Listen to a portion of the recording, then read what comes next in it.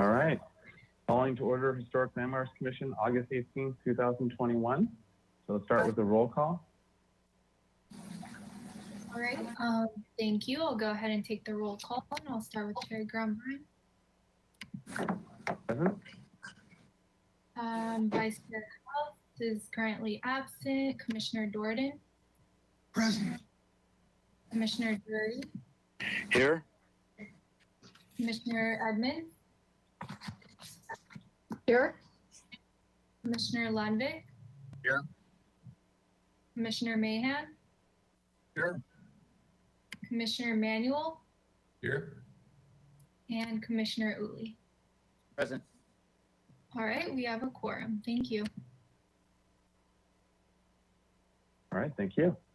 All right, so let's start with item A, public comment. Any member of the public may address the commission for up to 2 minutes on any subject within our jurisdiction that is not scheduled for this day. So if you do want to raise your hand and make public comment, please click on the green arrow hand icon, follow the instructions, and you get 2 minutes to talk. Thank you, Mr. Chair. And if you're attending by webinar and would like to give verbal public comment, please click the hand icon shown on screen. Ms. Turnovskaya, did we receive any written correspondence for general public comment? Thank you, Mr. Hamilton and Commissioners. We did not receive any general written correspondence for today's agenda. Back to you. Okay, thank you. And I do see a couple of hands raised in the audience. I see Lonnie Ebenstein and Mary Louise Days. So Lonnie Ebenstein, I'm going to unmute you. Please go ahead. You have 2 minutes.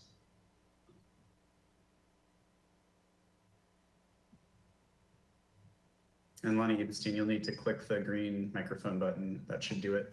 Oh, okay. Can you hear me now? Yes. Yep. You can hear. Great. Thank you. Thank you, Chair Grumbine and members of the commission. As someone who's been involved occasionally in positions such as your own, I know that it's often a thankless task, which is to say that no one ever thanks you for your work. And on behalf of the Coalition to Preserve Mission Canyon, we would like to thank you for your work. I think it really was the participation and the advice of the HLC that led the City Council in its action to not to accept the remainder of the Highway Bridge Program grant. And as the discussion before this commission several weeks ago was, I think that this would have been a very detrimental to the city's history. And I think it's a great example of the importance of the HLC and of your influence on important city decisions. So again, we would really like to thank you for your work. We look forward to working with you in the coming weeks and months on ways that are historically sensitive and yet at the same time address pedestrian, ADA, and bike accessibility issues in the Santa Barbara Mission Canyon corridor area. And undoubtedly we'll be addressing you further on these issues in the coming weeks. But for today, thank you for your work. We really appreciate it. All right, thank you.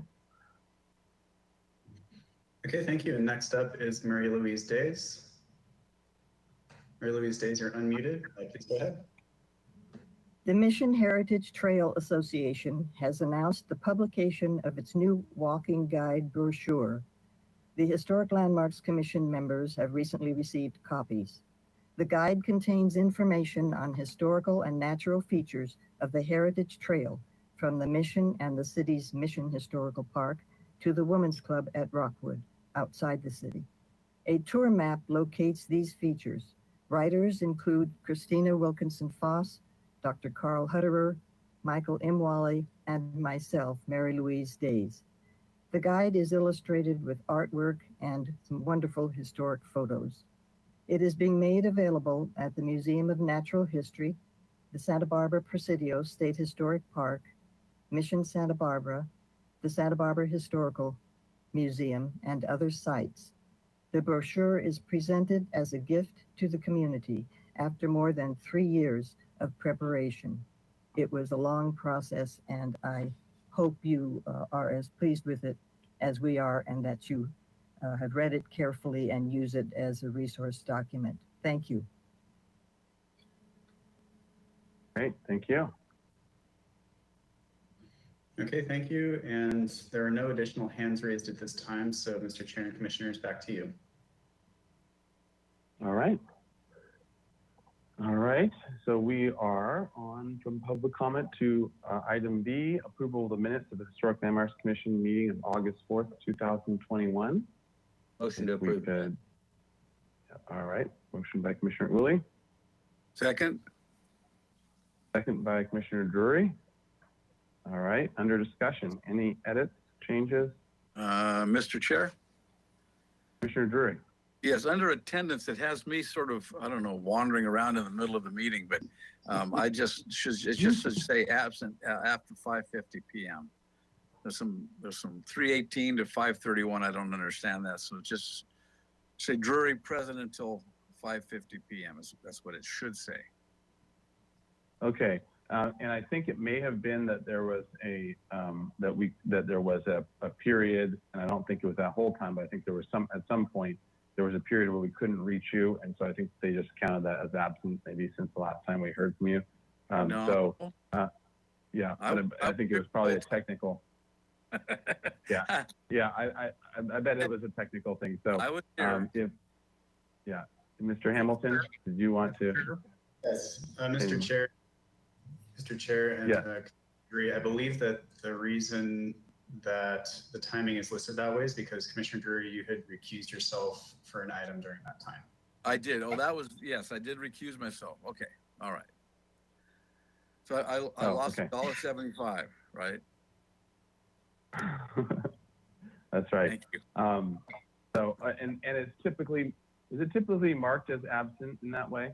I should know because it happens all the time, but this is now being focused on it. Is it marked as absent when you recuse yourself? Yes, effectively, when you recuse yourself, you leave the room. Yeah, gotcha. Okay. All right. Sounds good. Commissioner Mahan, did you have something? Yes, on page 4, item 9.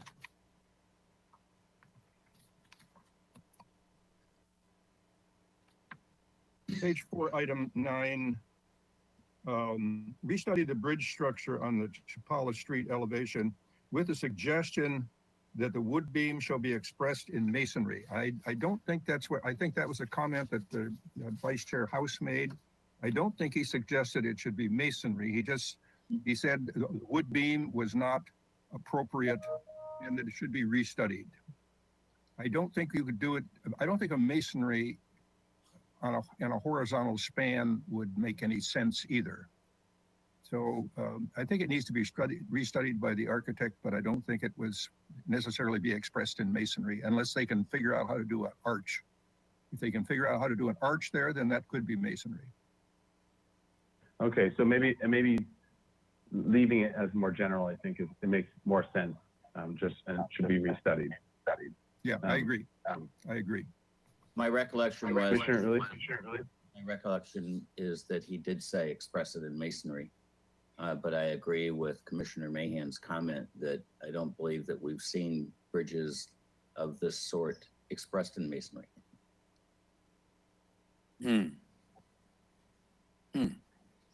We can't do a horizontal span in masonry. It would have to be an arch.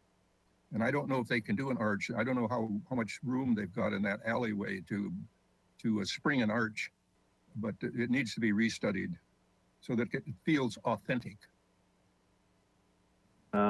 Okay, so if we want to leave it as a more open thing as part of our discussion, that how about we'll say with the suggestion that the wood beams shall be expressed, or that the structure shall be expressed differently, perhaps the wood beams as masonry, keeping it kind of more vague so that it doesn't get locked into then trying to do something that is going to be difficult or doesn't make sense and get pushed back again. So maybe let's see how can we say it? Because if it was a strongly part of the motion, but at the same time we're also recognizing that it's not the best direction going forward for them. That might be hard or confusing or end up with even more and get in more of a mess.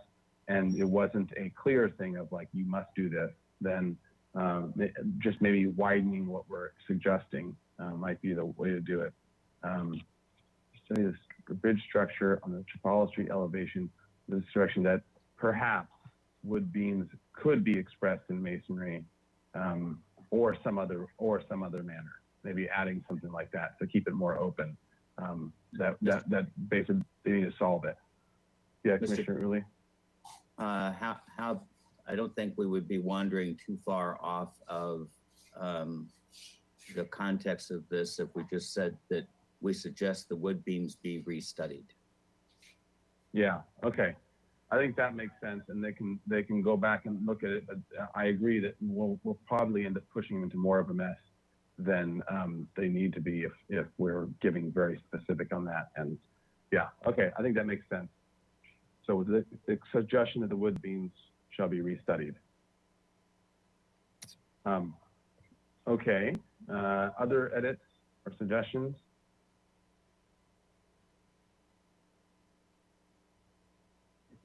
Okay, so does the maker of the motion and the seconder okay with those edits? I agree. Commissioner Drury? Me too. All right. In that case, Yes, I do. All right. Any other discussion? All right. Can we have a roll call vote, please? All right, thank you. I'll start with Commissioner Jordan, Yes. Commissioner Drury, Yes. Commissioner Edmonds, Abstain? Commissioner Lundvik, Yes. Commissioner Mahan, Yes. Commissioner Manuel, Abstain. Commissioner Uli, Yes. and Chair Grunbein. Aye. All right, the motion carries. Thank you. All right. On to item C, approval of the consent calendar of August 18th, 2021. Do I have a motion? So- Mr. Hamilton? We'll start with Mr. Hamilton, then we'll get to the motion. Sorry. Mr. Hamilton? Okay, thank you, Mr. Chair. So on today's consent calendar, we had Commissioners Edmonds and Mahan reviewing items A and B, and then Manuel and Mahan reviewing items C and D. For item A, I did want to make a correction. The project description was listed incorrectly on the agenda. However, it was correctly noticed in the mailed notice that went out. So I'd like to read that correct project description for the record here. The 2,791 square foot lot is developed with a 3,626 square foot two-story building in the El Pueblo Viejo district. The Drake building, former Lou Rose Annex, constructed in 1934, is a structure of merit. Proposal to convert the second story of an existing non-residential building to a residential unit. The 2,791 square foot lot is located in the Central Business District and is developed with a 3,626 square foot two-story non-residential building. The project consists of converting the existing 1,012 square foot second floor from office space to a residential unit. The only exterior change would be the introduction of a 317 square foot second floor deck to the rear of the building. Access to the residential unit would be through the exterior stairway in the front courtyard. The discretionary application required for this project is a parking modification to not provide the one required on-site parking space for the proposed residential unit. Also, a credit of 1,012 square feet is requested for the city's growth management plan. The consent reviewers had positive comments regarding the modification and the deck, and the motion was for continuance to the Planning Commission with the comment that the deck is appropriate with a natural color wood stain on the railing. All right, that was a long item A. Item B is 433 Chapala Street. The motion was for project design approval is submitted for return for final approval with paint colors and other applicable details. Item C, 2014 Garden Street, received project design approval and final approval. And item D, 125 East De La Guerra, the motion was for project design approval and final approval. And that concludes the consent calendar. I'll move to approve the consent calendar. All right, motion by Commissioner Second. Uli. Second by Commissioner Second. Drury. All right, under discussion. Any discussion about the consent calendar? All right, a roll call vote, please. All right, thank you. I'll start with Commissioner Drury, Yes. Commissioner Edmonds, Yes? Commissioner Lundvik, Yes. Commissioner Manuel, Abstain. Commissioner Mahan, Yes. Commissioner Uli, Yes. Commissioner Jordan, Yes. and Chair Grunbein. Aye. All right, the motion carries. Thank you. All right, thank you. All right, on to D, item D, announcements, requests by applicants for continuances, withdrawals, future agenda items, and appeals. Mr. Hamilton. Thank you, Mr. Chair. I just have two announcements. One is that Commissioner House, or Vice Chair House rather, will be joining the meeting a little bit later this afternoon. He indicated that he would miss the beginning, but would make it as soon as he could.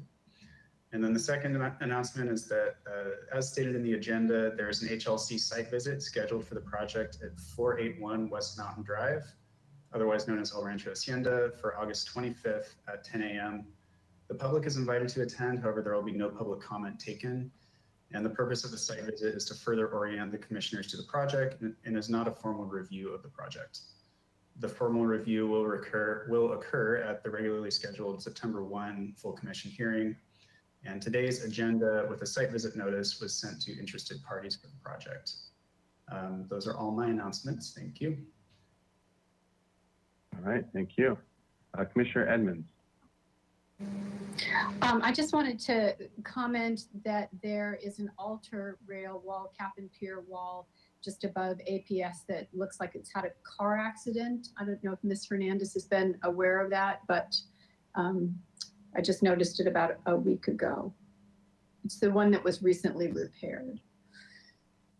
Is Ms. Hernandez here? I am here. I was not aware that. I think we can let Public Works know. They usually prepare to match the original, so I'll let them know. The stone is still there, of course. You know, it looks like it's been hit by a car or a truck, but it's fallen down the hillside. And there are some stanchions, you know, up there. It's a bit of a dangerous situation if somebody else, they go over the hill because there's no guardrail there now.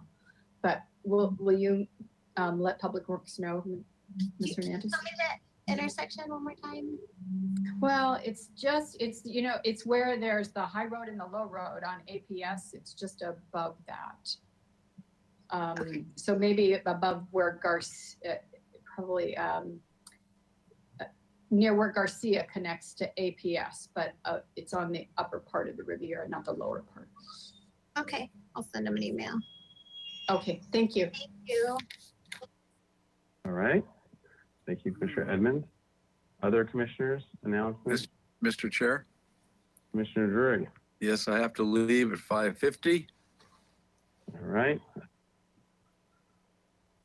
We will keep the charge going, as hopefully we'll be done by then. All right, other announcements? Featured items. I did want to take this time to bring up a question Commissioner Lenvik raised on the side, and it was about basically being able to have a discussion and on various topics, and how to have that discussion, basically, you know, about an item or other items that don't have to deal with anything in particular on the agenda. And how to have that discussion with commissioners, or and how we can work that system out. And I did want to kind of go over with staff and with everyone, just, you know, general potential ways that we might be able to discuss things. And I want to first make sure that we're in our lane when it comes to the Brown Act. And just to outline real fast what the official rules are, and then what sort of best practices might be, and that we operate by. So Brown Act is basically, and please, staff, I'm going to try to do a quick summary of this, just make sure that we're all on the same page. Brown Act is majority commissioners have a conversation about this in some way, shape, or form about an item that is going to be part of what we're judging, then that we're going to be ruling on, then that calls into question the fairness of, or could call into question, violate the Brown Act. Basically having a decision not in the public view, or having a discussion not in the public view on an item, and that we're then judging on. And so having both the problem of not having the public to be able to see and discuss it and bring it forward and have that conversation, and also the idea that it's not having been a fair trial, so to speak, where we were pre-deciding certain things, and there could be a danger of that, of it seeming like we're not open-minded of whatever happens in the evidence that comes forward in the presentation. And so that first, as a question to staff, is that a fair summary of what our rules that we're having to play within in terms of the Brown Act? Chair Grumby and commissioners, I don't want this to turn into a discussion that would need to be agendized. Try to keep it to announcements, but in general, to answer your question, yes, we want to avoid a situation in which the commission is coming together under a quorum and discussing something outside of a regularly scheduled meeting. So any communication among commissioners regarding city business should be limited, and in the case of an email, it should be it's okay to CC commissioners on an email, but it becomes a problem when commissioners start responding to that email. So yeah, I think you're on the right track with that assessment.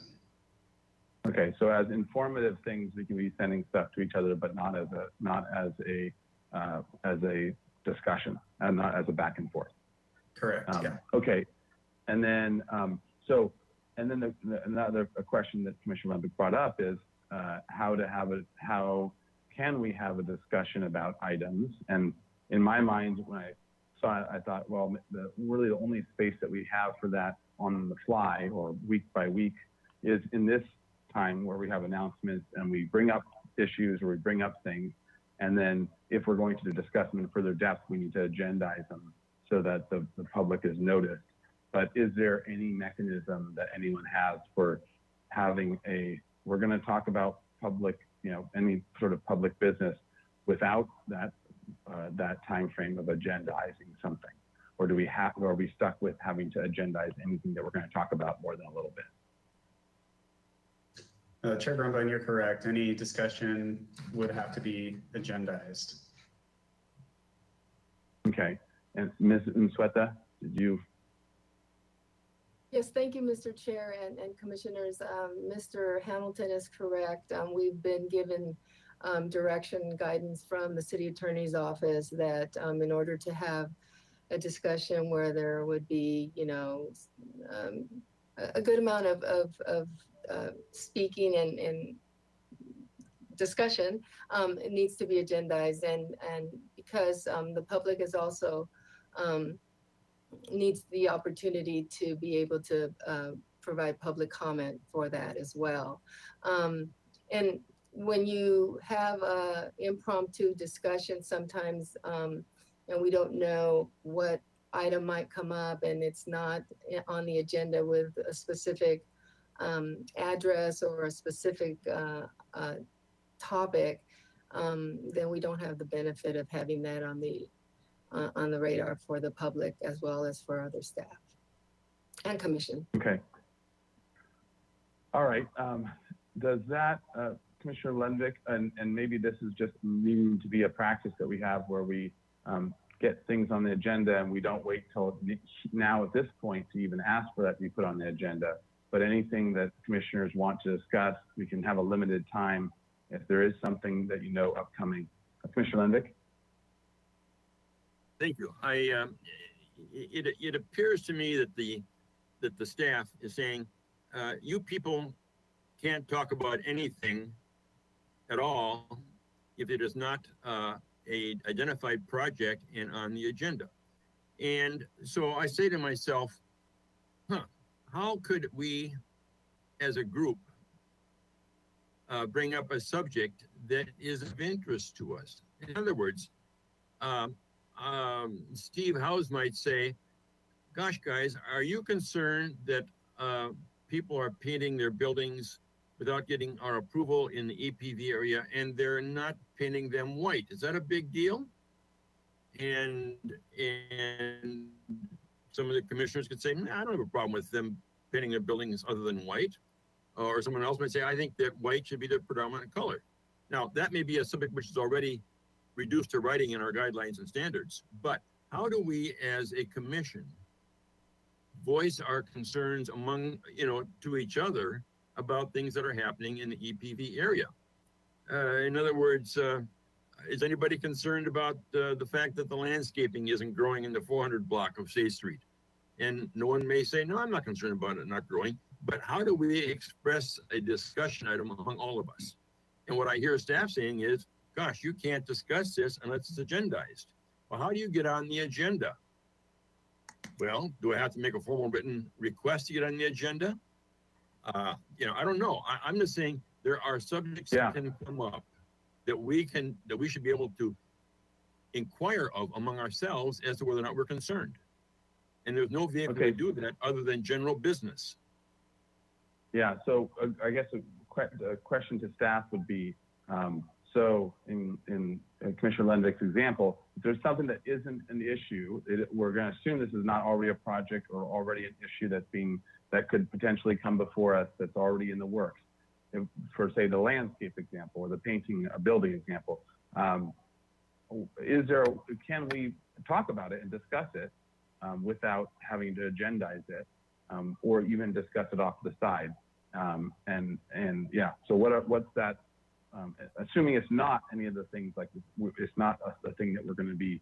And I would say in the bigger picture, like you could zoom out and you could say the whole AIA charrette, and that whole discussion that's been of what should happen to downtown Santa Barbara, as it's not a project, it's not a thing, but at the same time, these are all things that are discussions within the community that may eventually end up being something that becomes a project that becomes into our jurisdiction. So, and maybe this is something that we need to agendize as a bigger discussion so that we can get a very clear delineation and examples of what would qualify in what areas and what we can talk about offline and what we can't, or at least general guidelines for it. And that might be the answer. So I don't want to take too much other time, but I do think it's an important discussion of understanding what and how we can talk about. So Mr. Hamilton, is there a simple answer, or should we have this agendized to actually discuss about what, because obviously there's events or things that we go to that, we all like historic stuff, which is why we're on this board. So if there's a historic stuff event and we go and we talk about what that is that we're looking at, whether it's whether it's a gallery or something else that they're putting up historic prints and we're talking about them. In theory, we're talking about something altogether in a quorum. And where did we define the line of what we can and can't talk about together? So maybe we can have that as a separate short discussion and agendize that for the next a next calendar or next calendar or two. Does that work? Mr. Chairman, that would be fine. I will make a note to agendize a general discussion regarding Brown Act issues at the next hearing. And I mean, the simple answer to the question is that when the commission comes together and there's a quorum, it needs to be agendized if there's going to be any discussion. So that's the simple answer. But maybe we can expand a little bit at the next hearing. I do want to caution you, this is turning into a discussion at this hearing that's not agendized. So let's agendize a meeting on agendizing meetings. All right, sounds good. And one more thing, Mr. Chair, and pardon me, Commissioner Uli, just one real small thing. I'll work on having the city attorney be here. So I think that it would be good for I think that'd be helpful. Hearing the same thing. Thank you. And some of the language as well, where we're getting it from, or some of the reasoning behind it too, would be great. Okay, all right. Any other announcements, requests by applicants, et cetera? Commissioner Uli? On this topic, I know we don't want to string it out too long, but on this topic, Mr. Hamilton, if you would include in your discussions with the city attorney, to the degree that the commission can use public comment to talk about things that are not on the agenda and not scheduled on an agenda, would seem an appropriate way for Commissioner Limvick, as an example, to express a concern about the underperforming landscaping on the 400 block of State Street. It seems to me that the commission can use public comment like any other member of the public. So if you could clarify that in the discussion of the Brown Act you'll bring back, that would be nice. All right.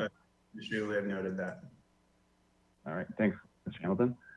All right, other commissioners, announcements, et cetera? All right.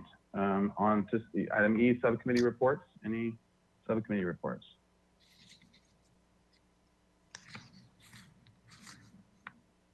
All right. Mr. Chair? So Commissioner Chair. Mahan. Commissioner Lenvick and I met last Friday with the architects for the solar panels on the parking garage. And I think we made some progress. I'm not sure. I got a lot of stuff today that I didn't have time to look at because I was scheduled for consent calendar, but I felt that we made some progress.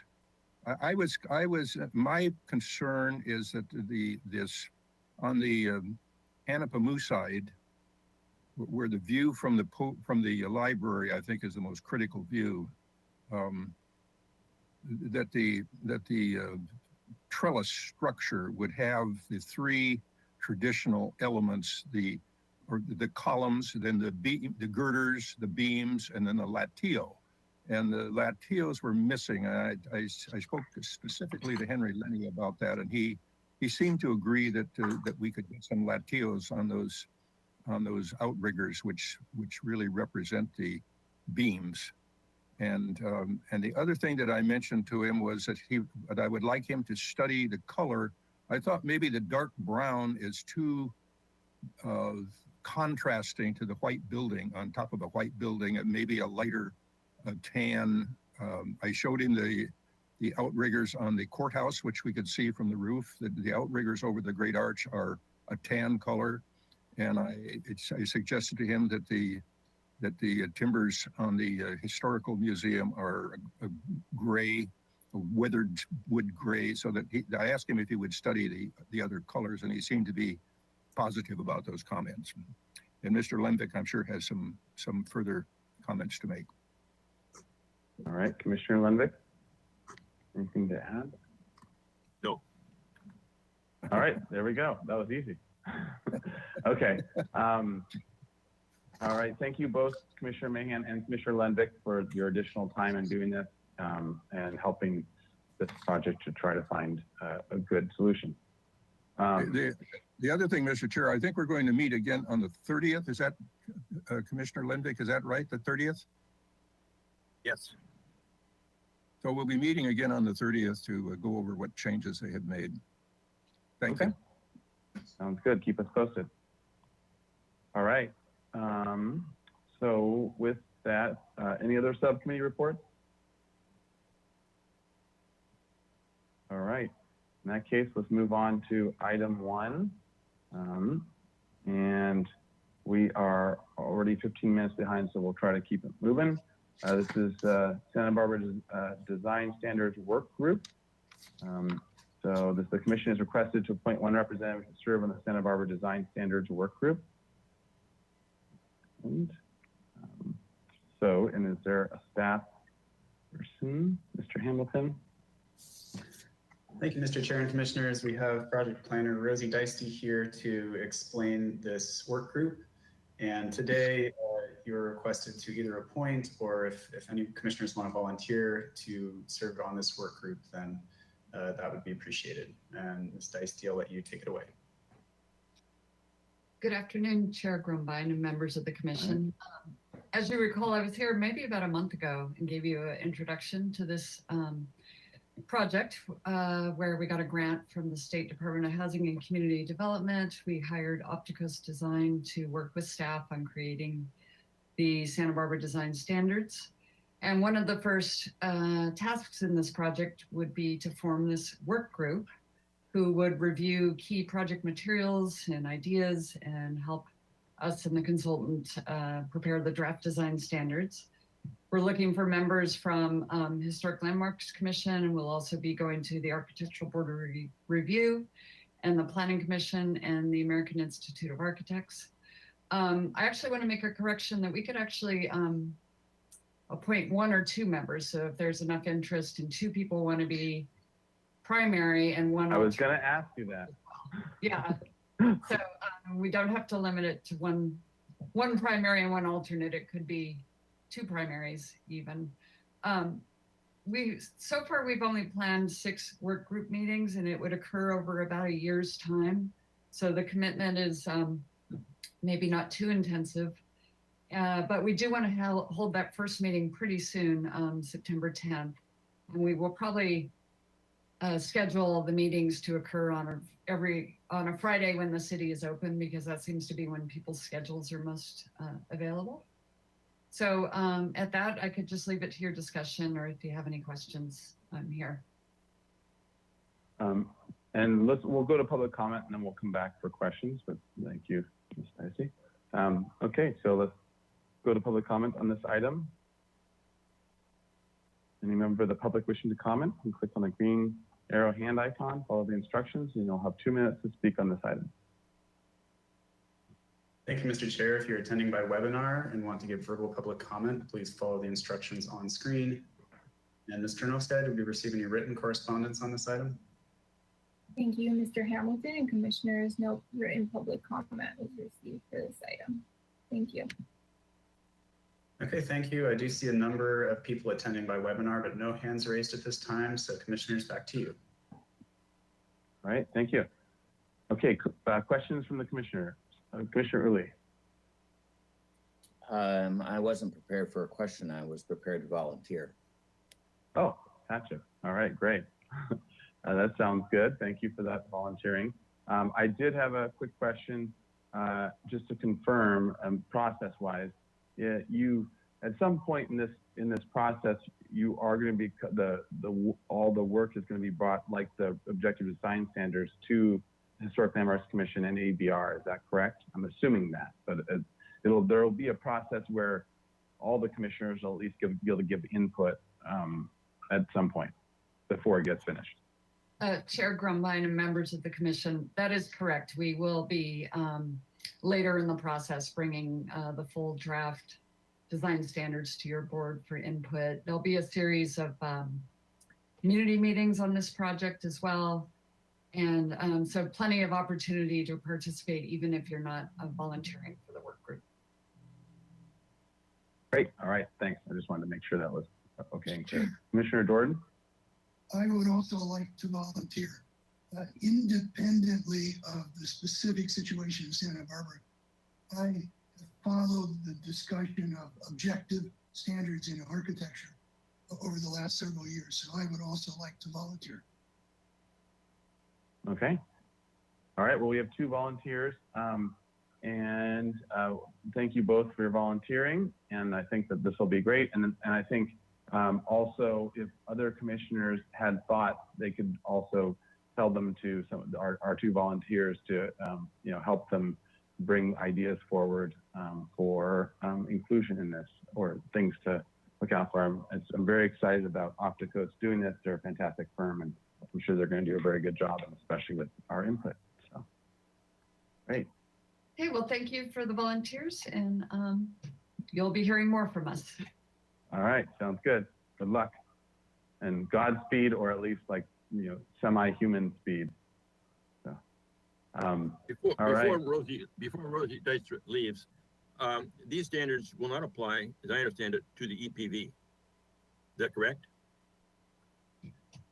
Commissioner Lenvik, when these standards are finished, they would apply to, they could apply to the EPV. We would have design standards for projects within EPV as well as outside of EPV. So what happened to the standards that were already generated, that were principally based on EPV work? Yes, Commissioner Lenvik, those standards, as you may recall, were specifically for projects that qualify for Senate Bill 35 permit streamlining and ministerial review.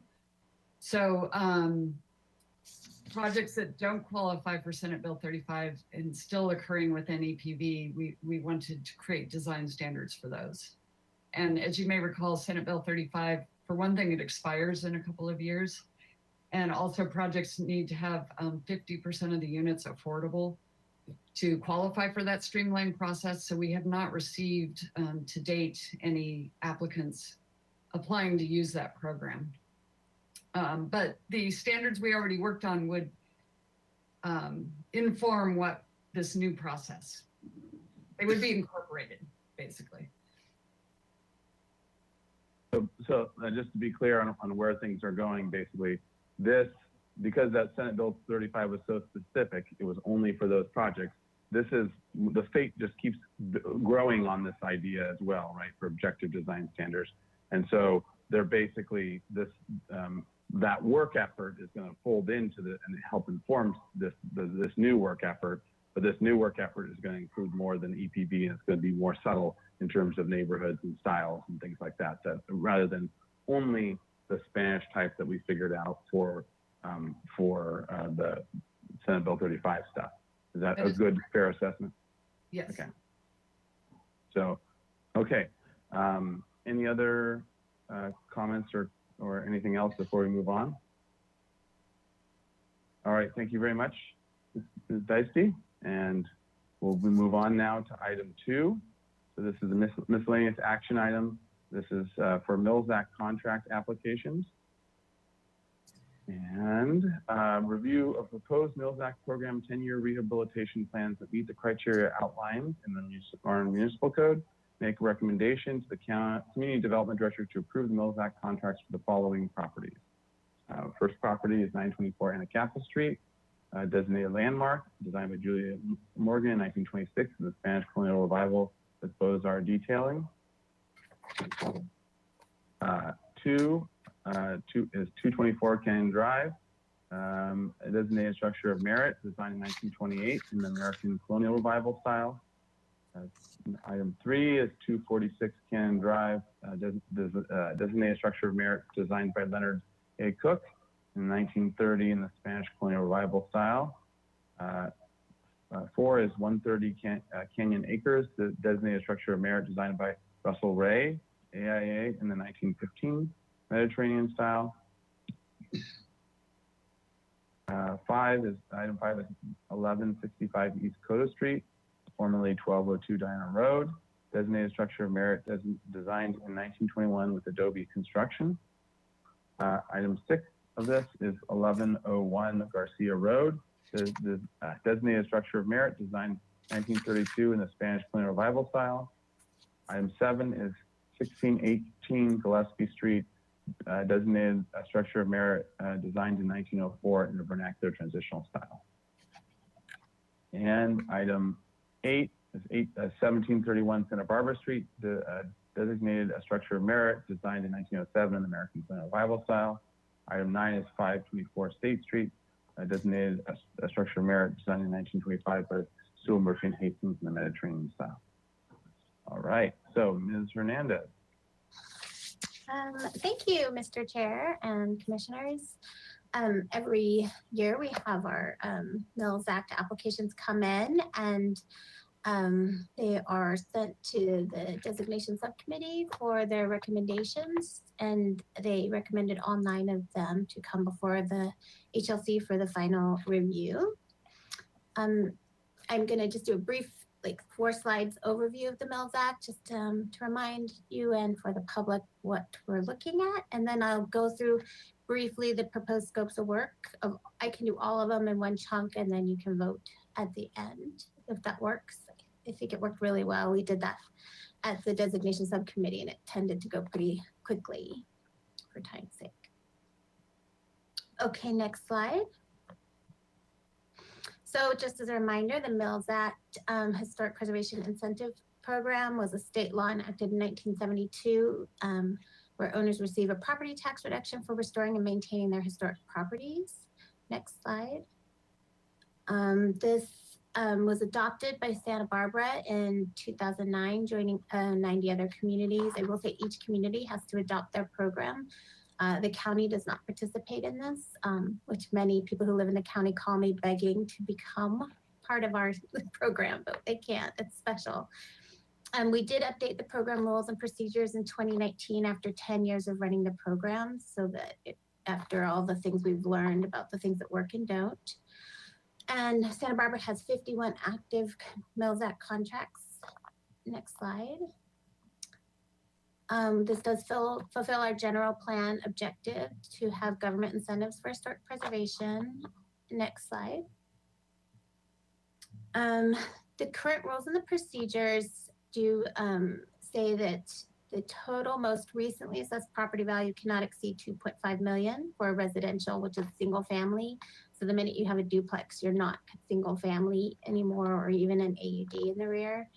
And a $3 million commercial multifamily. This year of our applicants, no one needs to go to council for an exemption. They all are under the thresholds at this time. And the total annual revenue loss to the city cannot exceed 260,000. So that allows a lot of people to participate in the program without causing too much financial burden on the city. Next slide. The annual average loss to the city per contract is about 1,300 per year. That does not include the loss to the county. I don't know what the county loses. Estimated loss of all our 51 contracts to date is 69,901 per year. And if we approve all the 9 applicants today, the estimated loss to the city will be 81,188. So we are well within the budget of the program if we approve everyone that's applying. Next slide.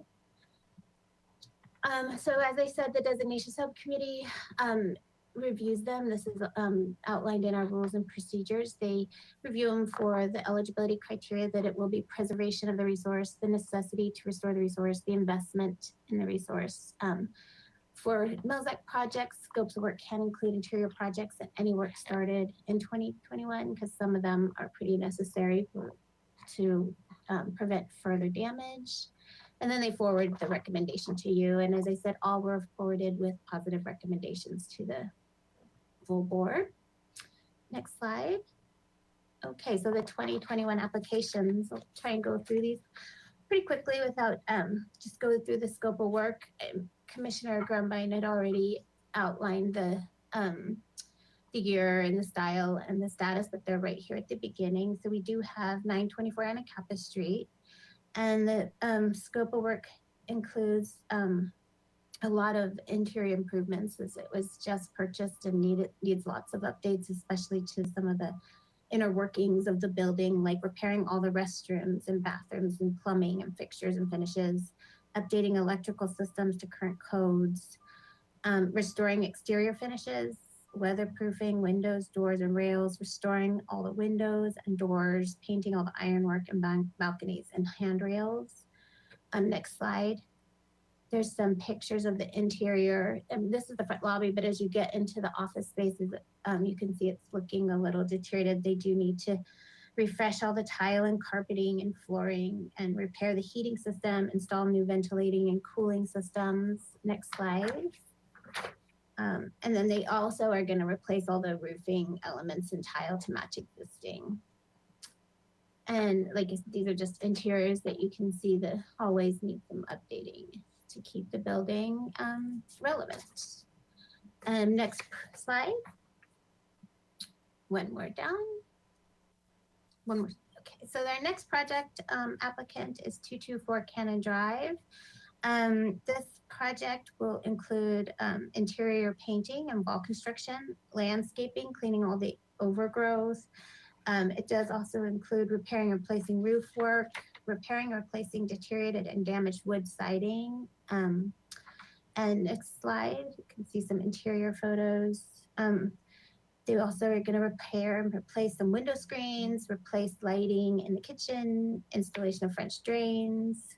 Next slide, removal of some gas lines, as well as upkeep and maintenance. They want to replace the chandelier in the dining room, and that concludes their scope of work. Next slide. So, this is just another example of some of the landscape work they're going to be planning in the side elevation. Next slide. The next applicant is 246 Cannon Drive. This is a project you're looking at later today and have looked at already. They have an earlier addition that they want to remove that looks awkward and add the addition required by the city with additional living space and while maintaining the integrity of the home. They do want to do outdoor painting and staining to restore the integrity of the home. And then the next slide, they also want to do interior painting, as well as extensive landscaping to reinforce this hillside and reduce erosion of the hillside, and redo the brick walkways, repair and restore the basement, including the plumbing and pipes. Extensive repair to the old pipes is needed. And next slide. I think there's a few, they're going to restore the current fireplace and make it, convert it to a gas fireplace.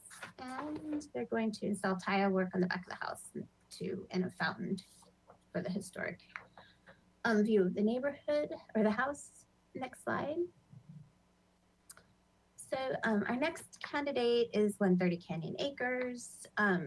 This project is planning a kitchen and bathroom model, a huge project that they had to get started on due to leakage. Next slide is the window restoration. So to get to the rotted wood, they have to remove a lot of the stucco and repair the rotted wood and re-stucco. So this is a huge project that they just started. And they're also gonna do repairs on this big, huge, long veranda deck they have in the rear. And they wanna replace the existing carport with a garage. Next slide. 1165 East Coda Street. So you saw this several years ago. It's 1201 Diana, where they had subdivided the large lot and they're adding 3 single family houses. And we looked at this carefully and how it will fit in. The owner that just bought it is doing a real careful restoration of the adobe and has a real good team for restoration of the adobe and really focusing on getting the house back to its original condition. So much of it is really sealing the exterior cracks and feeling and feathering it to blend it into the exterior stucco. A lot of it, you'll see on the next slide, is removing all the layers of latex and vinyl paint and Portland cement and gypsum plaster from the adobe, and then putting on more of the traditional whitewash with real lime on the adobe. He's restoring all the original light fixtures in the house. He's opening that enclosed porch that was on the original drawings to the simple patio that matches the original, repointing the fireplace. He's putting in a new kitchen, but making sure it doesn't bolt to the adobe because it is all original adobe. He's also putting in like Spanish style doors in the kitchen. And next slide, fumigating for termites. Here's the original door, which he's restoring, and you can see he's restoring the window sills on the exterior. And he hopes to replace the roof with either composition shingle, but he'd like to match the original thatch with fire retardant thatch if he can get it, if he can find it and get it approved by the fire department, as well as install the original vigas that were in the original photographs. And then doing all the same sort of restucco work on the exterior, getting rid of some of that Portland with more breathable materials, reinforce the attic with redwood to match the existing, and hopefully install a quarried stone cellar and redo the landscaping. So it's a huge restoration effort. Really interesting to be out there with him. Next slide. Our next candidate is 1101 Garcia Road. This is a proposal to do the following scope of work: repair and replace exterior doors that aren't original. Of course, he'll restore the original plank front door under this arch that you see in the photo. Restore this original fountain. It does need some restoration. He told me this turtle's been in there for 27 years. Anyway, I love that story. He also wants to, next slide, repair. There's a lot of cracked in this front tile in the courtyard, as well as cracking on the rear of the courtyard. So these are both some of the places that the building needs repair. It overlooks the slope of the Santa Barbara Bowl, so it also needs a lot of reinforcement with the soil so he can keep that wall repaired and add some railings through the property. Also repair and replace the existing balcony, the rear balcony. If you go to the next slide, I think it shows the rear balcony. Oh, he wants to repair the 2 fireplaces. Next slide. Oh, here's the rear balcony, and replace the garage door with something that matches the original and repair and all the original wood windows and replace the non-original windows that were done on previous edition to match the originals. And most repair exterior stucco is needed and paint and other exterior landscaping. There's a lot of landscaping due to the size of the lot and the way it overlooks the bowl on the slope. Next slide. Our next candidate is 1618 Gillespie. So let's see, I think the first item she had is on the next slide, which is again, another replacement of a non-compatible garage door with something compatible. She wants to rehab the kitchen and replace just the countertop because it's failing, but you can see here all the original wood is still intact and it is throughout the house. And she wants to replace the linoleum floor. Next slide. I think here you can see how all the original woodwork is in the house. So that's been already really lovingly taken care of. She just has some replastering and painting to do of some of the bedrooms, replace the exterior gutters, seismic strengthening. You know, there's a non-original bathroom in the back that needs some replacement and repair, restoring the porch flooring. Next slide. Also repairing here's some more of the interior details, and this is the bathroom that is non-original that she wants to restore to something more original or compatible with the original. Next slide. And restore the windows and the window sills, and here's the example of two of the more unique windows on the house, the leaded glass and the divided light windows. Treat for termites and annual maintenance. Next slide. 1731 Santa Barbara Street. The owner of this house just purchased it and it still has tenants in it, so we couldn't get inside, but he's planning a big 1-year overhaul, and he's done another Mills Act project where he did a similar project very successfully. That will include rehabilitating the house with a new roof, exterior paint, window restoration, all the electric, plumbing, and heating need to be redone, and remodeling the kitchen and baths. Next slide. And this is a project you have already approved. It's rehabilitating this building to return it to its original use, which it was originally the Rex Hotel. It'll be a hotel again, and it'll be restoring all this that you see on the original facade and the third floor addition in addition. And a lot of it's going to be interior renovations to make them hotel rooms. When it was a hotel before, it was just, you know, rooms with bathrooms down the hall, kind of like a boarding house. So obviously a new hotel needs, you know, more bathrooms and closets and all the things we use in modern hotels. So that is the conclusion of the 9 Mills Act applicants. And we can ask questions, go to public comment, and you can vote on them as a whole and exclude them if you have any concerns. All right. Thank you, Ms. Hernandez. So let's go now to public comment.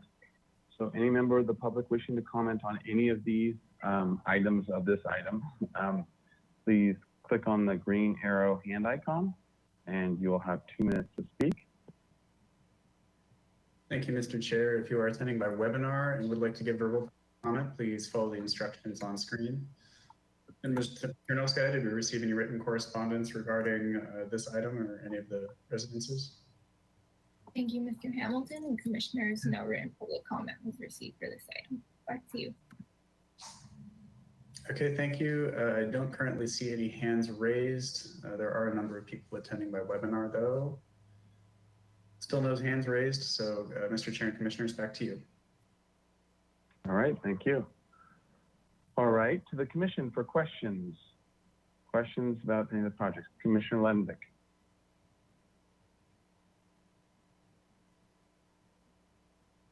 Oh, you're muted, Commissioner Lendick.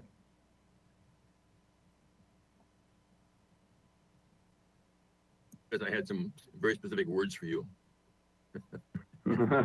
Good thing you were muted. I and several other commission members were part of the designation committee And so we reviewed these at some length about a week ago or so. And we are, I believe we were all in favor of their Mills Act designation. They're all worthy buildings.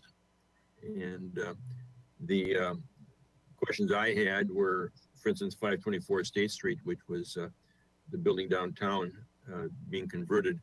None of these Mills Act deferred tax benefits will apply to any new construction. You know, so we're not funding through tax waivers new construction. And as Nicole stated, the county tax collector, I'm not sure who is it at the county that watches the numbers, Nicole? It is Anyway, the county tax assessor. They have two specific. So the tax assessor watches these numbers very carefully. They come through yearly as they are requesting their waivers on taxes, and the numbers are all examined very closely. So it's something that's well managed, and these buildings are all deserving of their designation as a Mills Act project. Thank you. All right, thank you, Commissioner Levick. Any other questions or comments?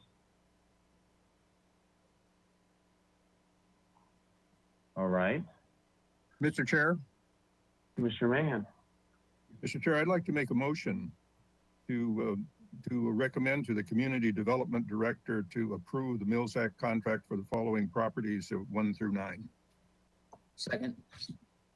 All right, motion by Commissioner Mahan, second by Commissioner Uli. Under discussion, any discussion? All right, can we have a roll call vote?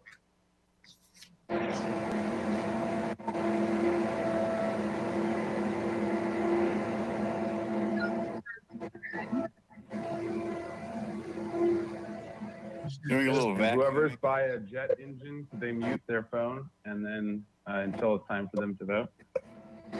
So it could be me. The city's doing something in front of my house. I'm gonna go close a window real fast. Okay. All right. I'll go ahead and start with Commissioner Lundy, Yes. Commissioner Mahan, Yes. Commissioner Uli, Yes. Commissioner Manuel, Yes. Sorry, I couldn't hear you. I couldn't hear you.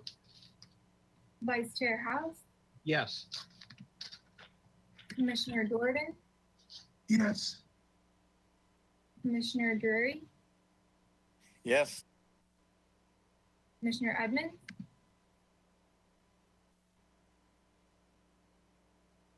You can say it. You can say it. I think you might be Okay, muted. thank you. Commissioner- Yes, sorry. All right, thank you. And Chair Grumpine. I'll abstain because I have a client who has one of these projects. All right. So All right. motion passes. Thank you. Thank you. All right, on to item 3.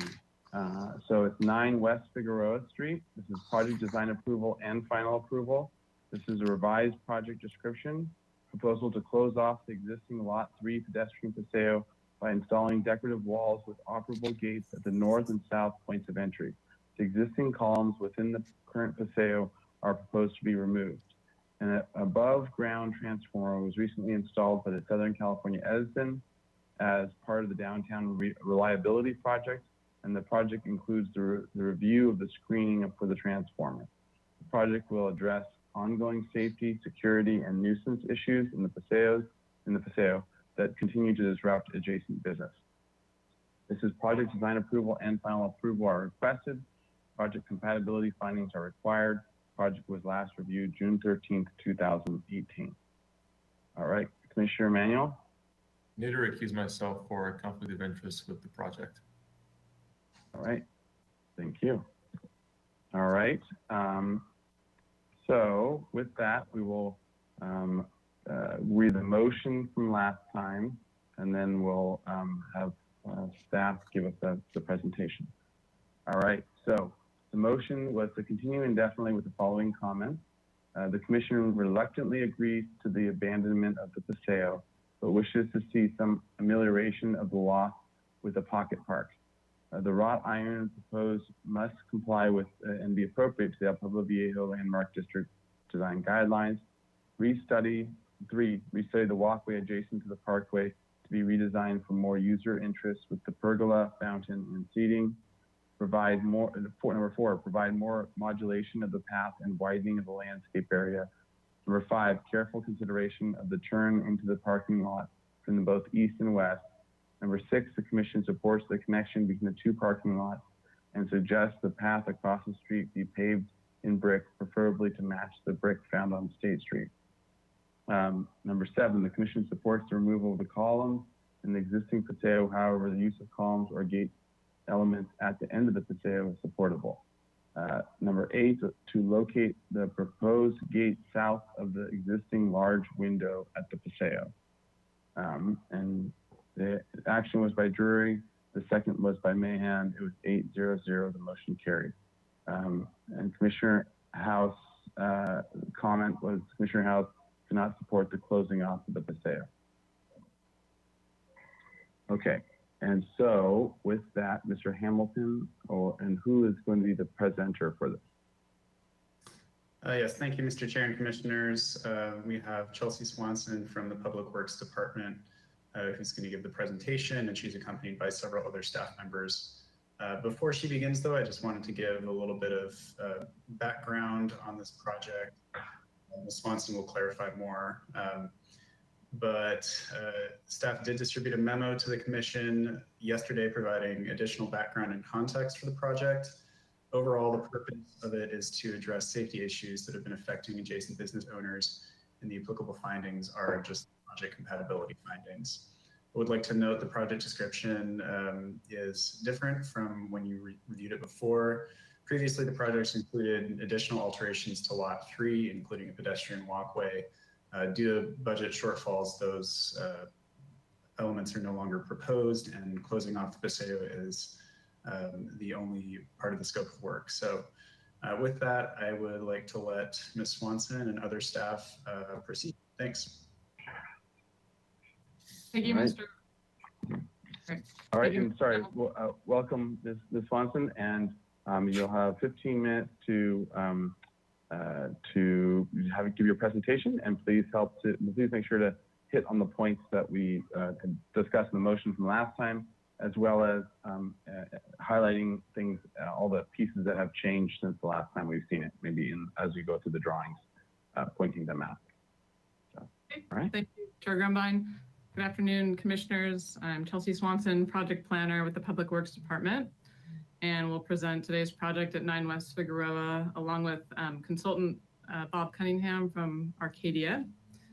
And Mr. Bolton, if you could go to sheet 2, the site plan, to just start us out. So as Mr. Hamilton mentioned, the project before you today includes new decorative walls and operable gates at both ends of the Lot 3 Paseo, which connects from Figueroa Street to City Parking Lot number 3. The scope of work also includes the removal of existing columns within the Paseo. The purpose of the closure is to address longtime problems of nuisance activity in the Paseo, including safety and cleanliness issues. The project will also provide ongoing storage and screening of trash and recycling containers for the adjacent businesses. And it will also provide screening for the above ground SCE transformer that was recently installed as part of the downtown reliability project. And if we could just go to page 7 of the PDF to walk through the existing conditions. So this photo is taken from the Figueroa Street perspective, and it was prior to the SCE transformer installation. So you'll see those front columns have since been removed and the transformer has been installed. Next slide, please. So this is relatively the same view, slightly inside the Paseo, showing the new SCE transformer that was installed as part of the downtown reliability project. Next slide, please. This is a view of just the midsection of the Paseo as you look towards the Lot 3 parking lot. And those are the columns that would be removed as part of the project. Next slide, please. This is the rear section of the Paseo. So this angle is looking towards Figueroa Street. You can see the SCE transformer sort of in the background there, and a different view of the columns. Again, that will be removed. Next slide, please. Now we're walking towards the rear of the Paseo, again, towards the parking lot. And this is just the view of the Paseo. You can see the two existing trash enclosures on either side. Next slide, please. And then here we're at the rear of the Paseo, or the end that connects to the Lot 3 parking lot, looking back towards Figueroa Street. And again, those columns would also be removed as part of the project. Next slide, please. And this is just sort of a backed up view of that same perspective, looking toward the rear of the Paseo. You can again see one of the trash enclosures inside that would remain, and the columns that would be removed. Next slide, please. And this is just to show, this is actually on private property and adjacent trash enclosure area, just kind of to give you an idea of what's right next to the Paseo entrance at the rear. And Mr. Bolton, if you could go back to page 2, the site plan. I'm just gonna run through how we got to the current project. There's a lot of history with this project and how we got to where we are today. And then I will hand off some of the design details to our consultant.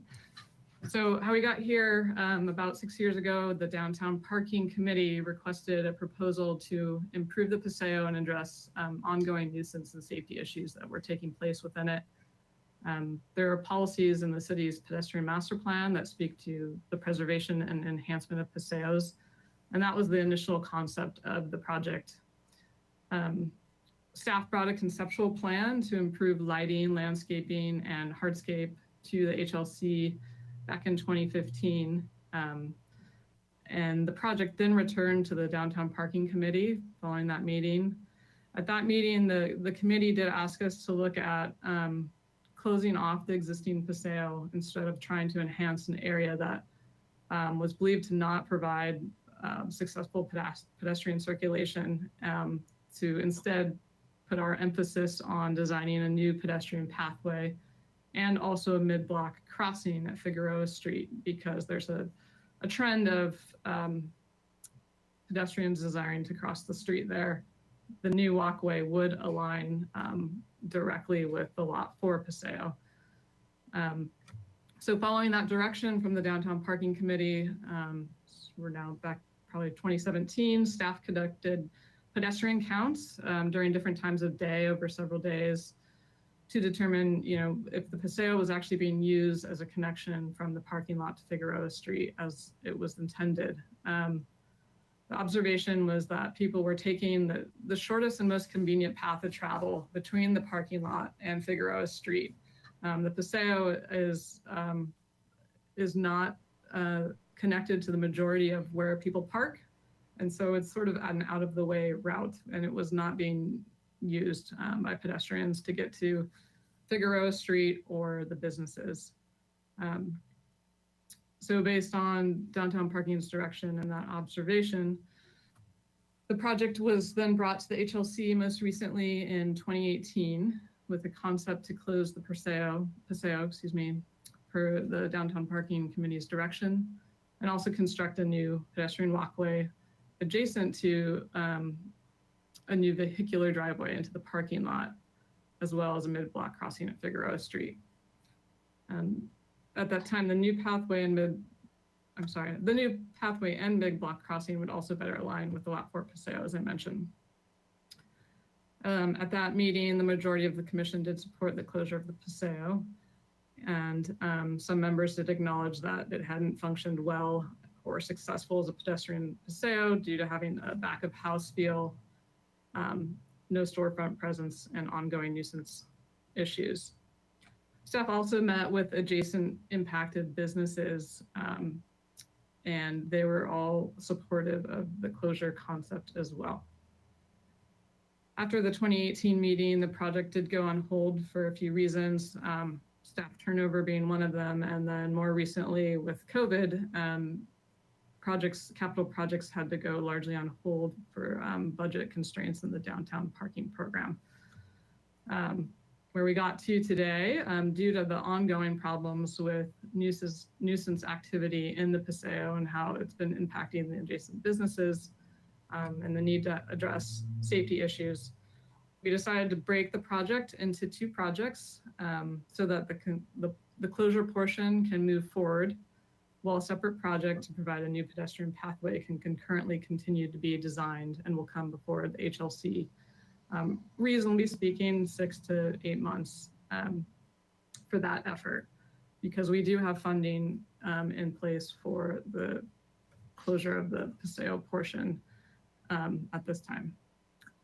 I would like to note that through the various iterations of the project over the years and bringing it to the HLC and the Downtown Parking Committee, staff did consider policies within the pedestrian master plan and also the city's circulation element. They do speak to the preservation of Paseos. There are also policies that speak to the importance of pedestrian safety, and the circulation element acknowledges that Paseos may have conflicting uses in them when it comes to these policies, safety with circulation and preservation, and that we had to weigh those on specific to this project. I would like to note that before I hand it off to Mr. Cunningham to get into the details of the plans, we do have staff here from environmental services and engineering, just in case there are questions about the waste management or the particulars of the downtown reliability project with the installation of the transformer. I also believe Chair Penner from the Downtown Parking Committee is present and may wish to speak about that committee's review of the project over the various iterations. At this point, I'm going to hand it off to Mr. Cunningham, our consultant with Arcadia, to get more into the details and the design of the chosen materials for the gates and walls. All right. Thank you, Chelsea. Chair Grumbine and members of the commission, may we please see the colored elevations? Back one, there you go. Yeah.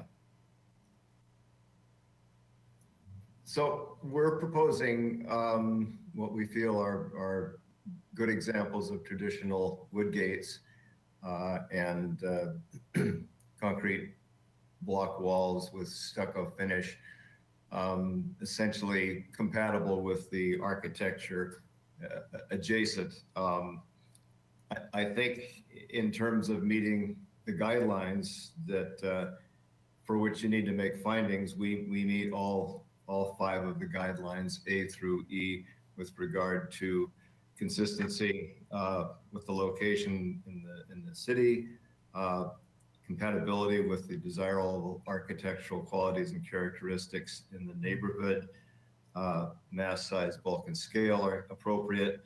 Design the project is appropriately sensitive to adjacent landmarks.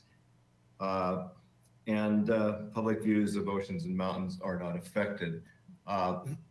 So essentially, we're proposing, again, what I think is an appropriate traditional Spanish colonial design for the purpose of closing off this paseo. I don't really have a whole lot more to add, so I'm happy to answer questions. All right, thank you. So to the team, does that complete your presentation?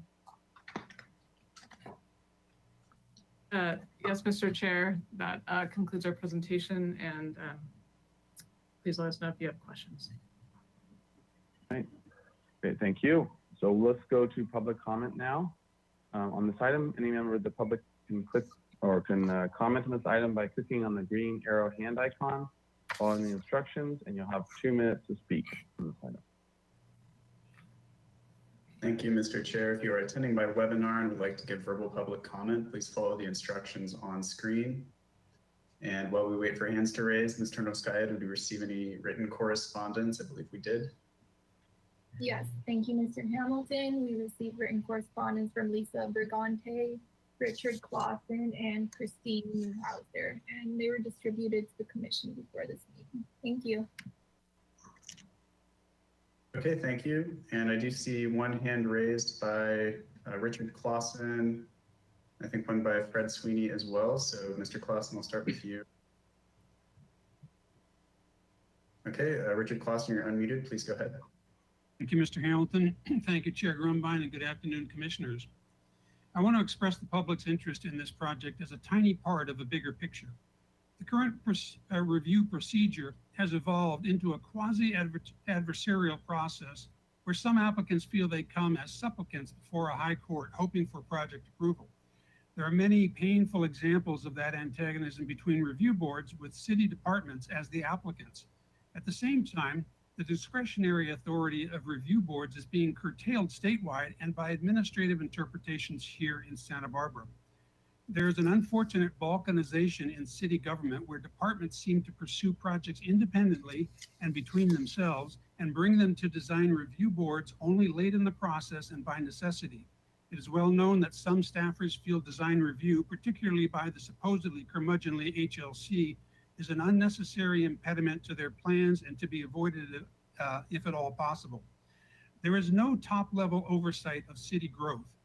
As much of our city needs a design czar, we do not have one. The Planning Commission gets bogged down in ordinance, variance, and zoning minutia. Notwithstanding neighborhood compatibility requirements, ABR and SFDB are focused on individual projects that come before them.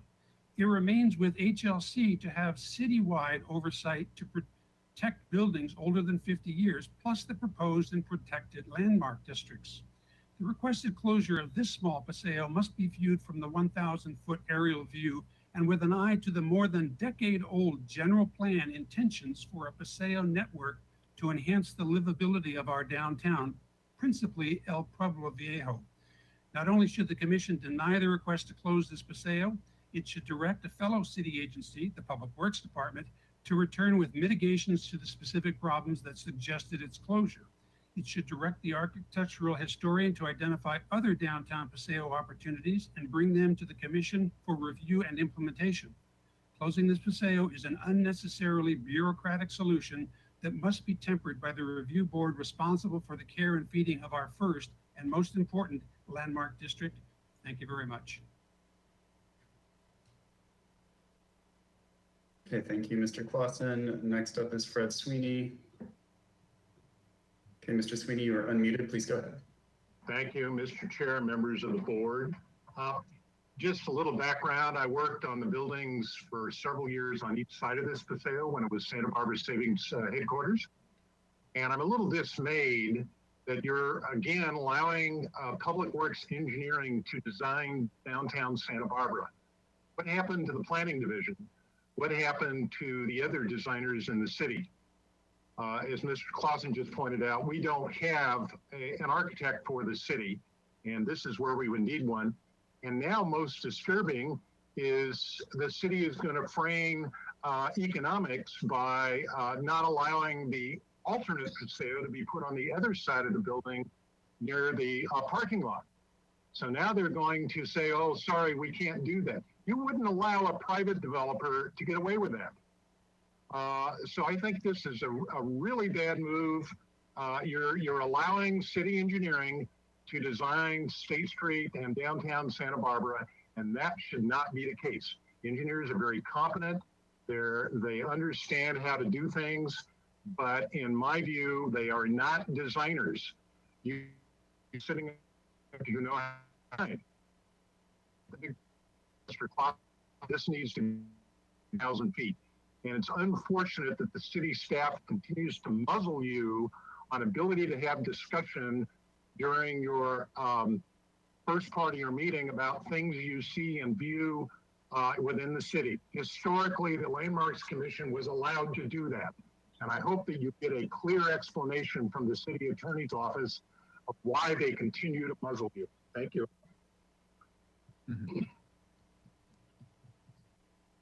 All right, thank you.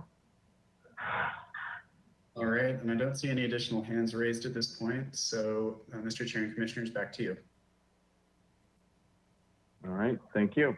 Okay, to the commission for questions. Mr. Chair. Commissioner, Vice Chair Howe. My only question is I seem to recall the minutes from the last review. The first comment was recommendation. Actually, if staff can actually pull those up, because there were a lot, and I think it would be good to look at these as well as we're making questions and comments. Thank you. Okay, no, it wasn't the first. It would be number 8, to locate the proposed gate south of the existing large window at the Paseo. So I would like to hear the applicant's response to that.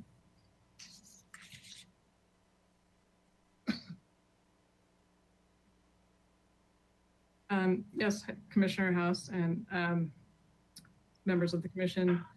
I believe the reason the placement of the proposed walls and gates are where they're at is to basically not provide what the current situation is, a hangout area for nuisance behavior that continues to go on. So I think the thinking was there. If they were pushed far back, it created still an area that could potentially remain a problem that we're trying to solve.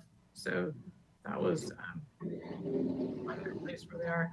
And Mr. Hamilton, if I could just note, Chair Pinner asked to speak, but because he's a panelist, he couldn't raise his hand. So if you would allow for that, that would be great. Yes, yeah. Yes, Mr. Pinner. All right, yes. Thank you, Chair Grumbine. Can you hear me okay? Yep. Yeah, thank you. Due to the technicalities of being a panelist, I wasn't able to raise my hand during public comment, so hopefully this is appropriate. And I just wanted to share, as the chair of the downtown parking, just a few of our viewpoints as you deliberate on this matter. We at Downtown Parking have a love affair with paseos. We consider them extremely important because we see them as the doors and gateways to those public parking points. Usually the parking lots or garages are set away from either State Street or a side street. So we rely on paseos to be an avenue to get customers to and from those locations. And we see them as the front door. So if they're pretty and clean and nice, people like to use them. And if they're not, people avoid them as much as possible, thereby not only making the paseos not activated, but the parking lots becoming less activated. Staff noted that one of our requests was to do a sort of what we would call a traffic study, but it was a pedestrian traffic study to find out how many people were actually using this paseo. And we found the number to be extremely low. And as they mentioned, they tend to cross the street at Figueroa in line with what could be a potential new paseo to Lot 4. So we are highly encourage the direction that staff has proposed to eliminate this paseo as really no longer being used as a path to travel. It's a little like a quad concept at a college where everyone passes in the direction they want to go and never uses the sort of walkways that go around the quad. And we think it's prudent to use the, hopefully, budget dollars that would become available to spend on the new mid-block crossing, which would be one of our first new mid-block crossings in the city. That's an important effort there. And a more used access in and out of the parking area. So we really encourage this, and I'm happy to answer any questions that your committee may have of our committee. All right, thank you. All right, back to the commission for questions. Mr. Chair. Commissioner, Vice Chair House, and then Commissioner Uli, and then Commissioner Lembeck. One follow-up question on those gates. How tall are those walls and the gate? And what would deter a person from climbing over them? 5.5 feet. Okay. I'm sorry. Did Mr. Bolton answer your question for you? Looks like 5.5 feet to me. Yeah, the gates are 5.5. The walls are just under 6 feet. Okay. Thank you. All right, Commissioner Uli, and then Commissioner Lembeck. Thank you, Mr. Chair. My question has to do with what prompted the placement of an Edison resilient transformer in the middle of a public paseo. All right. If our paseos are supposed to be sacred, then putting infrastructure like this shouldn't have occurred in the first place. Commissioner Ms. Swanson, or yeah, anyone else? thank you, Mr. Chair. Commissioner Uli, I'm hoping Adam Hendel and our engineering group can come on and potentially speak to looks like he's here. The installation of that SCE transformer, as he has more details on that project than I do. All right, Yeah, good Mr. afternoon. Hendel. Chair and Commissioners, Adam Hendel, Principal Engineer in the Public Works Department. The Edison downtown reliability and the efforts with the mid-block crosswalk, they got, I guess, intertangled in a way. Originally, Edison was proposing to go within parking lot 3, where downtown parking is looking at doing the mid-block crosswalk. In other words, we have kind of 2 parallel projects going on. So Edison needed a home for a transformer. Originally, they were going to propose it kind of where that arrow is, right there by Figueroa Street, which was in conflict with the proposed mid-block crosswalk. And then that is how we got to placing it in the Paseo. Okay, Commissioner Uli, does that answer your question? Well, it answers the question, but it doesn't solve the problem of why the first choice or the second choice was to put it in a Paseo when it could have been located somewhere else, but it's there now. A follow-up question would be about the rest of the various and odd back-of-house clutter that is happening on city property that's actually associated to private property, why that private let me call it private clutter, isn't happening on private property so that we actually have a clean Paseo. All right. Commissioner Uli, there are 2 existing trash enclosures that were constructed some time ago. I believe maybe go back to 1986 in the Paseo with encroachment permits, and like a lot of areas in town, the requirements for trash and recycling and now food scraps exceed space for these businesses that back up to city parking lots, and they weren't designed to accommodate for them. And so often they end up in enclosures in parking lot facilities. If you want to get a little more into the details of how those leases work, I believe I do have Dan Rowell here from Environmental Services, who works with the businesses with regard to where they can store their trash and recycling, and how they lease with the city essentially to do so. All right, Commissioner. I think that would be very nice, but as they say in Venice, the gondola has already gone under the bridge. You know, this stuff already exists. My primary point is if we all believe that paseos are a strong connection between our public ways, our parking ways, and getting from point A to point B in a more interesting way, why was this one not guarded in that way that it became this cluster of clutter that then prompts the environmental issues and the safety issues that you've been talking about. So I don't know if there's much we can do to reverse that. I have a question follow up to that real fast, and then we'll go to Commissioner Lenvick. If you can go to the photo of the existing condition of looking in the alley, because is it true that some of these are built structures, enclosures, and some of them are just dumpsters sitting there? And is there any more information? Yeah, like zooming in there off to the right, you can see a dumpster. Right. And there's another one, I think, on the other side. What is happening with dumpsters versus enclosures? And is it true that they have to be in enclosures? And if so, why aren't all these dumpsters in enclosures?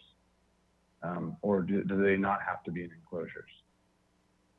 Chair Grumbine, I'll speak to that, and then I'm also going to ask Mr. Rowell from Environmental Services to chime in.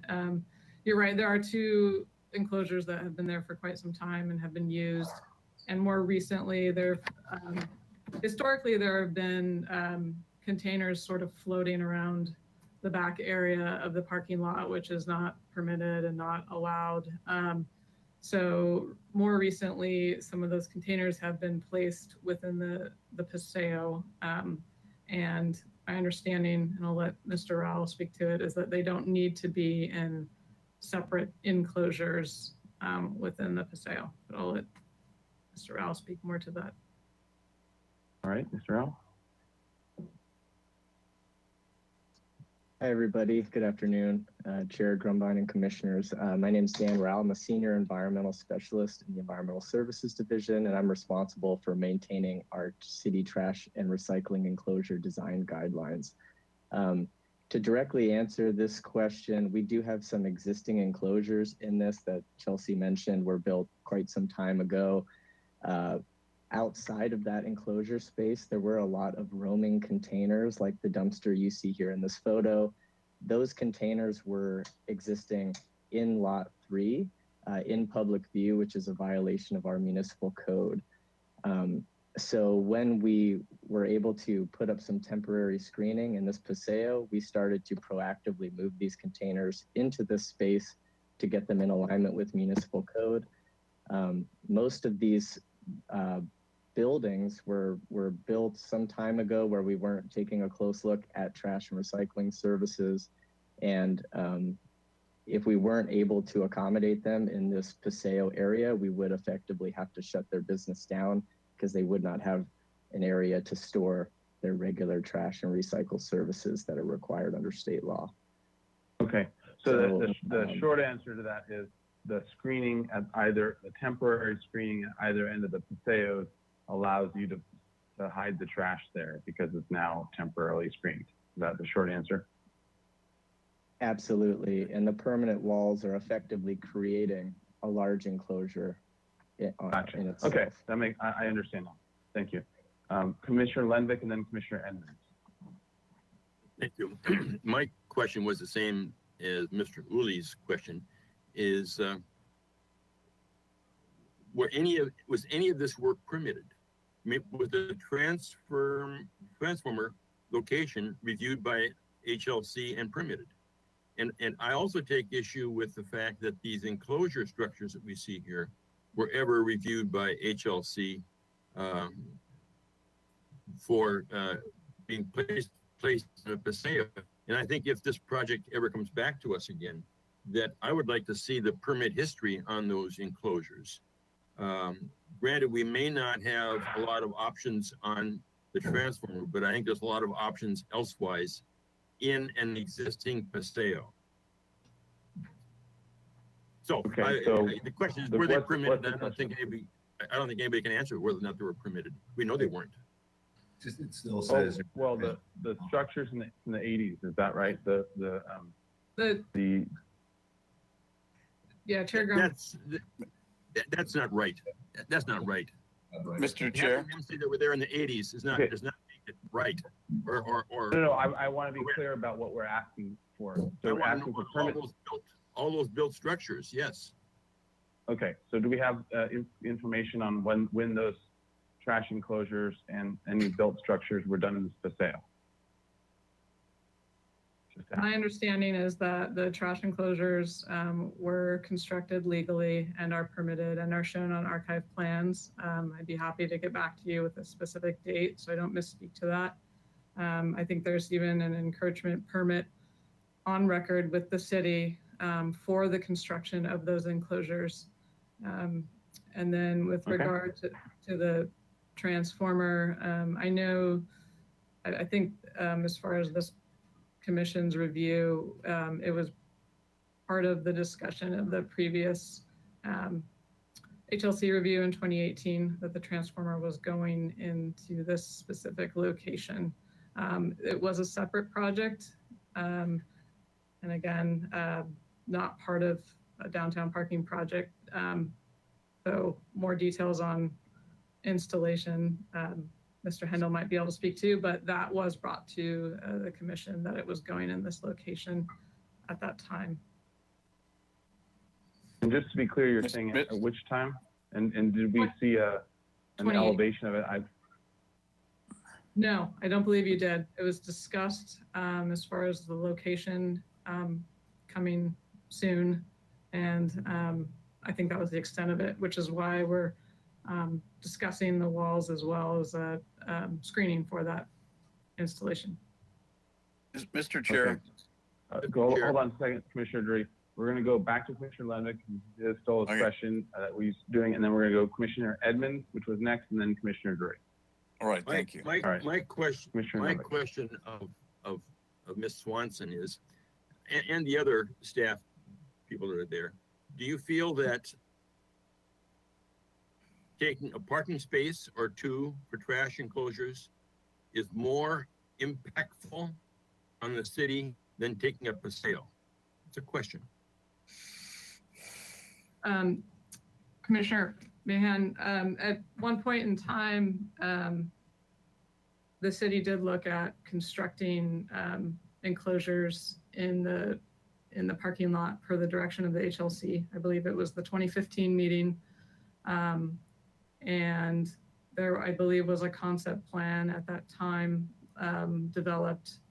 And as the project evolved and went to the Downtown Parking Committee, and also was observed as far as, even if we beautify this Paseo, is it going to be a viable connection that it will be used? And at some point in the project development, as I discussed earlier,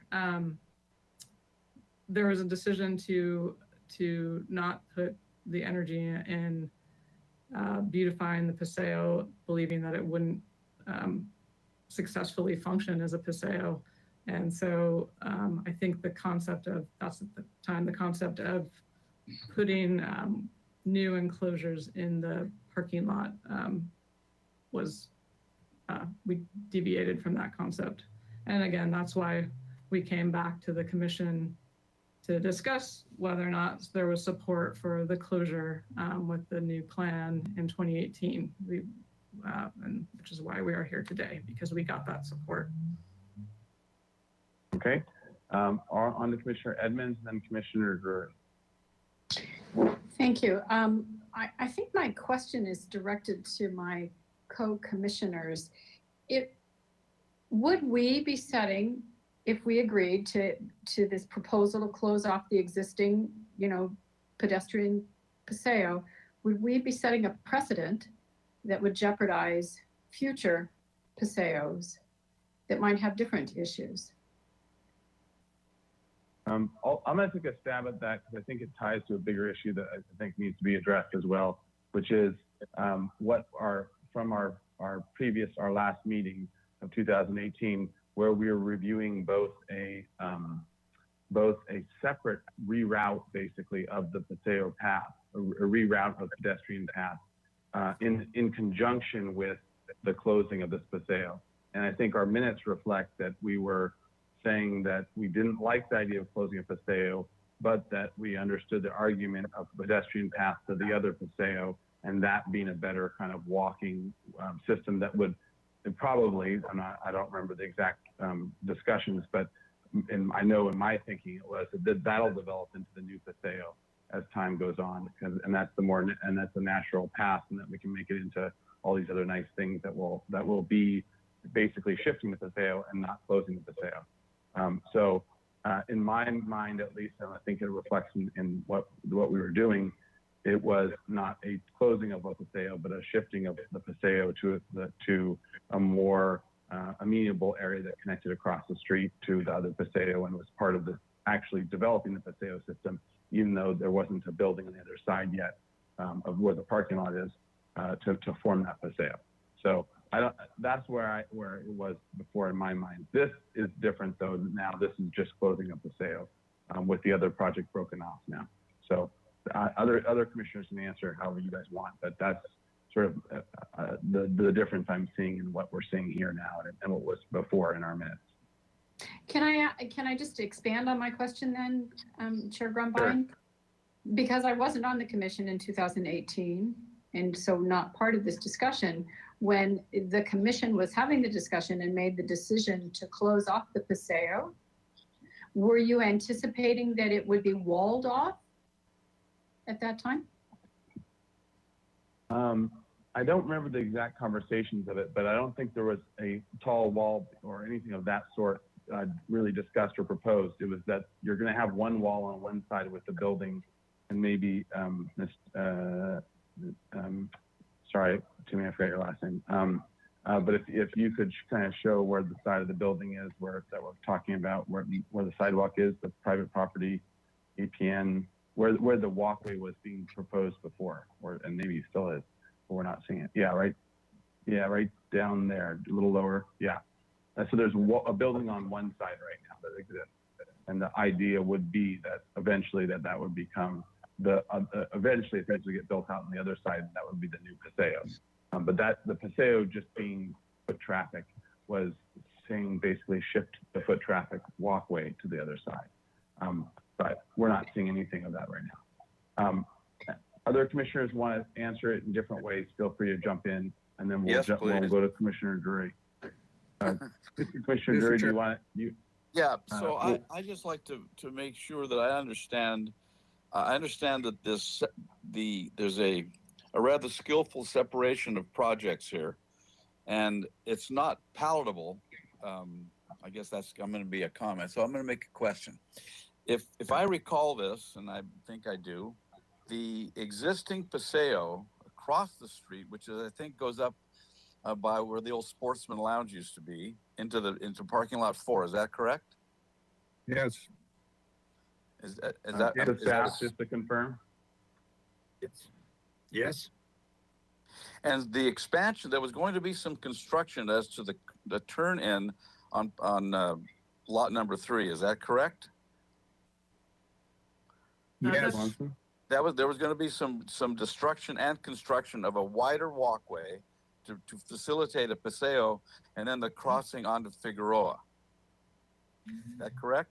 That's is that correct, Ms. Swanson? So that was my recollection. I think that was a project that was not broken in half. That was part of it was going to make the closing of the existing Paseo more palatable to us, because it was going to replace that Paseo with another Paseo, in effect. Is that correct? Yeah, let me just explain real quick why the project was broken into two, if I may. Sure. Both projects are still in our capital improvement program, and we fully intend to continue. We have a concept design that is further developed from what you previously saw for, yes, what you described, shifting that driveway that currently goes into the lot to the west and adding a pedestrian path sort of between the building and the driveway, and then the mid-block crossing that would align with the Paseo across the street. We've been getting a lot of complaints from the adjacent businesses about all kinds of problems they're dealing with in the Paseo, use of their water, creating breakages, geysers, drug use, all kinds of things. So in order to move forward more quickly with the closure portion of the project, I discussed with staff the best way to do that so that while we have the funding to do so and we can continue to work on the design element of the new crossing, it was to break up the projects into two so we can move forward with the Paseo closure. And also, again, it's in our capital improvement program to move forward with the design of the new pedestrian Paseo. We didn't want the larger project to hold up the closure, as we have lots of requests from the business owners to deal with the problems that happen every day. So that's hopefully gives more context. Well, we broke it up. Yep. Well, Okay. thank you for that. I think it's a mistake, but I'll make that in my comments. Thank you. Okay. All right. Thank you. Other questions? Commissioner Jordan? And I think Commissioner Mahan, you had a question too, so we'll go to you after. All right, Commissioner Jordan. Thank you, Mr. Chair. A question for staff about the nuisance problems. I'd like to hear a little bit more about that. Are we talking about criminal activity, homeless encampments, or issues surrounding cleanliness? Commissioner Jordan, yes, all of the above. We've had reports of drug use. It's still actually a problem even at the rear of Walter Claudio's building. Just most recently, he had complaints of illegal activity, drug use. We've had people sleeping in the enclosures. We've had people using the Paseos, their toilet, for lack of a better term. It's all kinds of complaints from the adjacent business owners, which relate to health and safety, cleanliness, and just safety for anyone who might choose to walk through that area. So, a follow-up question. How would walling off the southern end of the Paseo address criminal activity? Wouldn't you just be creating a dead space back there where activity could continue? I think it would, it doesn't allow access in an area that is the most hidden from view. The area outside of where the proposed walls and gates are in more view of people using the parking lot, people coming in and out of the businesses that back up to the lot 3 parking lot. So it's a more well-traveled area outside of the walls that are proposed, whereas a lot of things happening in the Paseo were out of plain view, which is why I think they carried on the way they have. Thank you. Okay. Commissioner Mahan? Mr. Chair, are we still in questions, or are we in, or this moving questions. into? Questions still. I'll phrase my comment in a question then. All right. Good. Didn't our minutes say that we reluctantly agreed to closing the Paseo if we got a pocket park? And that meant moving that wall back behind the window so we'd get a pocket park there. I don't think we ever agreed to close the Paseo and let Public Works do anything they want. And on another thing, Okay, so I actually that's a question. Let's get that answered. So why don't we see a pocket park, as Commissioner Mahan said? Commissioner Mahan, Chair Grumbine, again, any new construction outside of the scope of the walls and the Paseos, such as a pocket park, the new walkway, and the realignment of the driveway would be part of the larger, bigger project. Again, we were trying to prioritize the closure portion first as we continue to develop plans for the new construction. Sorry, as a follow-up, and maybe it's not clear, and maybe it's not even clear to me, but in our minutes, we're saying that, can we go back to the minutes real fast? Because if I'm understanding Commissioner Mahan's question as well, I have a similar one. So the commission reluctantly agrees to ban the paseo, but wishes to see some amelioration of lots with a pocket park. And then there's also I think down to 8, to locate the proposed gate south of the existing large window of the paseo. And I don't know if that was where we're thinking of the pocket park. I can't remember, but where it was, we were thinking it would go. That's where it was, yes. Yeah, okay, so that's right. Can you tell us why the locate the proposed gate south of the existing large window at the paseo? Because right now we are talking about where to locate the gate. So where is the large window, existing large window at the paseo that the gate was supposed to be located south of? And why wasn't it, why, if it wasn't located south of it, why wasn't it? Yeah, that's sounding like that's forming the pocket park. Chair Grumbine, yeah, just to reiterate, I think what I said earlier with what I believe the reason being is that I believe that proposal was looked at and there was concern that we would be sort of perpetuating the same problems that exist currently in that paseo, and concerns again of the adjacent business owner with having an area that sort of invites activity that is not desirable that we're trying to solve. So okay, okay, I think I get the answer now. The basic short answer is that that area with that pocket park idea was thought to be creating space for a potential continuance of nuisance. Okay, I think I got it. Okay, Commissioner Lundvik, you were yes, raising your hand. Thank you. My question is, what makes this paseo different than other paseos in the city that supposedly we don't have problems with? And why is this paseo different than the paseo across the street next to the Sportsman? I mean, are we going to close the Sportsman's paseo as well from the parking lot? I just want to understand why this is different.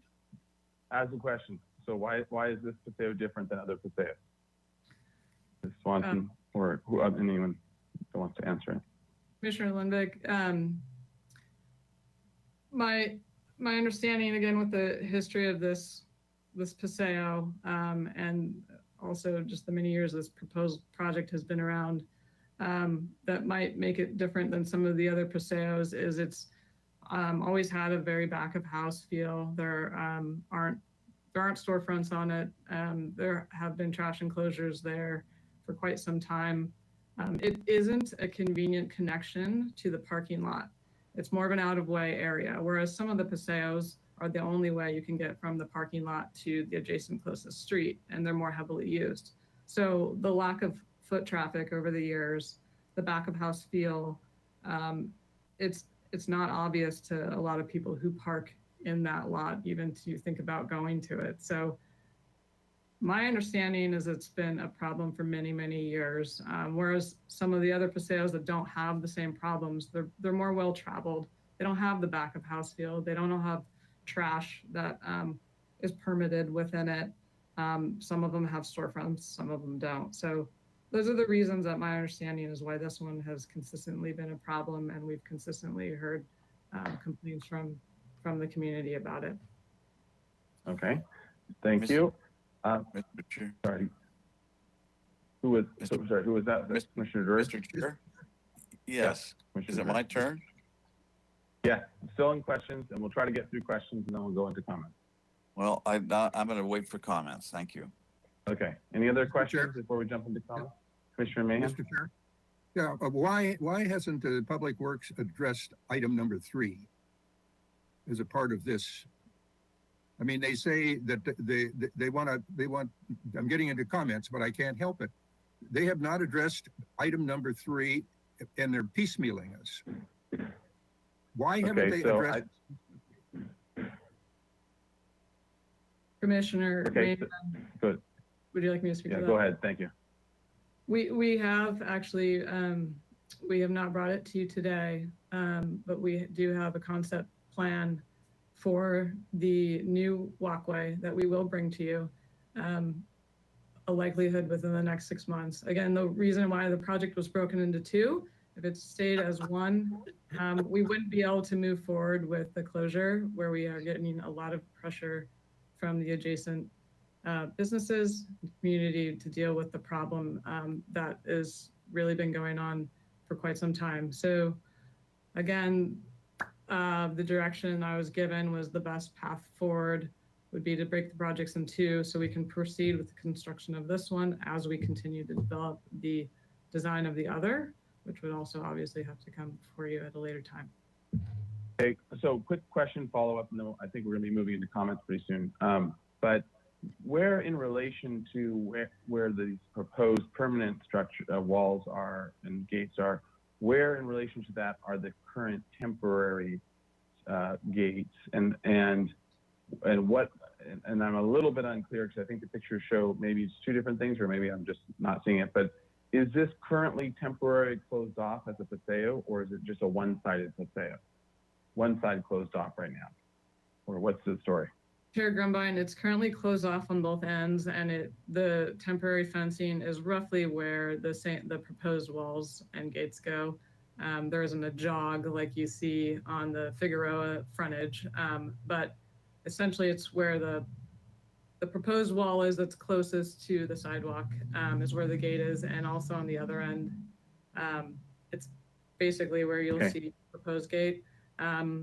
Again, we received complaints from the adjacent business who was experiencing a lot of problems in there. This was a temporary solution. He's given us feedback that it's largely solved what was problematic happening there. Okay, so as the final question, so if this is built as proposed, it basically would be just solidifying what already is there right now as a temporary thing. Is that right? Chair Germain, yes, that's correct. Okay. All right, that's all for my questions. Any other last questions before we jump into comments? Comments, please. All right, please. comments. Mr. Actually, I would add, sorry, I have one more question I forgot to ask, and Ms. Swanson.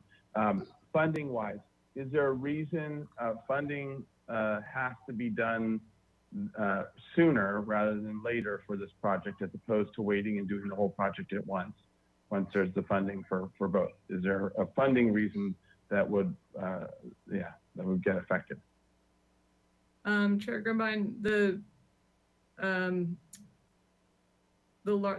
larger project is significantly, the project to construct the new pedestrian pathway and the mid-block crossing is significantly more expensive than, as you can imagine, than the closure. So the closure would be funded at this time. The larger portion of the phase two, let's call it, of the project, again, is built into our capital improvement program, and we'd be seeking funding for it. So one is basically funded at this point, and the other one, we would need funds to actually construct. Okay. All right, thanks. That answers my question. All right, let's go jump into comments now. And Commissioner Drury, yes, please. You were the most trying to get comments within questions, so we'll go to you first. Yes, I've been on the commission long enough to see all these iterations come and go. And Ms. Swanson is absolutely right about the paseo. It was sort of a mistake in the first place because it was back of building. And so one side of the paseo, I guess the east side would be back of building, and the west side is just some windows on an existing business. And then they started cluttering it up. I wasn't around when they when they came to the commission, if they ever did, for those pillars, which were a huge mistake. So the thing bit by bit has gotten cluttered to the point where Edison felt it was just fine to put a transformer right in the middle. And it isn't a very, it's not an attractive place. It's threatening. People don't use it because of the visual obstructions. And I would only support closing the Paseo as long as it was, I guess, as guaranteed as the city could make it, to have the Paseo that joins up with the Paseo across Figueroa going to lot number 4. If it's absolutely funded and not just sort of a pie in the sky, oh, we're going to get to it at some point, and then years go by and there's no Paseo, there's no crossing, there's no, I think there was a suggestion that we would put brick continuation across the street to emphasize the access to the Paseo between lot 3 and 4. So I'm sympathetic with the business owners. I know that things go on there even during the day because it's not a very attractive place. And it's really a shame. I think the Paseo should have been never put there, and the Paseo should have been where the entrance is to lot number 3 off of Figueroa. So I would really reluctantly again support the closure of this existing Paseo, and only if there's an enthusiastic drive by the city planning to make a proper Paseo from lot 3 to lot 4 across Figueroa Street. Thank you. All right, thank you. We'll go Commissioner Lendick and Commissioner Edmonds. I'm disappointed in Commissioner Drury. I must say, I'm disappointed in him. Not the first time. Yeah, a couple of things I want to point out here. Number one, when you look at our Historic Landmarks Commission guidelines and meeting procedures, under Part 3 meeting procedures, action, appeals, and expiration of approval, 3.2.9A, conceptual comments are generally valid for only 1 year at HLC's discretion. As far as I'm concerned, there is no concept approval for this project. What we're looking at is a lot of violations. And we have a very, very strong general plan and circulation element, which says Paseos are to be preserved and protected. And if you want, I will read through the general plan sections and defining how these things have got to be maintained and protected. And what I hear is that, well, we've got a problem of people don't want to use this, whatever, because it's cluttered. Well, it's cluttered because you made it cluttered. You've ignored the requirements of the general plan and the circulation element. If people in the parking lot can't find this Paseo here, that's a problem of identity. And maybe there should be some other identity structure, trellis or whatever, inviting people from the parking lot to move in that direction, as opposed to closing it off. But, they don't have an approval now. They don't even have concept comments that are relevant because they have lost their review over time. I don't see how we, as a Landmarks Commission, could ever approve closing off of this Paseo. I think it would have to go to the City Council, and Planning Commission for a review and revision of the general plan circulation element. We just can't go and willy-nilly say, well, we can put doors up there and block it off. We can't do that. We can't do that in Santa Barbara. It doesn't work. And there's no way that we can do anything other than deny this and send it back to the applicant to solve a problem that they say exists here. And it's certainly not destroying a Paseo. Okay, thank you, Commissioner Lendick. Commissioner Edmonds. I actually think it's rather shameful that we, the city of Santa Barbara, whether it's employees or residents, have allowed the Paseo to be so cluttered with dumpsters and trash. There was a heater, and it seems to me that shame on us for letting that happen. But I don't believe that we can allow a homelessness problem, a nuisance problem, criminal activity to force us to close a Paseo. We have that problem all over Santa Barbara. I can't feel comfortable walking my dog through Alice Keck right now, because when I'm there, there's people sleeping under the trees and in the bushes and whatever else is going on there.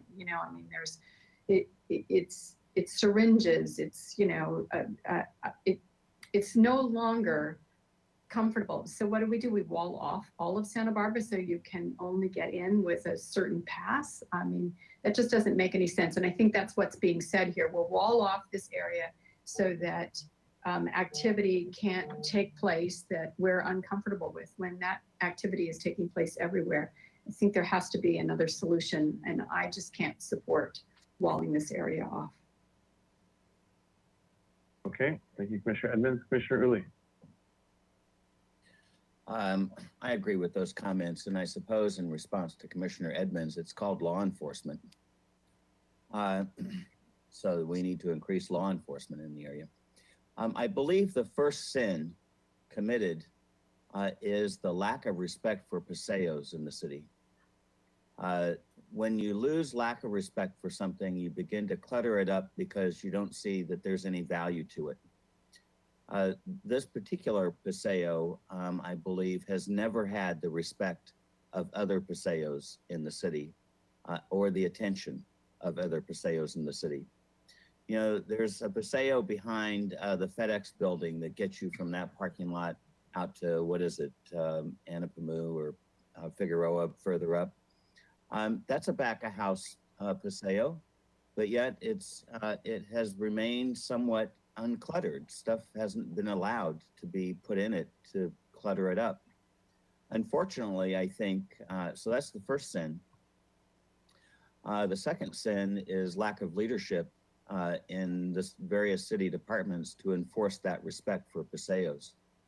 You know, why it was allowed as an option to put a transformer in the middle of a paseo is beyond my ability to understand who would make a decision like that.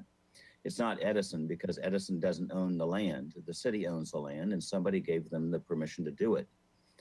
That should not be allowed in a paseo. Trash dumpsters and the various things can be located in other places and put in an enclosure just like they are for any other commercial place. We don't allow those to go in setbacks, and you know what I mean? So I'm really struggling with the multiple of sins over time since, the mid 80s that brought us to this place. Unfortunately, I think that the solution is to close this particular paseo and not call it a paseo anymore because of our own encroachment into it and allowing these things to occur. There are too many obstacles people can hide behind that foster the behavior that we've heard today. And it's unfortunate that the closure of this paseo has been disconnected from the construction of its replacement, because God knows when the replacement is going to be done. We might all be retired from the HLC by the time they get around to building that replacement paseo, and that would just be extremely disappointing. So I reluctantly am going to support the closure.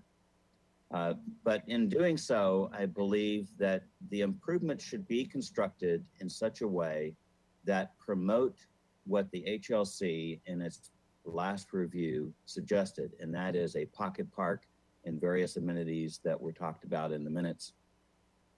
So the wall to the north facing Figueroa Street should be constructed close to the back of that transformer so that a pocket park can be constructed without having to tear down the wall. And with increased law enforcement in that area going by more frequently than maybe they do now, will ensure that the behavior that we've discussed doesn't reoccur. Other than that,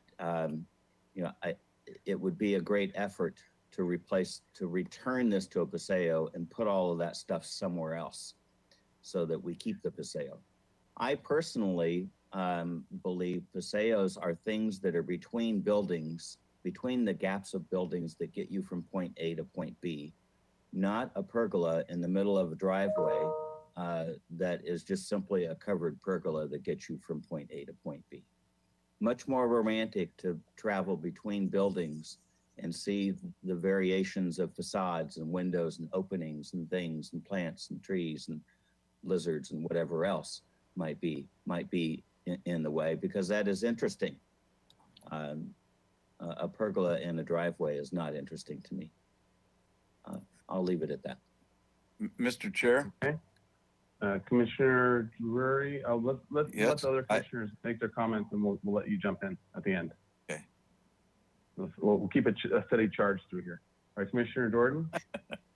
I have a couple of comments. The Paseo is currently closed off by gates. If the goal of the project is to address nuisance problems, it's clear that closing it off doesn't necessarily achieve that. I was down there this morning looking at the southern end of the Paseo, and there were black plastic trash bags full, laying all over the ground. The bins were overflowing. So closing it off, it did not address the issue of cleanliness, nor do I think that there is a design solution to criminal activity. It's a police solution to criminal activity. My other comment is a more general one. There are various strategies that are used to circumvent planning programs or preservation goals. One is demolition by neglect. We don't quite have that here, but what we do have is what I would call erasure by abuse. And I have trouble endorsing that strategy where something has been basically erased from the city through a kind of miscaring for it. So that's my comments. Mr. Chair. Vice Chair House. Well, first I would like to say that I am proud to have been the lone voice of opposition back in 2018. And I'm inspired to invoke the words of a former chair of the HLC. He would have said, no, just no. There is so much wrong with this. And I, for one thing, think that Public Works made a strategic blunder to come back to HLC and say, we want to do this part of the project, which was reluctantly agreed to, and we will do the other part sometime in the future. Just trust us. That's like somebody proposing a new building in El Pueblo Viejo, and he says, but we're going to put asphalt composition shingles on it because we don't have the budget for the clay tile. We'll come back with that later. You know, things just don't work that way. I am open to the possibility that this Paseo could be replaced with a better Paseo design as previously proposed, which I was lukewarm to, but immediately I think of a Paseo that's similar to that. I can't be too specific, but I think it goes from Victoria Street to the back of the Granada Theater. And it borders a small private parking lot, but it's got a little structure. It's got palm trees that separate the two, and it's quite pleasant actually. And it serves the purpose of a Paseo, getting you from one place to another without having to walk on the sidewalk next to cars. You know, this is the nuisance issues you cite occur all over town, as Commissioner Edmonds said. And they also occur on State Street. So what's next? Are we going to put gates on each end of State Street and at each cross street? This is just such a poorly conceived presentation today. I'm really sorry, but I think we have to, you know, speak very strongly that this is a big flop to come to us with this, and you need to rethink it. You know, I'm hearing it was 2015 that the first presentation was made to HLC. That was 6 years ago. So I don't really understand why it can't wait until you can come back and have funding for an entire project that we might find acceptable.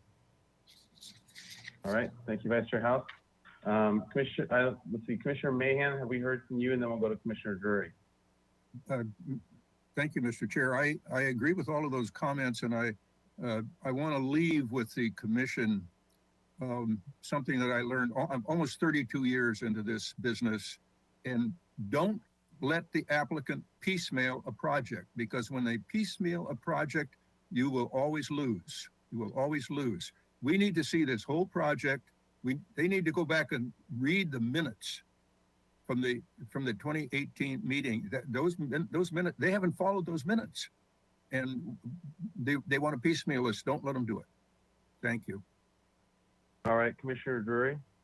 Well, this is exactly my point. I don't know why I offended Commissioner Lenbick, but that's what I said at the beginning, that I would not support a closing of the Paseo if it wasn't reconjoined with the mirror project of the Paseo in the middle of the block at the entrance to parking lot 3. This poor little Paseo, I don't remember. It wasn't in my time with the Landmarks Commission where those pillars came from, and all of the clutter that began to ruin the view shed and therefore make it less inviting for people to walk through it. And it's become sort of a place where there's a transformer in the middle. And I'd like to know the history at some point of how that Paseo got so cluttered with junk. A lot of it must have been done by the city. The pillars, for instance. I would not support the project as presented unless it was conjoined with the what we suggested in the first place with the Paseo and mid-block. Thank you. All right, Commissioner Drury. Well, I still believe in you. Commissioner Uli, and Thank then you. We'll go Commissioner Lendick. Thank you. I believe it would be important for the city council to reinforce the vision that Paseos in this city are a high priority. The general plan points them out as a high priority, as Commissioner Lundvik has reminded us. And I think it would be important for them to restate that priority and issue that edict through the departments that Paseos shall not be violated by accumulating junk in them and allowing them to be the fix for sins of others that can't be solved. Otherwise, this Paseo will set the precedent for other Paseos to go the same way, and that will be sad. Commissioner Lendick. Thank you. As Mr. Uli stated, when I didn't read the headline on policy 3.1 of the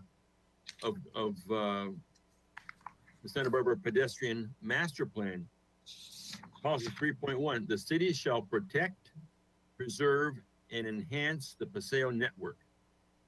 I mean, that's pretty clear that the city wants, at one time, wanted to see Paseos. If Ted could bring up, if Mr. Hamilton could bring up your first photograph of parking of the Paseo system.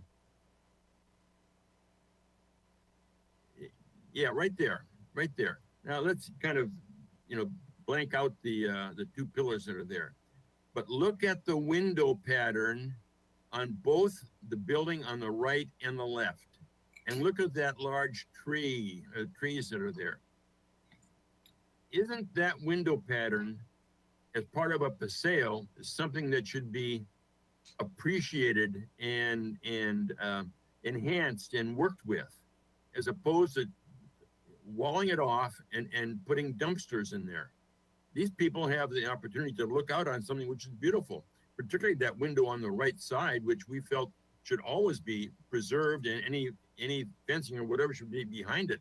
And that's where the pocket park would be. But the whole place has got windows on it. It's like walking down a street in Europe someplace, and we want to hide that. And I think that if the landscape architect, even with the transformer there, got into this project, he could find a way to work around that transformer, create a Paseo that kind of meanders or whatever, and we'd be really, really happy with it. But we're not going to be happy with throwing this Paseo away. Thank you. All right.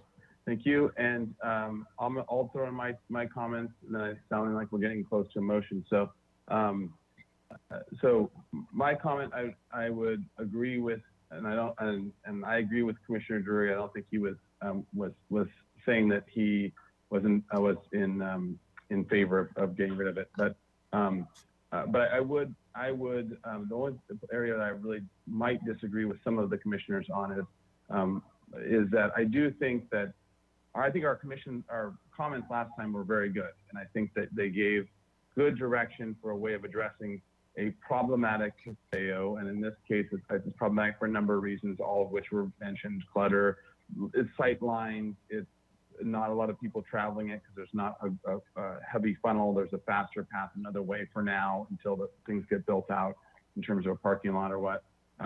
So right now it's a problematic Paseo for a lot of different reasons of the past. But I think we addressed those with our comments. I appreciate Commissioner Lenvik pointing out that basically they're valid for, our comments are valid for a year, and after that it's kind of at our discretion. I don't see any reason why our comments would change from what we had originally said, which and still makes sense to me in the same way. So but we see that with the bifurcation of this project that we're getting nothing of what we had wanted, and only things even things that we had specifically asked for are being pushed out of the project, and they're just asking to do the parts that we didn't want, and actually even in worse ways than what we had originally asked, because the wall doesn't form a pocket park, and for the reasons Commissioner Lenvik just mentioned with the window and everything else. So I'm hearing pretty universal.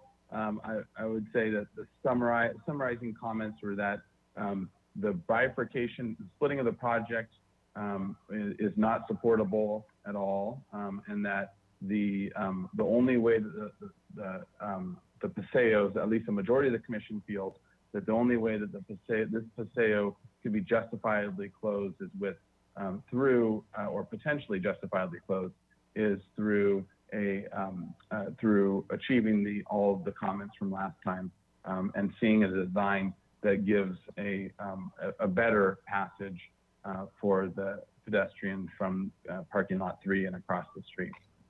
And I would add as a side note, in terms of the comments, and I was thinking of the back of the Granada parking as well. And I think that with that design, they designed a wall, and that you felt like you were still in a passageway between two walls, two buildings, two structures, even though there wasn't two buildings on both sides. There was just a building on one side and a wall on the other. And I think that could be a very appropriate way of creating a new real Paseo between two structures, even on the other side. So, but those were a lot of comments as well that were discussed in the previous meeting in 2018. So I think that the basic summary is that it needs to go back to the 2018 comments, and that the project needs to be thought of as a whole, and for a solution that actually gives us a passageway that adds to the Paseo system. Mr. Chair? Sorry, is that Mr. Hamilton? Yes. Sorry for the interruption. I just wanted to ask, there is a member of the public who missed the public comment period who would like to speak. So it's up to your discretion if you want to reopen public comment. All right, we'll reopen public comment, and then we'll move very quickly to a vote. Okay, thank you. Peter Sullivan, I'm going to unmute you. You'll need to click the green or the microphone icon on your control panel, and then you'll be able to speak. Great, can you hear me? Yes. Thank you. Thank you everyone for letting me speak. I know we've referred to this as a back of the house Paseo, but there is one actual address which I'm the new tenant of, which is the only access point to enter the building, which is at 1029 State Street. I am an entrepreneur. We have a new tech startup that is moving here in Santa Barbara, worth over $500,000 with a new $100 million investment, which we're trying to get new jobs and build high performance paying jobs here. And it's an actual disgrace right now, the way that back Paseo is, and to bring investors, potential employees, it's just absolutely horrendous. I know you guys love to call things, I'm new to Santa Barbara. We can call it a Paseo, put lipstick on a pig, but what it is an alleyway. And it's actually ridiculous that the temporary enclosure has now made it so that way dumpsters can go anywhere they want. And so my comment is, listen, I would love for Paseos to be beautiful and to be public walkways, I've only been here for a few months. I want to find a solution that the temporary gating, we can't even have visitors. You have to go out, open a padlock gate covered in garbage. So is there a way that we can find a solution? Because this isn't the back of my house. This is the front of my house. And, you know, we want to help be part of the Santa Barbara community, but it's been really tough and embarrassing. We literally had investors that flew out from New York this morning, and I had to walk them by all that disgusting trash. And we've been trying to work with Marburg and everyone to figure out a way to make this better. So, you know, I am all for beautifying, you know, this Paseo. I know it's going to be a big project, but in the meantime, is there a way to do something to help, you know, ensure that it's even workable in the environment that it is? Thank you. All right, thank you. All right, back to the commission. And Could we that are, photo we're we put in, up, could that photo we put up again of the Paseo, the photo? oh yeah, sorry, yeah, if we can go back, there we go. So that gentleman was speaking about that entry on the right midway down. That's his business. That's a question, right? So, But I happen to know it's fact, but go ahead, ask him. oh, well, I was going to ask staff because they would know the plans of if that's that entrance that was. Commissioner Lembeck, being referred to. the entrance to the business, the gentleman who just spoke is not on the right, it's on the left, as you're looking at this photo toward the rear. What's the business on the right? There's no there's no door access on the right. I believe that's just a window. And that would be part of, I believe, Walter Claudio's business. Okay, so I just want to confirm location is it's towards the back of this Paseo, towards the parking lot. Is that correct? On the left On the ladder? side, as we On look the at left this. side? Correct. And how far down would you say? Would you say it's past halfway, about halfway? Right where the cursor is, about where that hand is. Yeah. Is that over halfway, or we have a? There's a better photo. We go a couple. And I'd actually prefer it in plan view because I think photo wise. We could or do both. might help. Yeah, but we. Right there, if you stop there on the left, you'll see the stairs that go in. It used to be a rear entrance to the restaurant or a rear access point. The restaurant, Gotcha. formerly Aldo's.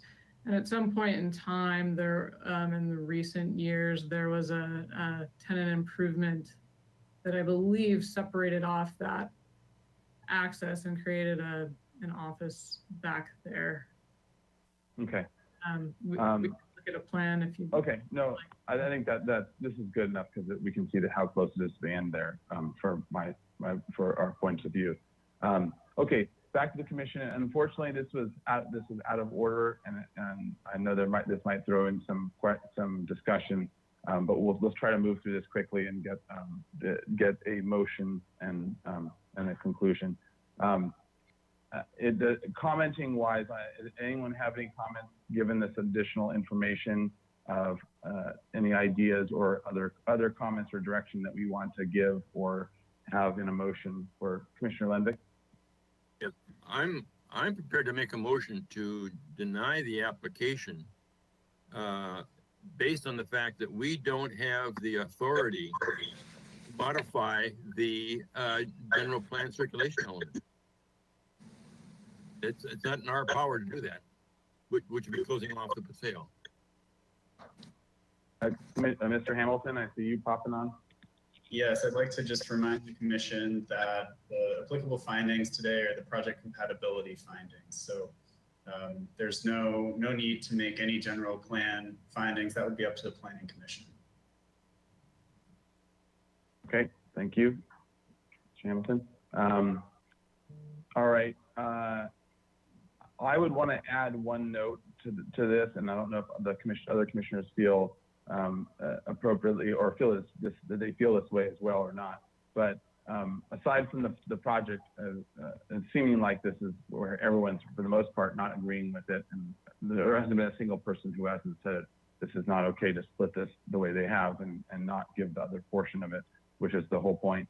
But with this additional information, I would want to make a comment to work with the city to look at the location of temporary fencing in a way that might benefit the one tenant of the Paseo that actually has access to it that we're seeing here. If there might be another arrangement of the temporary fencing that allows for them not to have to go through it. I don't know if it's scooting it this way or in some other way, allowing it to be an access point. But that would just be as a temporary thing. I don't know if all the other commissioners feel similarly that would be a supportable comment to make to staff. Commissioner Uli? I agree with that 100%. That temporary fence should be brought toward us so that that tenant does not have to walk through what looks like, a construction site every time he brings a visitor in. And I would, since we're reaching for the stars here, I would say that in keeping this Paseo, it should be returned to its prior 1985 condition, and all of that other crap ought to be moved out of it. Mr. Chair? Yes. Is that a motion? Is that a motion? Mr. Chair, this is Mr. Drury here. I don't think it was a motion yet, but I think it was a comment. Yeah, I'll just support Commissioner Uli's comment. I would love to see those pillars gone, the transformer moved back or moved away completely, and have that a really lovely open space with there's actually lovely architecture on both sides of the Paseo. And I would like to see that completely opened up and then see what happens. Thank you. Mr. Chair. Vice Chair Howe. I am personally concerned that the Paseo has gotten closed off with chain link gates, which I feel like a closure of a Paseo should have had the approval of the HLC. And so it speaks again to this concept of piecemealing an eventuality by putting up temporary gates and then, well, okay, that's okay for now to solve a problem, but it just keeps going in that direction.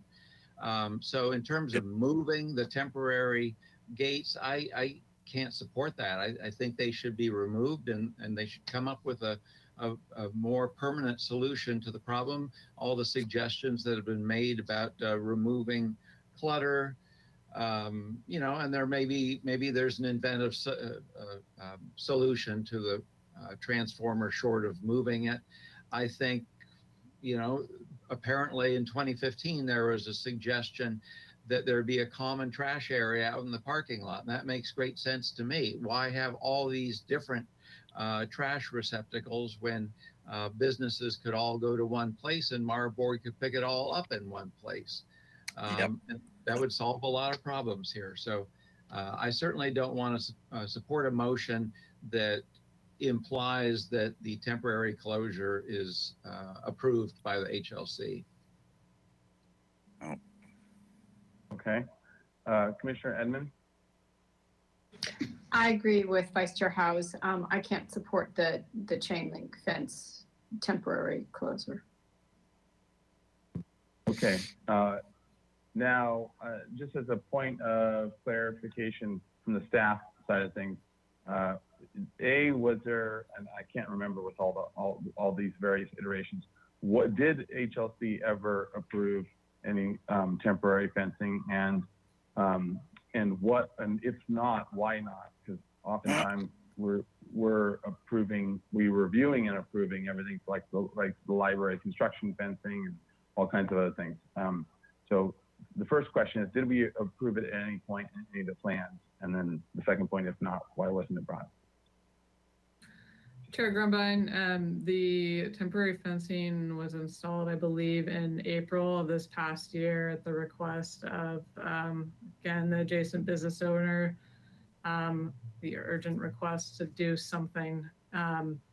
And so it went up, it did not go to HLC. It was intended to be temporary to respond to the concerns of the adjacent business. And as a follow-up question to that, what's the city's practice and in terms of these types of things?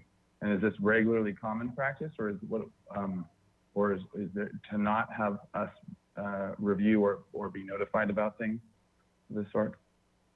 Chair Grumbine, not that I'm aware of. I don't think it's common practice to try and avoid HLC review in any regard. I think it was a business-friendly decision made by management above me, and a quick decision, and it appeased the business owners, and has, from the feedback we've received, helped temporarily address the problems that were occurring back there. Okay. Okay. Thank you for that information. So maybe we can have some comments on the temporary enclosures as well, and it's sounding like most people are not supportive of continuing them, and it's also sounding like this is not going to be a project that's approved in terms of the walls before the whole entire thing, which does not have funding, which sounds like it's at least 6 months plus out before we even see the design for it. So this is sounding like not so much a temporary fix, but a long-term installed piece that they have as temporary fencing.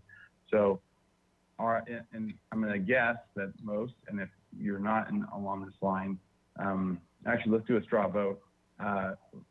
Who would like the temporary fencing removed, or at least a proposal brought to us for temporary fencing? For either approval or not, but for review for this paseo. All those in favor of that? Okay. Commissioner I am Mahan, as well. you're frozen. Commissioner Mahan? Yes? Are you in favor of having Yes. the temporary fencing discussion brought to us? Okay.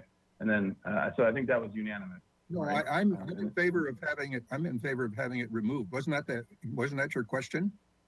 Well, removed and brought to us with for approval or not of the temporary Yes, fencing, but then that's- we need to review it, and we might need to review other options as well. But the whole discussion of the temporary fencing to be brought to us, as it has been in other things. Mr. Chair, okay.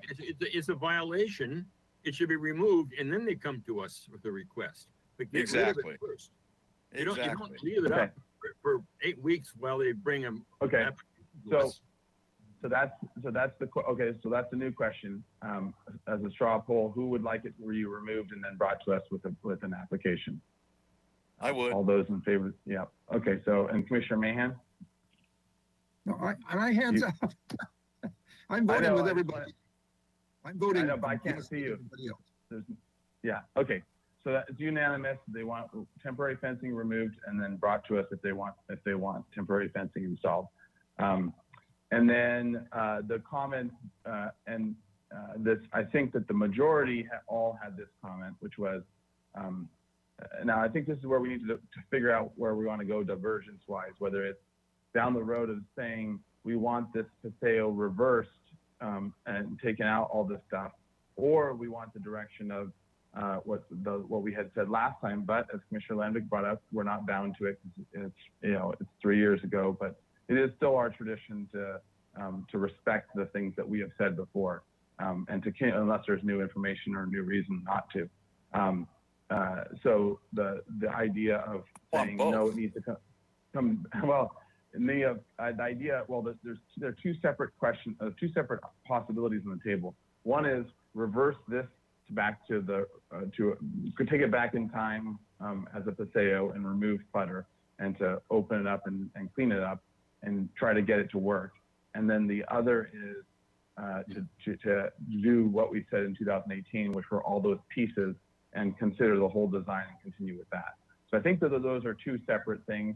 We wouldn't say look at moving transformers and looking at moving all this stuff to the other side and then say to go in that direction with it. So, Mr. Chair, I'd like to try a motion. Okay, Vice Chair House. Hopefully this will move things along. I would make a motion for an indefinite continuance and the temporary fencing is to be removed immediately. And if there is temporary fencing proposed, that needs to return to the HLC for approval. Staff or Public Works is to return with a comprehensive solution to the Paseo, which could either be restoring the Paseo to a previous attractive state, or to pursue the suggestions of the 2018 motion that involved a Paseo on the side adjacent to the parking lot. But any proposal must be comprehensive and proposed to accomplish all work at one time. Second. Oh, wow, we had like a race for second. I couldn't quite tell who said second first. I did. Okay, we'll believe you, Commissioner Drury, but I can't see your face. I don't know if you're lying. Okay, so second by Commissioner Drury. Okay, under discussion, any discussion? Yes, Mr. Chair, I do have a question, if I may. Sure. Under discussion, I would like to know if there are any photographs of the Paseo as originally built, without the pillars, without the transformer, of course. I'd like to see that. I maybe have to hark back to 1985. But I would like. Okay. I think that is that. Mr. Chair. That's what I would like to see. Commissioner Mahan.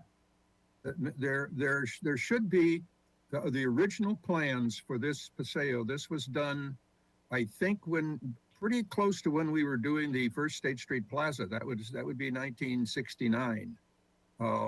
I think this was a Paseo that was done very close to that time, and I'm not sure. My recollection going back that far is that Bob Cunningham was the designer, but it might have been somebody else before him. But there should be plans in the archives for this original Paseo. Yeah. Okay.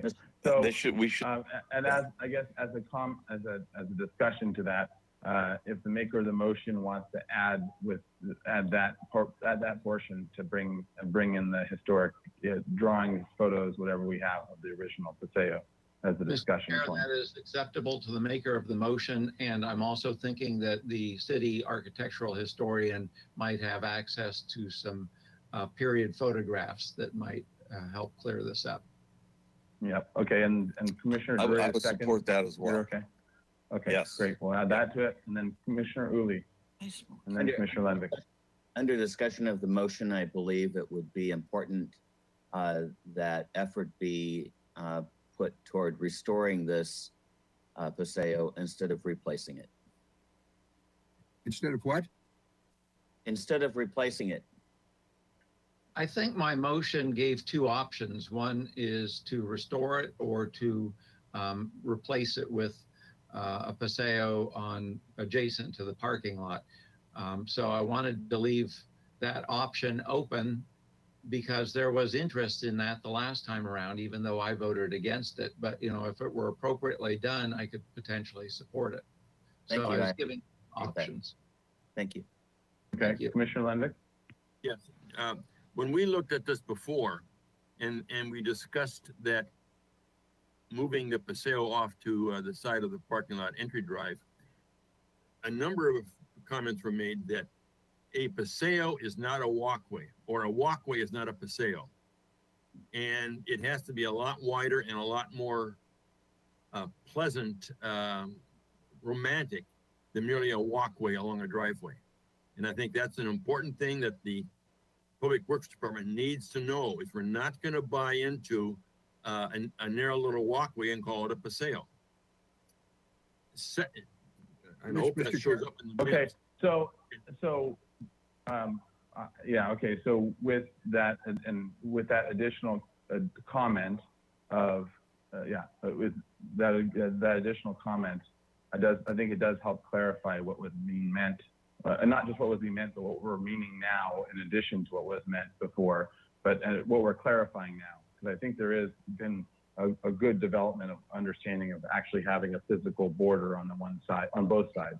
to make a Santa Barbara Paseo, to make it feel like the Paseos that we're talking about. Is the maker of the motion and the seconder okay with that as additional?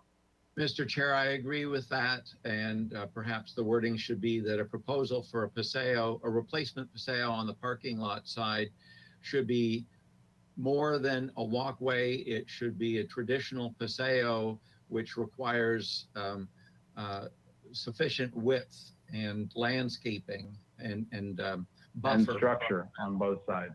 And structure. And structure on both sides. Okay. Mr. Chair. Mr.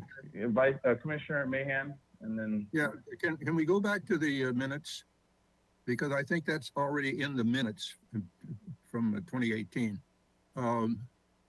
Restudy the walkway adjacent to the parkway to be designed for more use interest with pergolas, fountains, and seating. That means a wide Paseo with pergolas, fountains, and seating.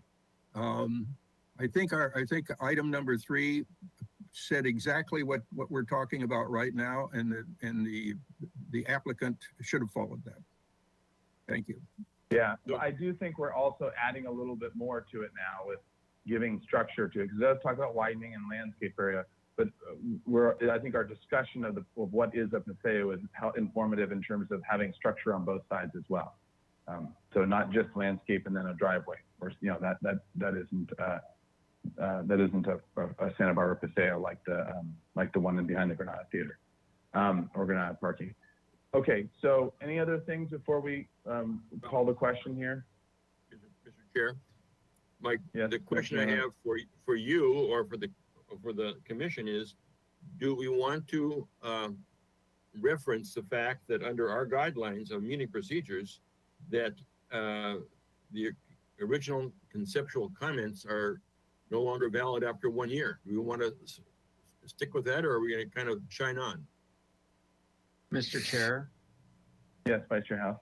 As the maker of the motion, I don't see the need to do that, because basically my motion is saying if they seriously pursued the comments that we made the last time, that might be an acceptable alternative. So there's no reason to say they're no longer valid, but we still agree to them. So I don't think it's necessary to put that in. Yeah, and I also think it might be starting to be a good practice to remind applicants of that and bring it up when they get comments, so that they know that this is not a never-ending thing. Yeah, I agree with you as well. And it's there, so we can, if they take 3 years to come back to us, we can have the conversation of whether we want to entertain that or keep with our previous comments or not. Okay, any other comments before we go to a vote? All right, let's go roll call vote, please.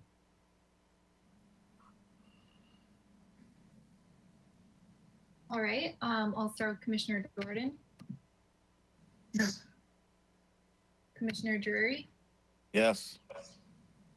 Commissioner Edmonds, Yes. Commissioner Lundvik, Yes. Commissioner Mahan, Yes. Commissioner Uli, Yes. Vice Chair House, Yes. and Chair Grumpine. Aye. All right, the motion carries. Thank you. All right, thank you. Let's take a 5-minute break, and we'll come back for, I know we're behind, but we'll try to keep a charge up after this 5-minute break.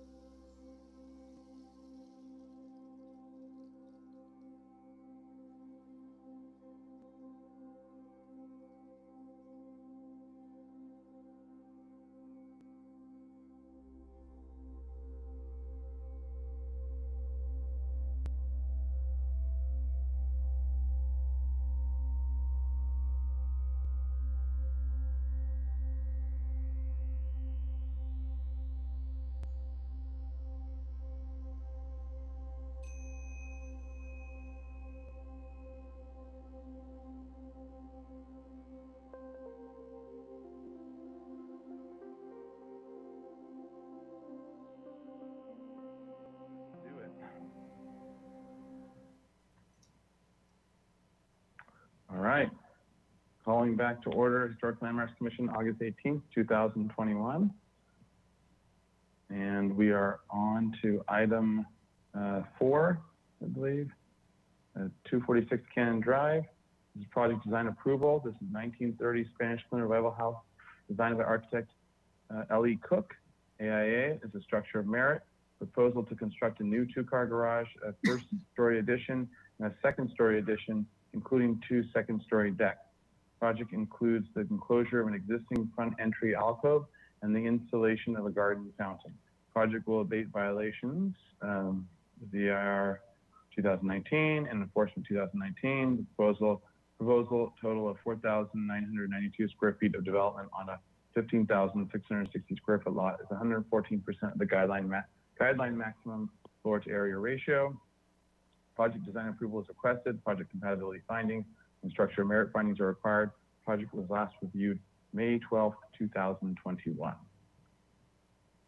And Mr. Hamilton, oh yeah, and these are the minutes.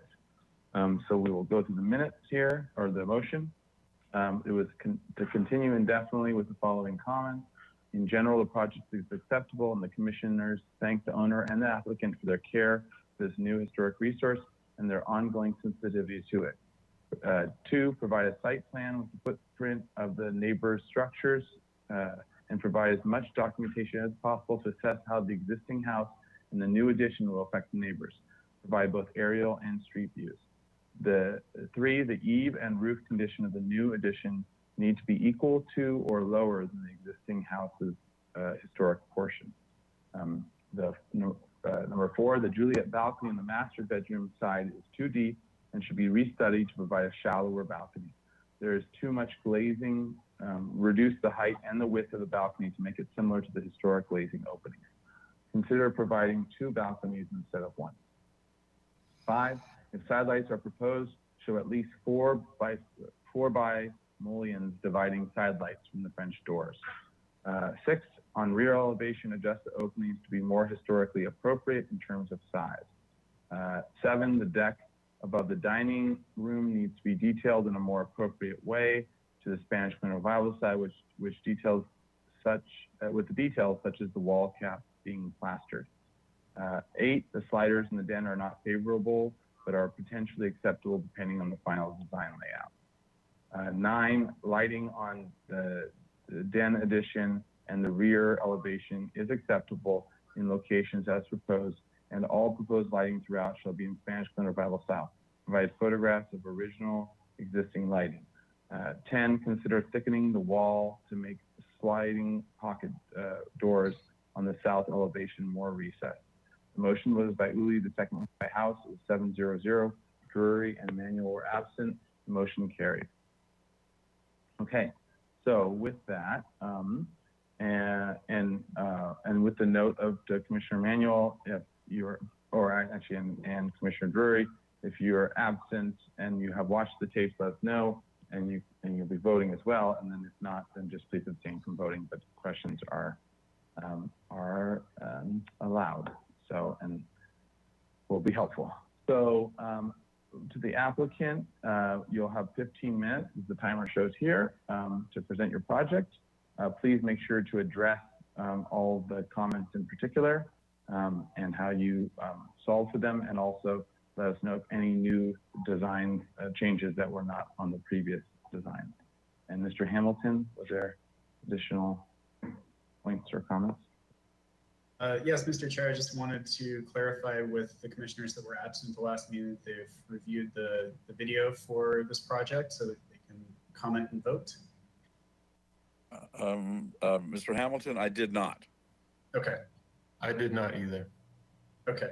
So you may ask questions, but please refrain from commenting and voting on the item. Thank you. And that's all I have. I'll leave it to the applicant, Ms. Kelly, to present. Thank you, Chair Grumbine and commissioners. My name is Diana Kelly, and Brian Van Hecky, the owner, and I appreciate coming back to see you again, and we appreciated all of your comments from our last meeting in May. So we've I want to reintroduce the project to you. We addressed all those comments, and we could go through the sheets to first show the site plan where I've added in the adjacent neighbors more to see relationship. It's a corner lot, and so I put dimensions there to the adjacent east side properties, and also a dimension to the south side, and the house is just there. That's their driveway on the south near the title. And photos, I believe there are some streetscape photos already. There's a site wall that you cannot see into the property past that driveway gate, and curved site walls. One is the plaster wall around the driveway area, and the other one is a beautiful stone wall for a courtyard by the family room and living room. And then the whole hillside is completely covered with thick trees and shrubs. So, and also on the east side, there's a whole fence line of fence and trees along that side and the south side as well. So the area of work is shown as the straight off the driveway to come to the proposed required 2-car garage at the same grade. So you step from the entry door between this building and the family room. There's the new access door to the house is off of that landing between those two structures, where we propose adding a nice walkway paseo with a fountain, little garden space there. And then behind the garage, the owner would like to add this new den addition that opens up to the rear yard. So it's more of an outdoor indoor room, like a small den family room and homework space for his children. And then the second story addition is right on the same footprint. And we can look at now the floor plans. If we cruise through, please. Okay, there's existing plans. And what is there now on that wing to the east is a laundry room, kind of mudroom space with a kitchen pantry, right? Exactly. And just a play yard in the back corner there. And on the right of the laundry is just like a muddy walkway of trash is kept in that area. So we're cleaning that up.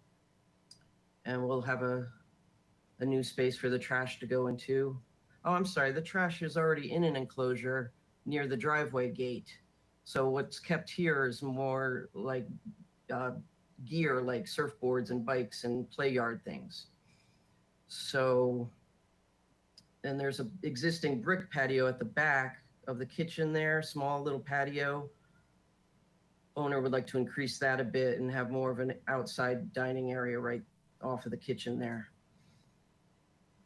So if you back up a little bit, you can see the whole lot a little more. The front door used to be on the left side there. If you see above the title, there was a little alcove. The previous owner had enclosed that in completely where those steps are and got rid of that front door, and that's an interior space. So we want to legalize that change that happened before this owner.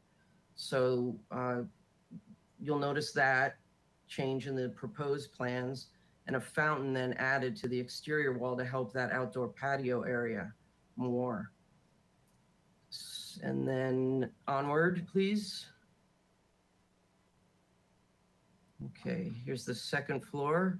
So the addition is to go near that east side, the 1-story rooftop there, that would come off. And then a hallway would come through this bedroom that's to the right of the central stairway. That'll become a hallway and we want the addition to be at the same floor height, so there's no step as a tripping step. Ideally, it'd be at the same floor height. So I will then show you the sections and elevations to show how we made that work since our last meeting. Okay, so that's where in that little closet, we want to come through there. So here's the first floor proposed. The 2-car garage with recessed carriage-like doors for overhead doors, but plank doors. would be in those insets there. And then the little den area at the back of the garage, you step down to the floor, the slab on grade. And then I shrunk the doorway to the rear yard that you said was just too much glazing and just not appropriate for the house. So I restudied everything on Leonard Cook's house here and want to match all of those details and symmetry and heights of things. So we'll see that in elevation. And so the laundry room shrank a bit, but he can still get a lot of the mudroom needs he needs in there for, you know, a locker type situation there. And then some storage at the back of the garage for bikes and other gear. And then there is a little landing inside, outside of the required 20 by 20 depth and width. So a little concrete landing there to step up and then step up to the landing. So the steps at the new entranceway to the house will be redone in brick to match what's existing there. Okay, and then upstairs, please, next sheet.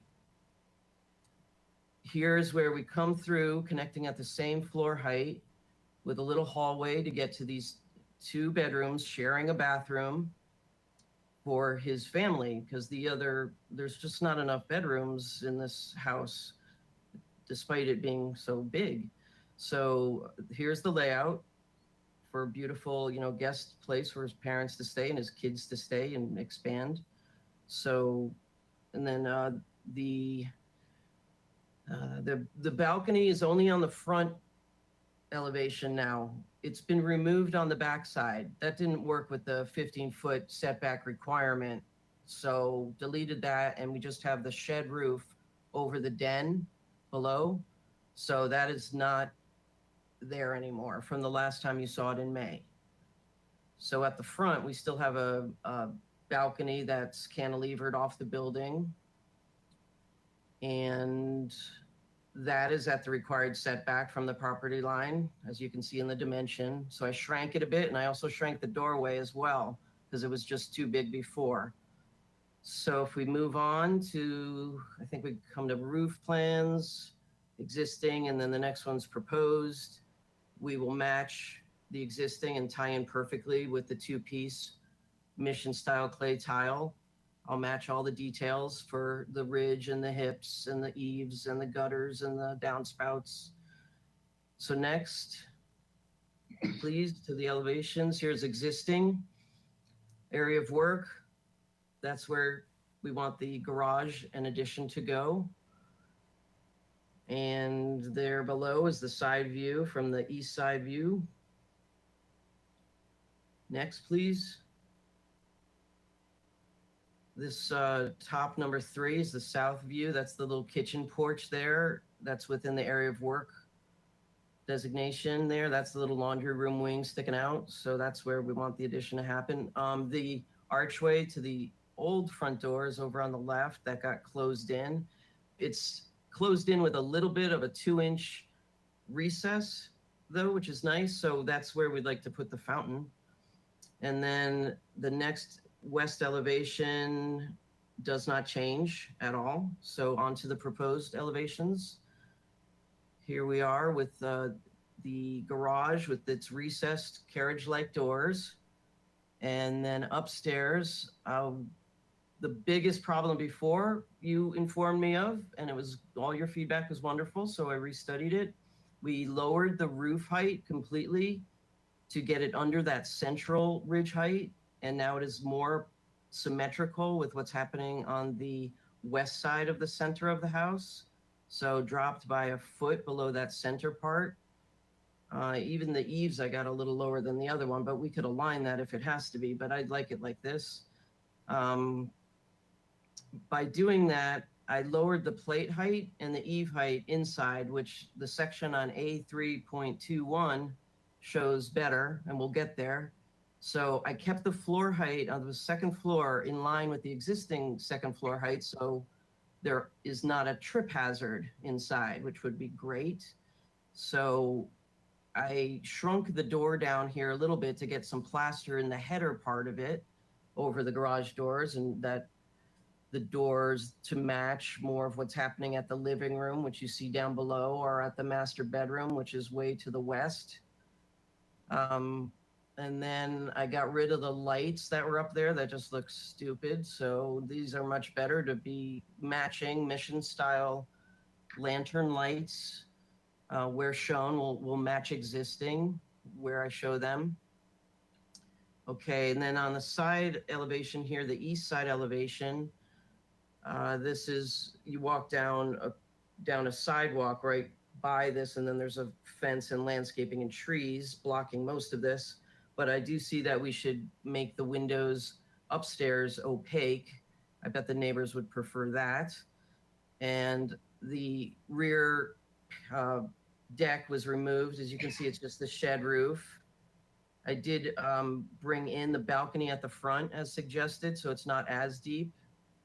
And that's cantilevering off 30 inches versus 36. And then next sheet, please. Here's the rear. I shrank the width of these doors at the bottom right of elevation number 3 to open up, to bipart and bifold back so that they can have an indoor-outdoor room right there. They have a beautiful backyard where the kids play. And then the kitchen patio there right outside of that door fills in that space there. And there's a bit of a little raised brick patio and then down some steps, and then it's brick terrace right there on the land, on the yard. And then working on the fountain there at the left, I need to detail that more. And then on the bottom west elevation, you could see the addition beyond the house, but standing on the yard, this view would never happen because the land is sloping downward towards Cannon Drive. So I bet you could never see it at this height. Okay, and then the next is the sections, the building sections. So I dropped the plate height on the second floor, and then these rooms would have, the bedrooms would have volume ceilings or a tray ceiling to feel the headroom in there better. But this is how we bring it down, and I can maintain the same floor height at the second floor. And in the garage, they want to store things in there, even hang kayaks and bikes from the roof, so it's not so grand. It works perfectly, and it keeps us at the driveway grade level as well. So, and both sections show that. There's the den drop down. You go down some steps to the rear yard at section B at the rear on the left side. That's what opens up to the yard and the driveway. So it's all existing grade. I'm trying not to disrupt it too much. And details, I believe, are they in there? Oh, photos. Here's the view from the driveway opening towards where the addition would happen. These gates are usually closed because the kids play in that driveway. Beautiful site walls and landscaping all around. And colors, we would match existing with the nice beige white tone and the clay tile roof to match existing. We find those because they're nice, dark, flash burned, old style, and they're rustic. And most of the lights are in great condition, but we'll refurbish them too and clean those up, make them safe. Okay, and I guess next photos, probably 10. Here's a close-up view. So that door with beyond the ping pong table is where the new entry door would happen at a nicer new landing. That metal guardrail would go away and the landings there would be redone in a new walkway where the ping pong table is. That would, I think we'd like a fountain right between the two windows on the right, which is the family room.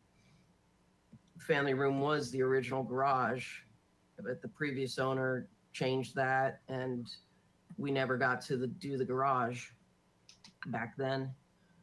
Okay, and next.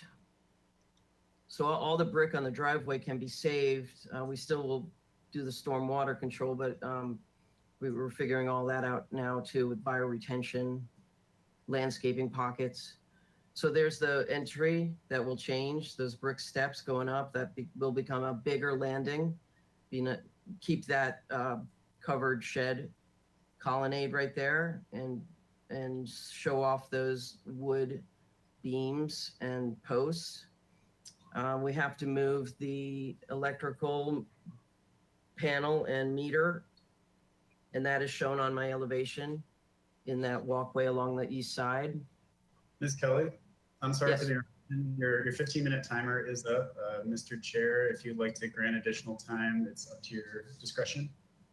So you think you could summarize it up or the rest of it in the next minute or so? Let me make sure. Yes. All right. Talked about lowering the roof. I matched the exterior doors and windows on the house by their divided lights per your suggestions. So I cleaned all that up, and the heights of everything dropped. So it's more appropriate now. And those were your biggest comments last time. So I want to just let you know, I want to match all details and colors to maintain this beautiful house. Now I'm done. Okay, great, thank you. All right, so now we'll go to public comment. Any member of the public wishing to comment on this item, please click on the green arrow hand icon, raise your hand, and you have 2 minutes to speak. Thank you, Mr. Chair. And if you're attending by webinar, please follow the instructions on screen to give verbal public comment. And while hands raised, Ms. Tarnowska, have you received any written correspondence? Thank you, Mr. Hamilton, and commissioners, no public comment was received for this item. Back to you. Okay, thank you. And I do see one hand raised in the audience by Barbara Berger. So Barbara Berger, I'm going to unmute you. You'll have to click the microphone button as shown on screen. Let's see.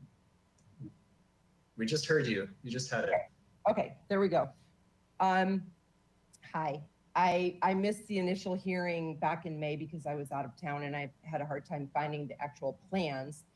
I am the neighbor who lives at 511 San Roque Road. Apparently the east side shares the fence with Brian.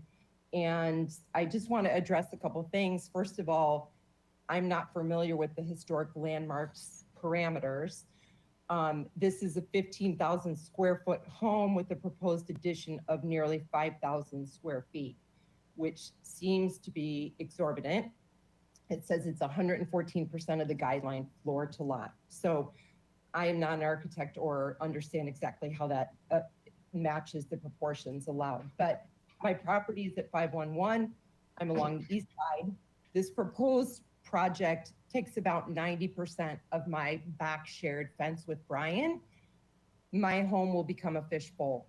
My home was built in the 30s, so also historic, although not a landmark. I have a small home in San Roque, and it's a neighborhood that has remained very under strict guidelines as far as building.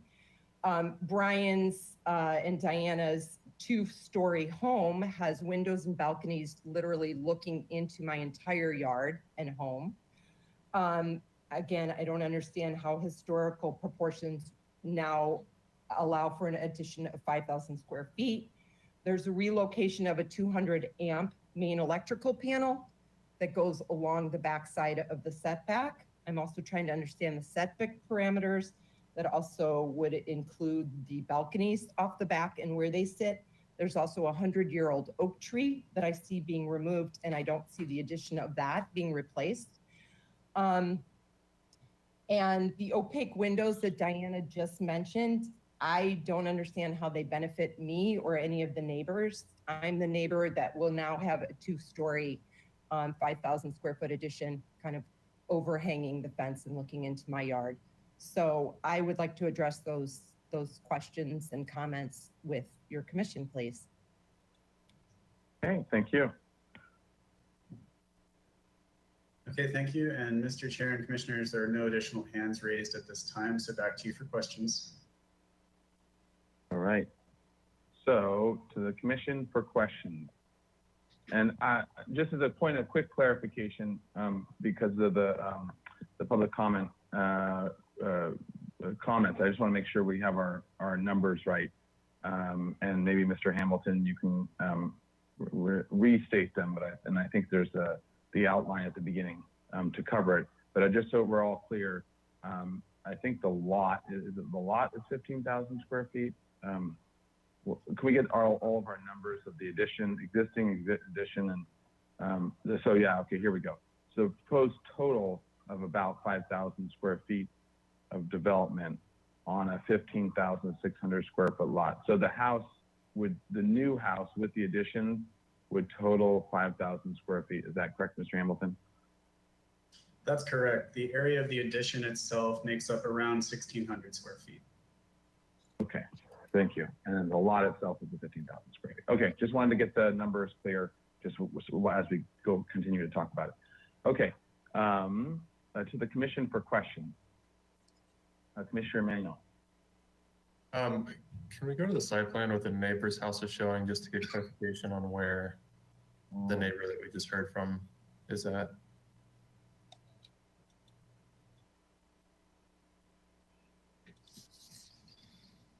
Okay. So, as a point of clarification, you're saying which neighbor is it that you're asking, right? Yeah, I can't remember her address. So 511 San Roque. Okay, right next door. And then I have a few more questions. I wasn't aware of the oak that she mentioned being removed. Is that part of the project, and are there pictures of it? I was told it was not an oak, and it's down at the bottom right of the den. Is it in a site plan or anything that we can see the existing? It was not an oak. Where is it? I'll need to clarify that with the owner. Okay. And just as a follow-up question to that, is it shown on any survey? Do you have a survey, and is it shown on that or any other site plan where it's shown what the trees that you're removing are? It's not on this site plan. Is it on the existing one? We back up, was there? No. I'm sorry, I'll locate it. And Okay, plant it. thank But you. I know from my photograph where it is, and please zoom in again. We can talk about. So it's at the bottom corner of my area of work triangle, the curve. It's down in that. We're the dimension of 32 feet 4 inches to existing, which I could only get from Google Maps. So it's in this. It's on his side of the fence. It's there around that 7 foot 1 inch dimension right there, and it's not an oak. Okay, Commissioner Emanuel. Yeah. So a few more. I know you've got some new planters along the side. I haven't seen a landscape or irrigation plan. Do you have? We don't have that. Okay. And then the new fountain that's going up against the house, the wall fountain, is that going to match the existing wall fountain that's in the back? The one in the back is not there. We're proposing that one. Okay. South of the addition of 26. We're legalizing that 26 square foot addition because they didn't before. And I'm proposing to do a new fountain there to help that patio. And then I was proposing a new wall fountain outside of the family room as well to be able to hear that and have that nice brick walkway to the front entrance. Okay. One more question, and I'll be abstaining from comments as well, but one more question is on the east property line where the house is closest to the property, the new addition is closest to the property line. Is there any existing screening on the property, on this property? I just see fence and then some hedges and plantings up along that side with the trees intermittently. Please note where the setback line is, and then I set the house back, or the addition even a foot back from that. And the electrical panel is not in the setback. It is set back on the wall inside of the setback. So I'm not over in the setback. I have set everything inward so that the eaves of the addition upstairs are not protruding into the setback.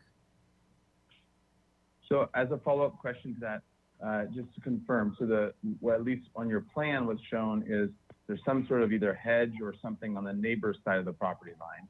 And it looks like on the neighbor's side of the fence as well, on the right-hand side. And then what you're pointing out here, existing planter on your client's side of the property line. So there's an existing planter that goes on the fence, but there aren't any plantings along there, right? Or like tall plantings, like hedges or trees or anything. There are tall hedges, but it's not a solid, thick wall of hedges. So okay, we will work on that for screening. And there's a wood fence. Okay, and do you have any pictures of that, of looking down that fence line? I believe there will probably be some from the rear yard. Okay, so kind of a bit there on the right side of that photo.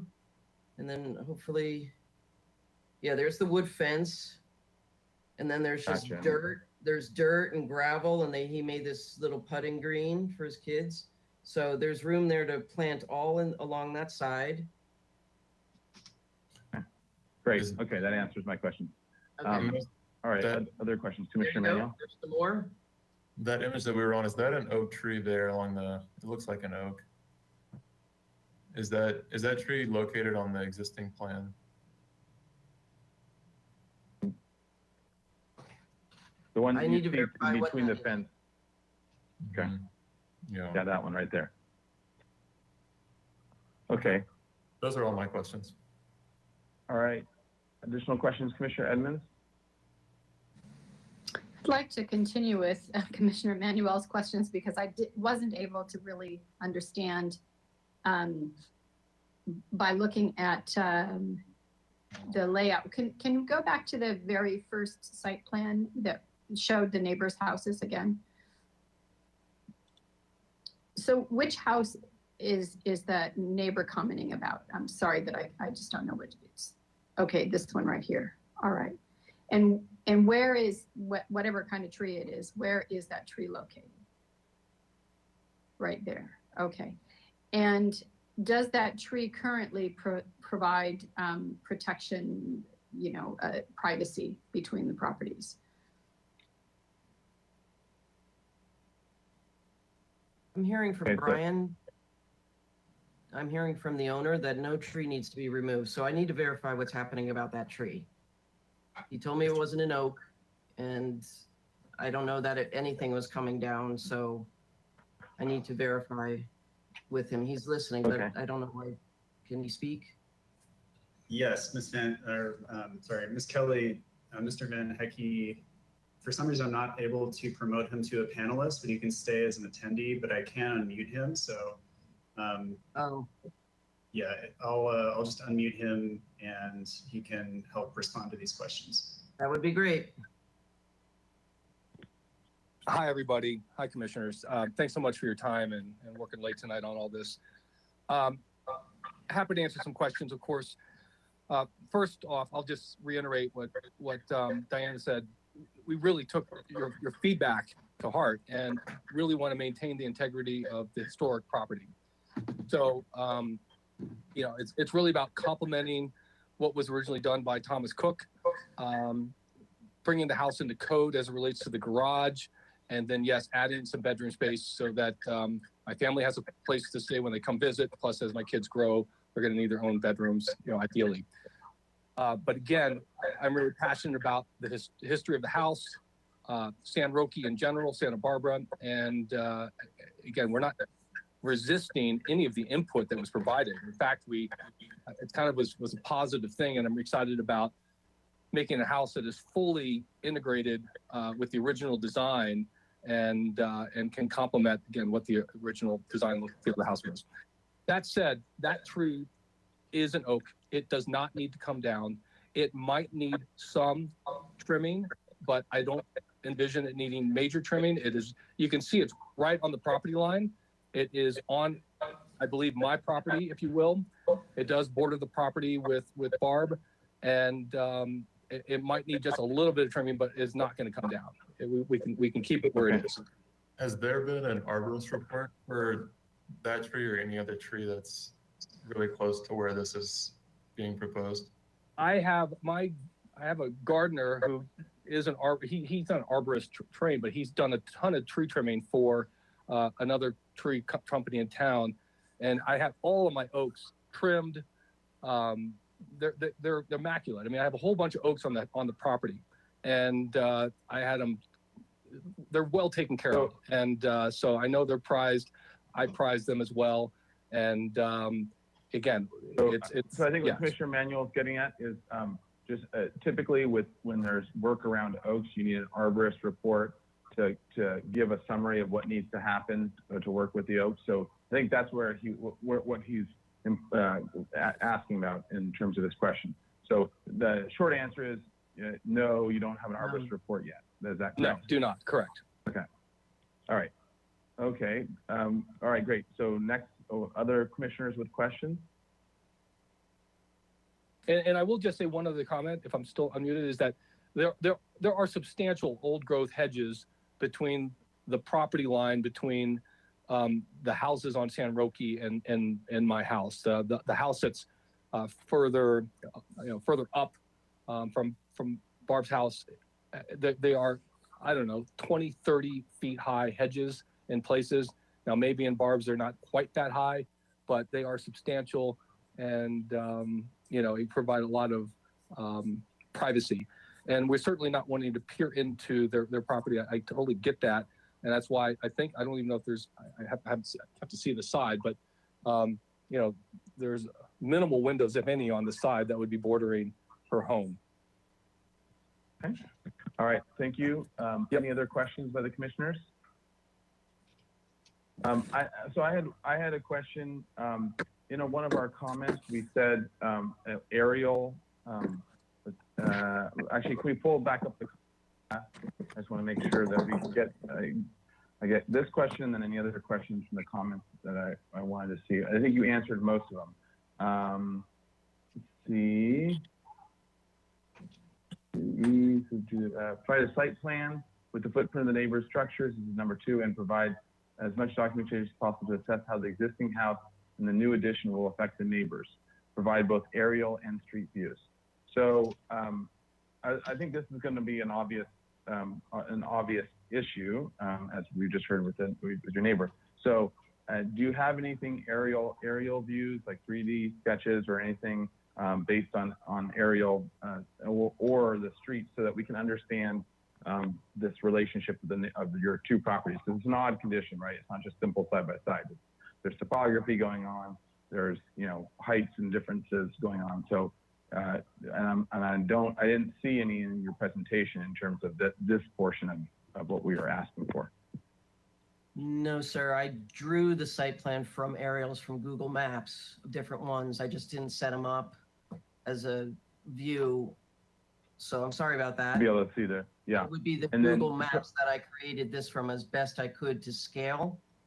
You know how it gets a little warped. Yeah. With shadows. Yep. As well. And then so I got the property lines from the assessor, and then I studied and did this placement of the structures from Google Maps for the one across the street as well. So okay. And do you have as a follow-up, do you have any more survey information that extends over property lines at all? Or no, is the survey information you have? Okay. Just this property. Okay. Okay, that's good. That answers all my questions. Any other questions by the commissioners? Mr. Chair. Vice Chair House. Can we see the second floor plan, please?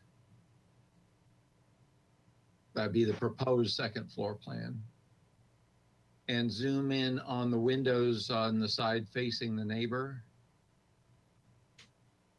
Okay, so what I'm seeing is that the upper bedroom in that view has the balcony in addition to windows, so that has its egress taken care of. What I'm wondering is, on that new bedroom number 4, are one or both of those sets of windows sized for egress? The question yes, they're biparting and wide enough. I'm sorry? Yes, they're wide enough and biparting with no astragal. Okay, all right. I was just concerned that they might need to get larger by the time you meet egress requirements, but you've taken care of that, so thank you. J would be the best egress, and I should mark it as that, Okay. if approved. Uh-huh. Thank you. Okay.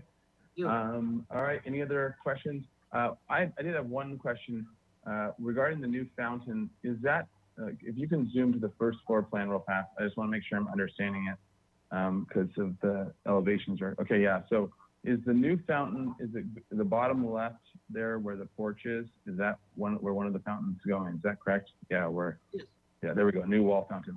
And was that an arched element, an arched porch element, or is that a different one that I saw? That's the arch. That was the front door there where the dark wall line is now. Okay, yeah. So we Gotcha. could recess the wall fountain in there, set it in and do tile within the recess. That would be nice. Okay, that was going to be my question, is if you had considered doing that. Okay. All right, and that was it for my questions. Anyone else for questions? Commissioner Uli? Thank you, Mr. Chair. This plan is fine. I'm wondering if there was consideration to a pedestrian door coming out of the garage into the rear yard or side yard. And if so, then it should be shown. Otherwise, you'd have to come back after final. We did not consider that. Brian, are you on? I am, just, I'm not clear where that door would go. Or the garage, from the garage. Like at maybe the on the rear right-hand of the side. garage there, near the equipment storage kind of idea? A Yeah. pedestrian? Yep. Oh, I see. Yeah. I actually thought, would that make sense? Of course, I want to make sure, it's secure, et cetera. But yeah, if the commission would like that, I'm sure we could add that. Well, first of all, I'm not advocating to design your drawing for you. I'm just thinking with, when I had kids and hauling stuff in and out of the garage, we didn't haul it through the front door. Yep. So, if when you get in construction, you say, hey, wouldn't it be nice to have a door here? You're going to have to come back after final and get it approved. So Got it. Think ahead. And if it's going to happen now, then we should approve it now. I don't need it, and I'll defer to Diane. I mean, again, at this point, again. And I think the main thing is you can think on it. It doesn't have to be now. It's just more of I think a question Commissioner Uli is asking you to consider and make sure that as this goes through, you're getting what you want out of it, so you don't have to come back. Got it. I really appreciate the input, and that makes a ton of sense, actually, Diana, to probably have something like that. Yes, I agree. Yep. We'll come back with that. Okay. Good Any input. other questions by the? Yep. Any other questions by the commissioners? All right. In that case, let's go into comments now. Who wants to start off? Sorry, not all at once. Mr. Chair, Vice Chair House. I had to get my pointer over to the unmute button, or I would have been faster. I think Ms. Kelly has done a fine job of designing this addition to be compatible with the existing. And while listening to all of this, brought up aerial views on Google and Bing.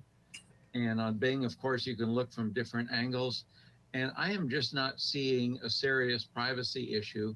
I mean, there's nothing that prohibits them from having a second story addition in that location, or to have windows that look out in the direction of a neighbor.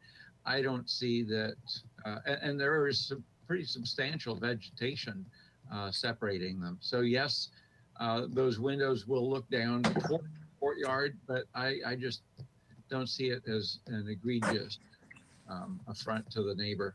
So I think I appreciate that all our previous comments for the most part have been addressed. I could see giving it a project design approval and returning on consent for any outstanding requests or details. All right, thank you, Vice Chair House. I agree. That's a motion. I'll second it. Okay, it's a motion. Actually, could we get through a few more the comments first, just before we get a motion? I think we need to have a little bit more discussion on it. Yeah. So Anyone that feels otherwise, that Commissioner Uli? Well, I put my hand up as you were saying that comment. I don't feel otherwise. I agree with Vice Chair's characterization of the project. It's appreciative that the applicant has responded to our comments, even though you know, they may have an alternate opinion about them. It's nice to see that there is some response to our concerns. I appreciate the fact that the addition is integrated into the historic building in a way that's sensitive, even though it doesn't have to match. The standards don't require you to match it. That just has to be sensitive. And I think that Ms. Kelly has achieved that. And I think it's a fine project. I think it's very supportable. All right, thank you. Other additional comments? In that case, although the only additional comment I would have is I would be a little, I actually okay with. Yeah, I listened to, yeah. Oh, whoever's on there, can you mute? All right. So the only other additional comment that I would have a little hesitancy is we're not seeing, there is something to be said for trying to be sensitive to the neighbor and not looking into their yard if possible. I don't know that that's actually even the case, but, and I think that it could be easily, probably easily screened with some plantings and just working it out with a landscape plan that screens at any potential and or working it out with window configurations and shifting more windows to one side versus the other that look down, if in fact it does look down. But without a site section or without any more of that three-dimensional and just trying to guess at views from Google Earth or Bing, I think that that one last piece hasn't been answered. Not for the massing, because I think the massing was very nice and everything has been worked out really well. Just the window placement, and the window placement right now makes sense as a design with, you know, without a neighbor or without any other issue.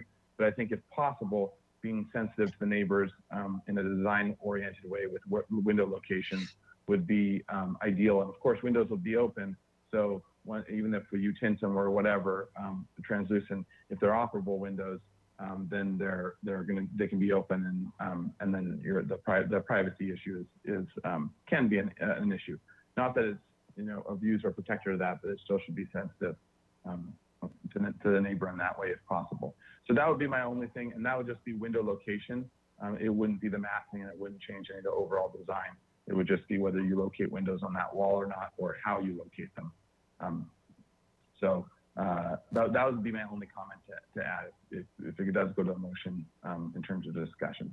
So I don't know if others feel the same, but we can find out via motions. So any other comments before someone makes a motion? Mr. Chair, I think I already did make a motion. Yeah, but I said I wanted to hear everyone's comments before when. Are you making the same motion? So I will make a motion, but I would like to observe for the benefit of the neighbor, if she is listening, that the city, and Mr. Hamilton can correct me if I'm wrong, the city takes the position of protecting public views, but does not take the position of protecting private views. So I believe the neighbor has every right to put the windows where they want to. The city requests that an applicant be mindful of their neighbors and try and resolve issues, but we have no charge to say that those windows must be moved for the benefit of the neighbor's privacy. Although it is a guideline, so it is a guideline for privacy if possible. So I do think that it's still within reason to ask for all solutions to be looked at as part of it. I just want the neighbor to be aware that we don't have the authority to say those windows must be eliminated or moved because they look towards the neighbor. So anyway, my motion is for a project design approval to be continued to the consent calendar. And what we are needing is aerial views from different angles to give a better picture of the relationship between this new addition and the neighbor's rear yard area. Do we still need an arborist report, or that's gone away? I think you do need an arborist report. The oak tree is close to the development. I think they're going to need it, right? Manuel, do you believe that? Do you agree with that? I think I have to abstain from comment. I think Mr. Hamilton can answer that actually. Okay. Yes, thank you, Mr. Chair and Commissioners. So typically an arborist report would be required during the application completeness process for, in the case of if a tree was going to be removed, particularly an oak tree. So since that was not noted on the plans as part of the project, we did not request an arborist report earlier on as part of the CEQA process. So yeah, I think from a completeness standpoint, unless they're going to be removing a tree, we wouldn't need to request an arborist report unless it would benefit the commission's review. I will just say in my motion for the applicant to determine with staff if an arborist report is required for the tree that is close to the addition area. And request that the applicant work with the neighbor to determine if an alternate location of the windows would be preferable and benefit the neighbor. Is there anything else I need to include? I know I need to make compatibility findings. I'll second the motion. Is there going to be any? Is there going to be any landscape or landscape plan being requested or desired, especially on the neighbor's side? Yes, I would like to. I've started with bids and I want to do that. Because Okay, I don't want to have to do it. So I'll work with Brian and develop that with our landscape architect. Return to consent calendar as well with a landscape plan. Okay, so compatibility findings on the screen, please. Okay. So, and actually, does the seconder agree with that? Just for housekeeping. Yes. Okay. Thank you. Number one, consistency of design. Am I free to go?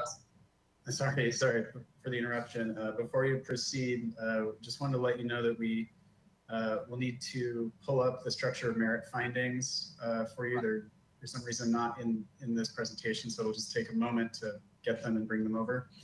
In addition, the new historic resources ordinance has different findings has a new set of findings basically. So in order to just cover our bases for now, we're going to ask you to make the structure of merit findings and the minor or major alterations findings that we're going to show on screen as well. You're going to make it tough for me, aren't you? Well, the findings are similar. Throw the book at them. Yep. Okay, so if those could come back up on the screen, they disappeared from my screen. It'll take just a moment to get them. Yeah, it'll just take a moment. Okay. And Mr. Chair, if you want to, you can call a brief recess, but it looks like we might be back on. Here we go. Okay, so number one, consistency with design guidelines. Yes, this project is consistent with design guidelines applicable to the location of the project within the city. Is it compatible with the architectural character of the city and neighborhood? Yes, it is very compatible with this historic resource residence and appropriate size, mass, bulk, height, and scale. It is compatible with the existing structure, and I believe it is compatible with the scale of the neighborhood. Next page. Sensitivity to adjacent landmarks and historic resources. If it is adjacent to any, I would say it is compatible and sensitive by virtue of the fact that it is a sensitive addition to a historic resource. Public views of the ocean and mountains do not seem to be an issue here. And use of open space and landscaping, there is still ample open space and landscaping on the property, so that's not an issue. Structure of merit findings, alteration to a structure of merit. No structure of merit shall be altered on the exterior, relocated, or demolished except where the Historic Landmarks Commission has made one or more of the following findings. The exterior alterations are being made for the purposes of restoring the structure of merit to its original appearance. It's not that, is to substantially aid its preservation or enhancement as a historic resource. Is there another page? Okay, major alterations to a historic resource. The exterior alterations they substantially aid its preservation or enhancement as a historic resource, and they are consistent with the Secretary of the Interior standards. Is that it? That is it, Commissioner House. Thank you. Uh-huh. All right. And so we made the findings, and does it need a seconder to agree with those, or are we good? Just say, does the seconder agree with those? Yes. Okay, good. Okay. All right. And then, so now under discussion, any other discussion before we vote? All right. Roll call vote, please. All right, thank you. I'll go ahead and start with Commissioner Lundick, Yes. Commissioner Manuel. Yes. I'm sorry, Commissioner Manuel. Abstain. Yes. Yes. No, Manuel, not Mahan. Oh, excuse me. Excuse me. Abstain. Thank you. Commissioner Uli, Yes. Commissioner Mahan, Yes. Vice Chair House, Yes. Commissioner Jordan, Yes. Commissioner Drury, Abstain? Commissioner Edmonds, Yes. and Chair Drumheim. Aye. All right, the motion carries. Thank you. All right. So we are on to, oh yeah, sorry, this, and this action is appealable to City Council within 10 days. Thank you very much. Right. Thank you. Thank you. All right. Mr. So Chair? we are on. Oh, yeah. I'm sorry, we're so far behind. I scheduled another appointment, so I'm gonna have to leave because we're more than an hour behind, so I apologize. Yeah, I'm sorry. And we are on to the last item, but thank you for sticking out this far. And I know that Commissioner Drury as well is going to be leaving in 20 minutes. So we'll try to continue on here. Okay. And let's see, and we'll still have a quorum, correct? Oh yeah, we'll still have. And all right. Okay, so why don't we charge forward here? It's our last item. Item 5, 222 East Cannon Perdido Street. This is a continued item for concept review. This is a proposal to convert the existing commercial office building to a commercial condominium and construct a new 2- and 3-story residential project comprised of 7 condominium units. The residential unit mix consists of 6 2-bedroom units and 1 3-bedroom unit. The project includes 2 puzzle lift systems, 1 system containing 17 spaces dedicated to commercial parking, an additional system containing 8 spaces for both residential and commercial parking, and a total of 8 surface parking spaces. Planning Commission review is required for a tentative subdivision map and for an open yard modification to allow the minimum of 15% of the lot area requirement to be less than the minimum dimensions required. This is for their Part A is requesting acceptance of the addendum to the extended Phase 1 archaeological report prepared by David Stone of Stone Archaeological Consulting. Part B is requesting acceptance of the revised Phase 2 historic structure site report prepared by Post Hazeltine Associates.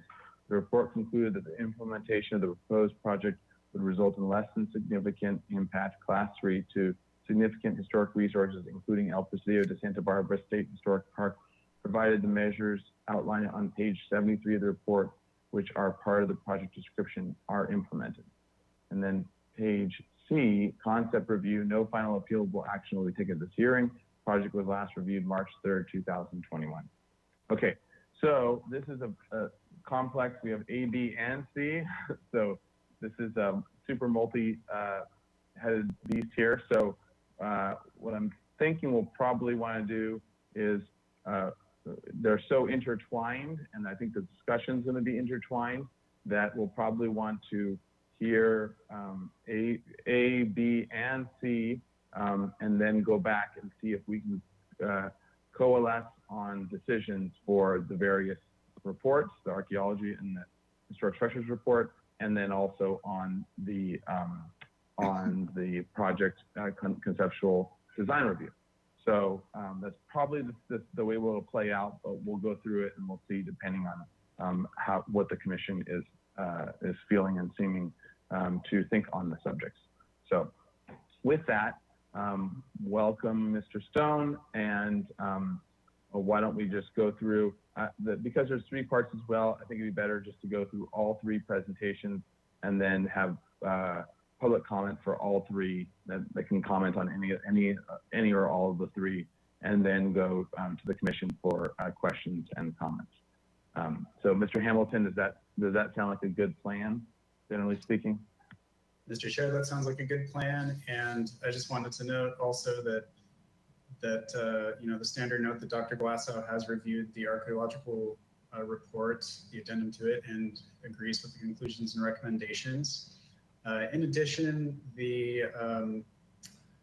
let's see, sorry, I lost my screen here. The concept review is it's just that. It's basically a pre-application concept review. The project will need to be resubmitted and gone through an additional staff review before it can go to Planning Commission. So at this point, it's just for the applicant's benefit. And I wanted to note as well that Robert Dostalik, the case planner, mentioned that he could not make it. So I'll try to answer any city questions that I can. And I think that's all I've got. Thanks. All right, thank you. All right, so with that, why don't we go to the Mr. Stone and the archaeological report. Start with that.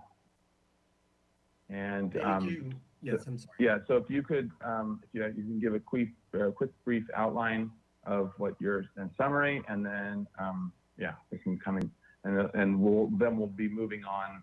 Yeah, elaborate as much as you feel, and then we'll especially in areas that you think we'll be wanting to discuss, and then we'll move on. We won't ask questions at this point, but we'll move on to the historic structures report. All right. Thank you. Thank you so much, Chair Combine, Vice Chair House, members of the committee. I wanted to make sure you could hear me well enough. Okay, yep. Great. Thank you very much. Very, very briefly, given the time that we have, I'm responding to comments of your last hearing. It was March 3rd on this item. The addendum that I know that you've had a chance to review, Dr. Glassow has reviewed as well, focuses on 3 major issues. The first is whether the proposed project design has the potential to adversely or significantly adversely affect the very significant archaeological resource on a portion of the property, the outer defense wall of the Santa Barbara Presidio. The second deals with consultation with the Barbareño Chumash tribal representatives that were identified by Mike Imwoli of the Santa Barbara Trust. And the third was to clarify the way in which this resource would be made available to the public for historic interpretation. I will go very, very briefly and understand that you will ask questions.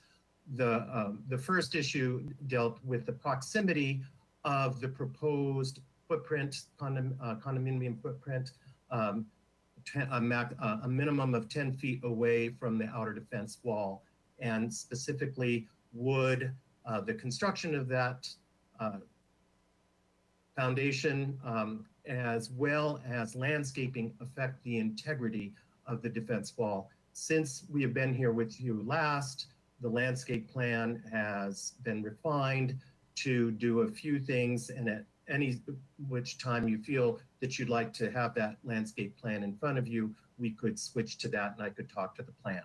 You just go ahead and let me know. I think that'd be good. Let's do that. You want to do that? Okay. Yeah, let's switch to the plan. You can keep talking because it makes it more visually clear. And if those empowered can switch to that landscape plan and put it up in view for the public, that would be helpful. Mr. Bolton has the power. Yes. I'm in Kansas. I just have Dorothy and Toto here, but I don't have any power in that sort. Thanks very much. Thanks very much. And it would be helpful to focus in on the lower right-hand corner of the site plan for this discussion. Thank you very, very much. The area that you see, this is all very familiar to you, the dotted line that indicates the outer defense wall. You can see that it comes from the lower left-hand corner and heads towards the upper right-hand corner and then heads directly on a 90-degree angle off the property. That is the corner of the outer defense wall, and the concerns were that the landscape plan, including implementation of new plantings as well as what to do with existing plantings, would have potential to affect the outer defense wall. So there are a few things that this plan shows you. One is very, very important, the existing bird of paradise that you see along the property boundary, and actually cheek to jowl with those foundation remains that are above surface and can be observed. The bird of paradise with their extensive root system would be left in place, such that no disturbance to the wall would occur from their removal. Also, the existing chain link fence that is along that site boundary would be left in place along with the landscaping on that chain link fence. So this would ensure, at least in the treatment of existing features adjacent to the foundation, that no disturbance could occur. What you see also is an effort to highlight the importance and interpretive value of the foundation wall by covering those portions that are subsurface, and that you see in sort of the speckled light brown area of the wall corridor. That area would be covered with a geotextile fabric, and then decomposed granite would be placed on top of the geotextile fabric and maintained by a corten steel boundary around the foundation wall to delineate that portion of the wall extending from the boulders that you can see that exist above surface as an interpretive mechanism. This particular feature of the landscape plan was refined in collaboration with the Trust for Historic Preservation when we met with Ann Peterson and Mike Imwole to discuss a previous version of this plan. So in short, the execution of the landscape plan, as you see in the vicinity and directly adjacent to these very significant resources, would not cause any physical effect on the resource. The other two issues I wanted to touch on briefly, and again, I'm open for questions, is the consultation with the local Barbareño tribes, and we reached out to both the Barbareño Band of Chumash Indians and the Coastal Band of the Chumash Nation. They may not be familiar to you, given that my reports that I normally present to you do not require or do not involve consultation with these groups. However, the Barbareño Band of Chumash Indians is an alliance of families that can trace their descendancy to the ethno-historic villages that the Spanish encountered when the Presidio and the mission were founded. They include, the Barbareño Band of Chumash Indians includes the families of Ernestine de Soto, who is directly descendant, she and her nephews, Jimmy and Marky, direct descendants of the chief of the adjacent ethno-historic village of Xiutun at West Beach. So the Barbareño Band Chumash Indians consultation did directly identify or consult with those ancestors that can, through baptismal records, trace their descendancy to the Presidio. The other band of the group that we reached out to, the Coastal Band of Chumash Nation, is an alliance of Chumash Also very, very deeply involved with heritage programs and historic land use activities affecting Chumash tribal cultural properties. The Barbareño Band of Chumash Indians did respond, and as you could see in my addendum, they did indicate their support of the plan that you see in front of you. The Coastal Band, after 2 weeks of consultation, including an email, a phone call to their chair, and then a follow-up email to another member of the Coastal Band, did not respond to our consultation. Lastly, very briefly, there were questions about the way in which this resource would be available for public interpretation. And you can see in one of the notes, actually, if you push up the notes a little bit higher in the screen, thank you so much, where it says notes there, thank you, perfect. This note explains the way in which interpretive signage that exists in the vicinity of this proposed project site, for example, on Santa Barbara Street, that the Trust for Historic Preservation maintains regarding the Presidio walls. Additional signage would be developed in consultation with the Trust, as well as the Barbareño Chumash, to identify the importance of this resource within the project site. Also, by means of CC&Rs on the condominium documents, that access to this resource would be periodically provided to the public by the way of architectural tours or interpretive tours with appropriate advance notice, such that the public could avail themselves of this resource and understand the relationship of this portion of the wall to others that have been exposed by the Trust of Historic Preservation.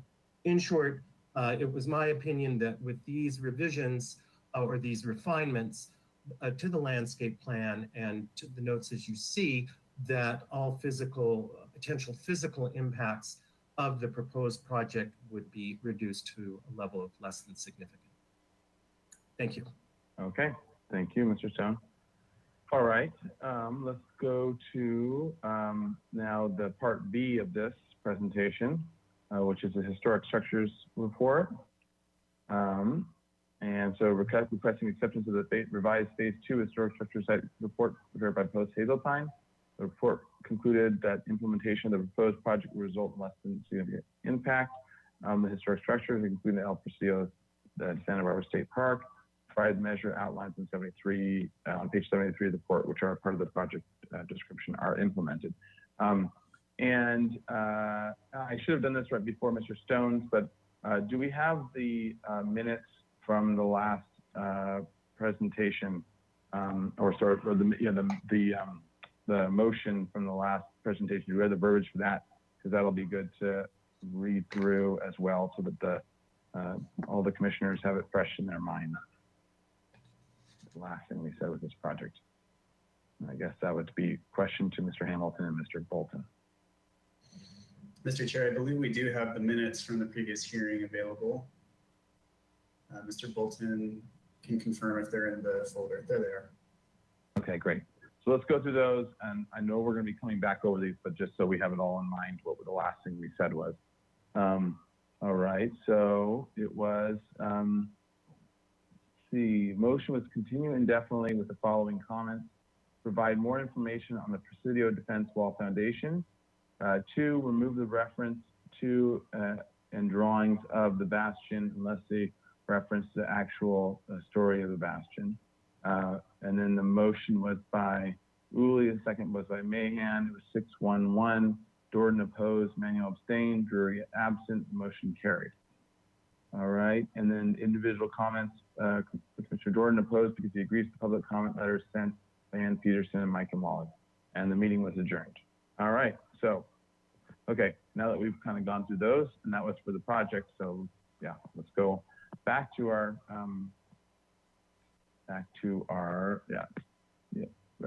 historic structures report.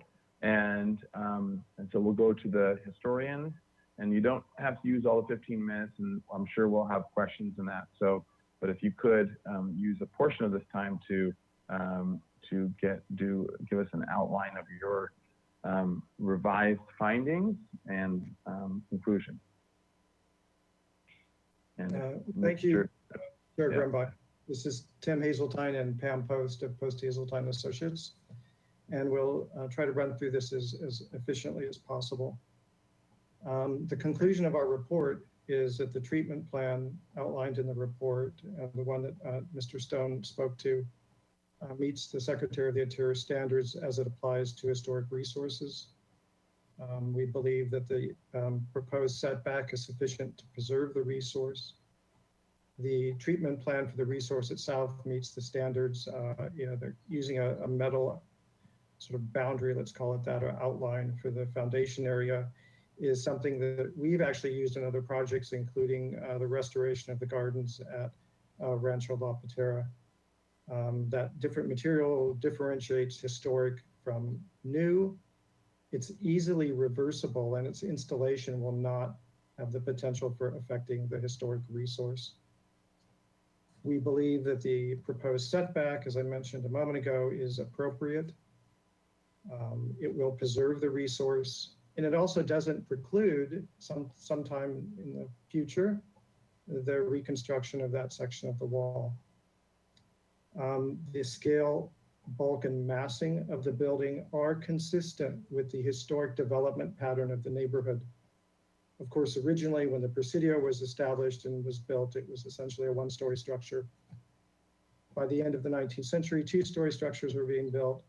By the mid to late 1920s, larger structures, such as the Margaret Baylor Inn, built in 1926-27, which is well over four stories tall, were built at the other end of the, or adjacent to the other end of the Presidio quadrangle. The federal post office was built in 1936-37, and it's basically a two-story building sitting on a bit of a plinth. More recently, there are other buildings, including a building on the project parcel, which is essentially kind of reads as a three-story mass. And more recently, a project at 800 Santa Barbara Street. It's under construction, but it was approved and reviewed by HLC, and the scale, bulk, and massing of that building, which are in proximity to the footprint of the Presidio, was deemed to be appropriate. On the 200 block of East Canon Perdido Street, project designed for Cornell Collective, I believe, was recently completed. It's essentially like a two to three story mass. So we can see in, kind of envisioning what is the characteristic development pattern. It has changed over time. And so that sort of 1 and 2 story massing that characterized the neighborhood, say at the beginning of the 20th century, has been superseded by additional development. The actual reconstruction of the Presidio, as currently envisioned, essentially sees the Presidio reconstruction, the parts that will be reconstructed, as elements set into a larger urban landscape composed of buildings between 1 story high, 1 story, and say 3 to 4 stories. So the construction of this particular project at its proposed location would not impair the resource by introducing scale, bulk, and massing that is out of character with the neighborhood. And this is an urban neighborhood, and the development that they're proposing is consistent with that. Some aspects of the project we're supportive of is the fact that it has been moved to sort of the back corner of the lot. So its visibility will be reduced because existing construction and buildings will partially mask it from view, and also it's set back, so it won't be as prominent as if it was on a street frontage. If you look at in our report on page 17, figure 13A, you can see the Malay House, and essentially shows it's 13A, then shows the existing configuration. You can see the Molay house on the corner, and behind it, you see some sort of gabled tiled roofs, and that's the existing building on the project parcel. I believe was designed. And yes, there will be portions of this property, of this building, that will be visible from the 800 block of Santa Barbara Street, but that's really just the area between the Molay house and the adjacent one-story vernacular building. So we believe that the placement of this building is scale, bulk, and massing. It's consistent with the historic development pattern that exists in the neighborhood. And so it's not introducing something that's going to further impair the setting of the state park or its existing resources. And while I'd like to note, or Pam actually wanted to note that while the, if you look at on page 11 of our report, figures 5A and 5B, this was the plan that accompanied the National Register nomination form in 1972. And it's very difficult to see, but you can see a thin red line outside of a black line that delineates the approximate boundary of the Presidio defense wall. Thank you, that does show up much better. And so that outer line, this line is mostly solid except where it crosses streets. That was the recommended, it's called the suggested boundary of the National Register property. Now, when this boundary was determined, as far as we can tell from reading the documents accompanying the nomination, it's an approximation, it's a suggestion. This isn't a surveyed line. It's not as if they had gone out and surveyed the footprint of the Presidio and then very, let's say, clearly defined what that distance is. So it was an approximation. It was a period when I believe not a lot, from what we've been able to read, not a lot of work had been done on delineating the remains of the Presidio. So I wanted to just point that out because that boundary does kind of meander around as you go down to the southern end, or the on the other side of Cannon Perdido Street, which is figure 5B, just below this one. I believe it expressly excluded the property owned by the federal government, which is marked there as U.S. Post Office. So the suggested boundary was delineated in a way to avoid that property, even though the boundary wall of the Presidio was on that particular parcel. So I'm just pointing this out to show that this wasn't, this line is a suggestion. And I don't believe from what we've read was based on a lot of information. It was a best estimate, I think more than 50 years ago almost. So I know a lot of information has been generated by the trust in their excavations and their investigations. And what hasn't happened for this particular nomination is usually after a period of years, if more work has been done on a resource and reconstruction, generally these National Register nominations can be revised to reflect additional information, but we don't believe that's been done for this property. So that's kind of long-winded, but that's kind of the genesis of where that boundary is and why it's there. And of course, they wanted to protect, the potential for historic remains associated with the Presidio.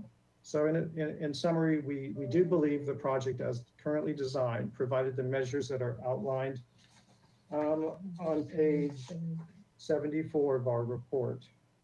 There are some additional measures that are going to be incorporated into the project description.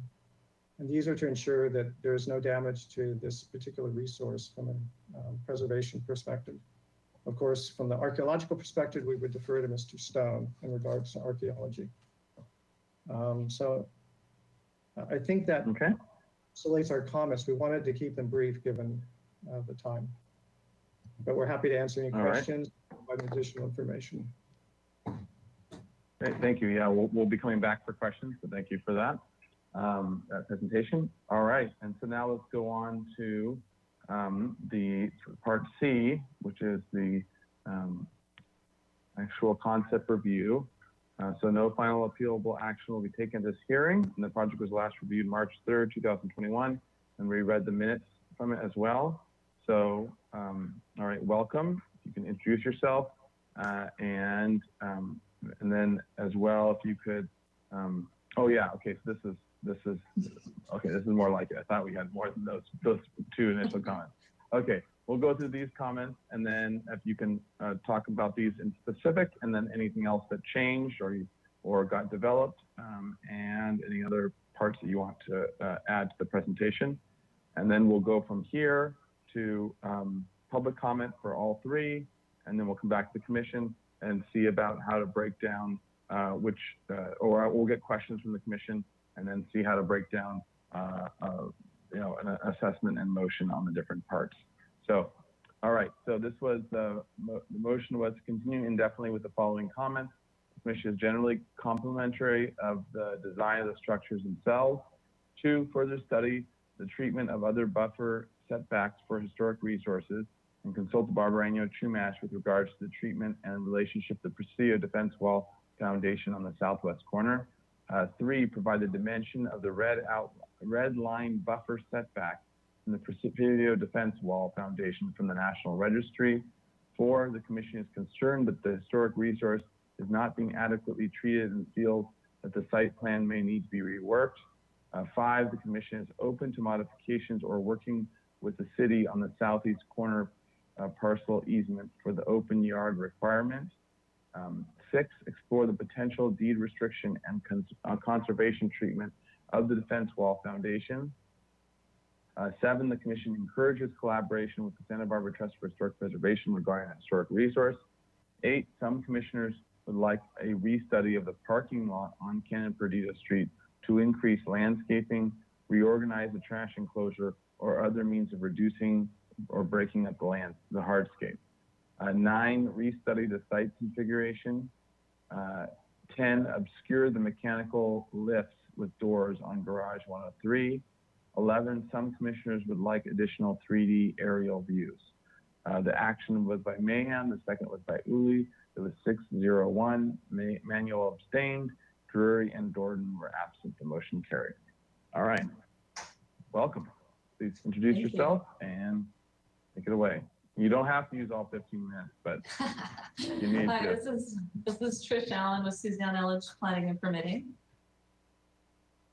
Philip Suding with Earthworm Design. Hi, I'm Christine Perron with the Cornell Collective. And thank you, Mr. Chair, for reading those minutes that were linked with the concept review component of the project. I think now you're seeing the intertwined aspect, what you mentioned earlier with some of those comments. So we've addressed a lot of those with our report presentations. And I just had a really quick introduction before I hand it over to Christine. And I think that you'll agree that since our last review in March, our team has been really hard at work to respond to the comments that we heard last time. Right now, you have heard from our historic and our archaeological experts. They've conducted additional analysis and evaluation associated with the preservation and protection measures of the Presidio Outer Wall Foundation. And that including the consultation that Mr. Stone referred to, and their analysis includes a determination of consistency with the applicable policies and standards to protect that resource. Further, once we had the addendum prepared and the landscape plan updated and the consultation held, we did consult with the Santa Barbara Trust for Historic Preservation. I believe Ms. Peterson's letter does refer to it. We'll get to that. And in response to their feedback that we heard, we made adjustments to the plans that we had prepared. We made adjustments to further detail the resource protection measures near that outer defense wall and made some updates to the landscape plan based on their feedback. Therefore, we're feeling very confident we've addressed all the previously stated comments and concerns that the commission conveyed to us, such that we're hopeful that you'll accept the technical analysis for both reports today. And with that, we would like to reiterate our request that the project is ready for the commission to evaluate the project relative to the compatibility considerations in order to forward this on to the planning commission. Mr. Hamilton did mention that we will need to submit our formal application for staff review. However, we did have a pre-application review and continue to work with staff on further developing this project, and look forward to hearing what you have to say. And with that, I'll turn it over to Christine. Thank you. Thank you, Trish. Commissioners and Chair Grumbine, thank you for this opportunity.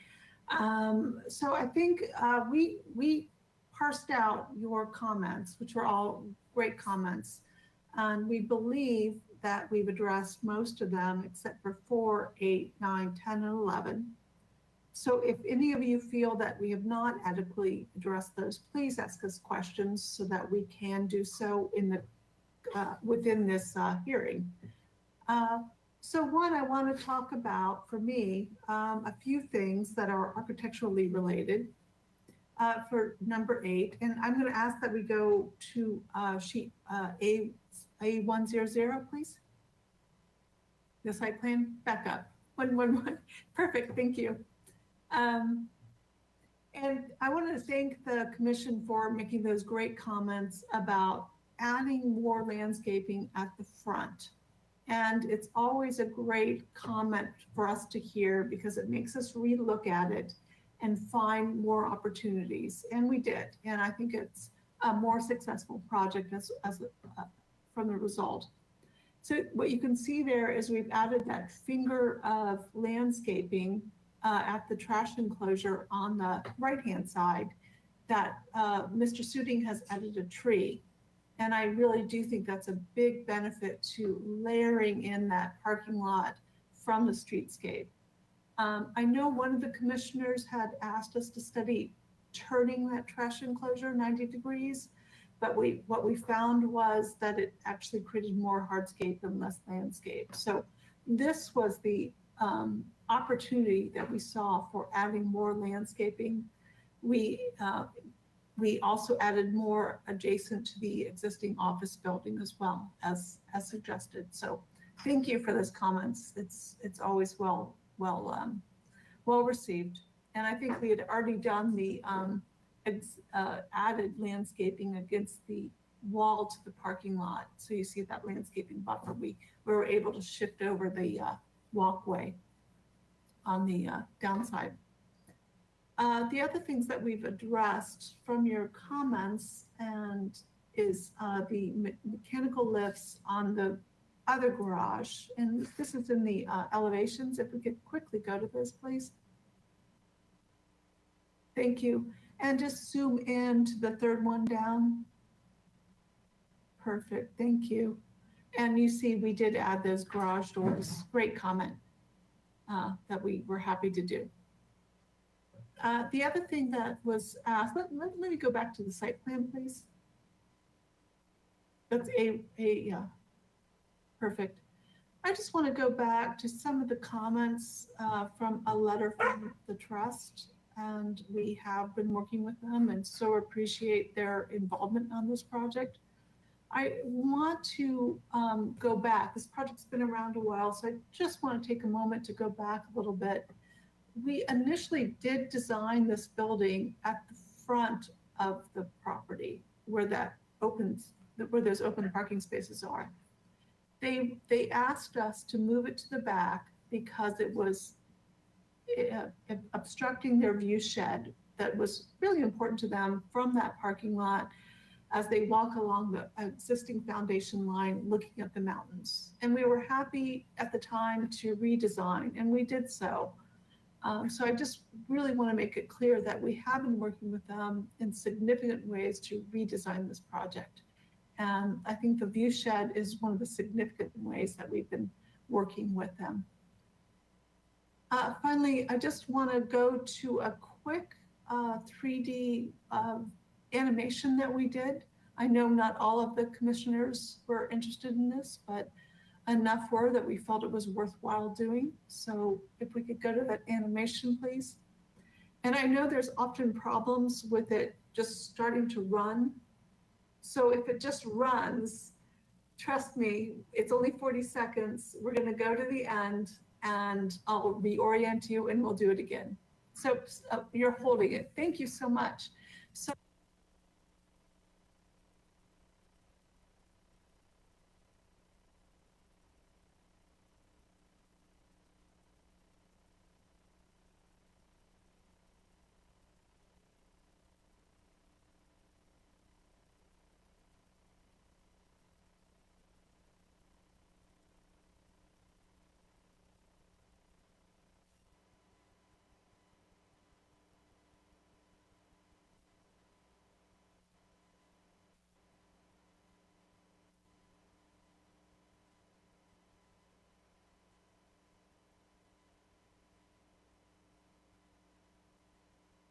I think I was muted. Can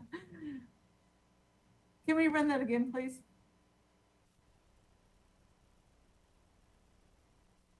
So I just, okay.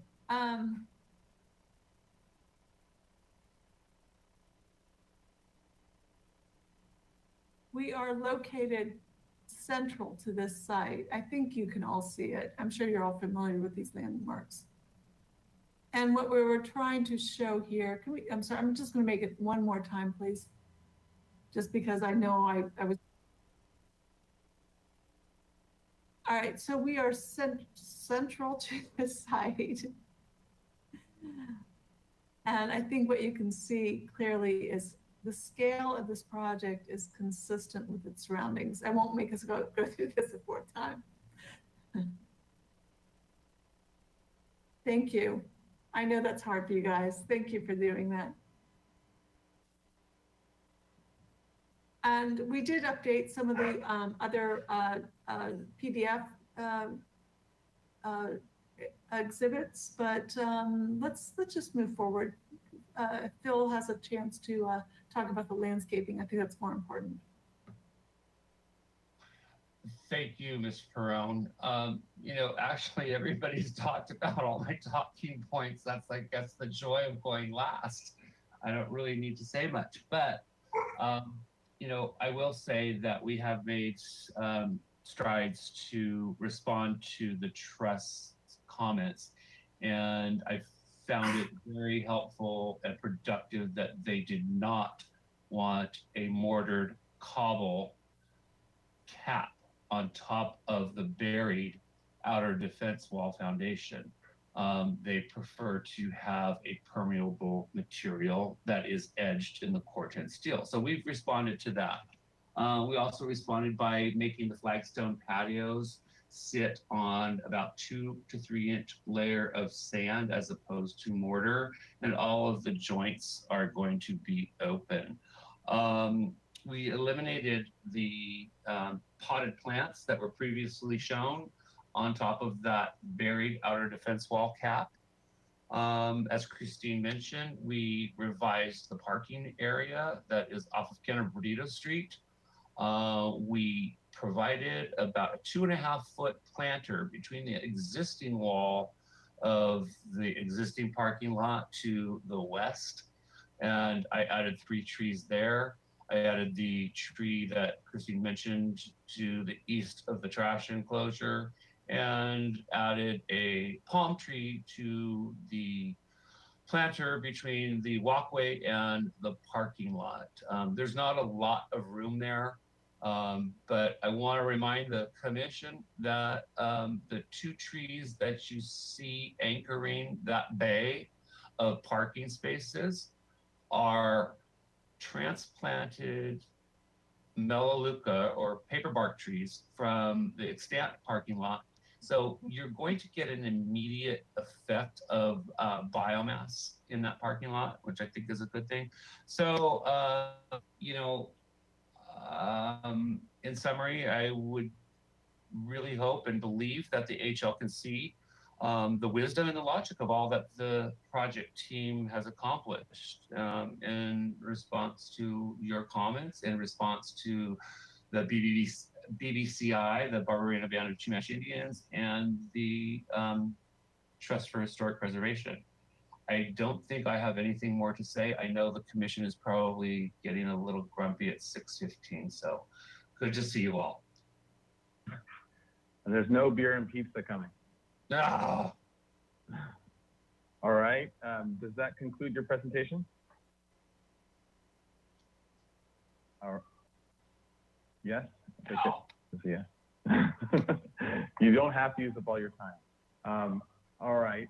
So assuming that concludes your presentation, let's go to public comment for all three parts of this item, A, B, and C, the archaeology report, the historic structures report, and the project conceptual review. So please, if you're here for this item, which is the last item, please click on the green hand arrow icon, raise your hand, and you'll have 2 minutes to speak on any of these topics. Thank you, Mr. Chair. And if you're attending by webinar, please follow the instructions on screen to give verbal public comment if you wish to do so. I see 3 members of the public in attendance and 3 hands raised. So Jeremy Bosson, I'm going to start with you. Next up will be Michael and Wale, and third will be Ann Peterson. So Jeremy. All right, and let me just actually start with one more little note. Since there are 3 parts to this item, and they each have a lot. If there is those that want to address them more, we'll be a little lenient on the time stretching, but please do try to stay within the 2 minutes if possible. Okay. Okay, thank you, Mr. Chair. Jeremy Busson, I'm going to unmute you, and please feel free to correct me if I mispronounce your name. I need to click the microphone icon, and then we should be able to hear you. Okay, hello, can everybody hear me? Yes. Perfect, thank you all very, very much. And Ted, you got my name right. I am not only a member of the public, but I'm also one of the applicants. You know, this is a project that I've been working on very closely with the team for the last several years. And I want to thank you for all the consideration you've given the project over the years and all the feedback. And I also really want to thank Ms. Peterson and Mr. Imwale from the Trust for Historic Preservation, because they've played a vital role in getting the project to where it is now.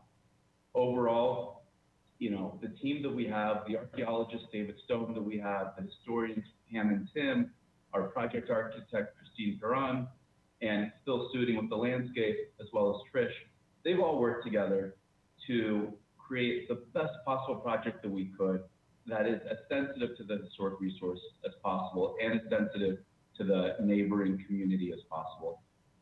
I personally feel very strongly that this project would be a positive addition to the community and to the neighborhood and to the atmosphere. I'm sitting at 222 East Cannon Perdido Street right now in my office. I'm here every day, and I love this neighborhood, and I know we all do. So I want to thank you for it. I really believe that this project will be sensitive to the resource and will help the community. And I believe that the development is consistent with the development pattern of the neighborhood. So, you know, I really hope that we have the opportunity to move forward and to proceed with it. And thank you very much for all your time and consideration. All right, thank you. Okay, thank you. Next up is Michael and Wally.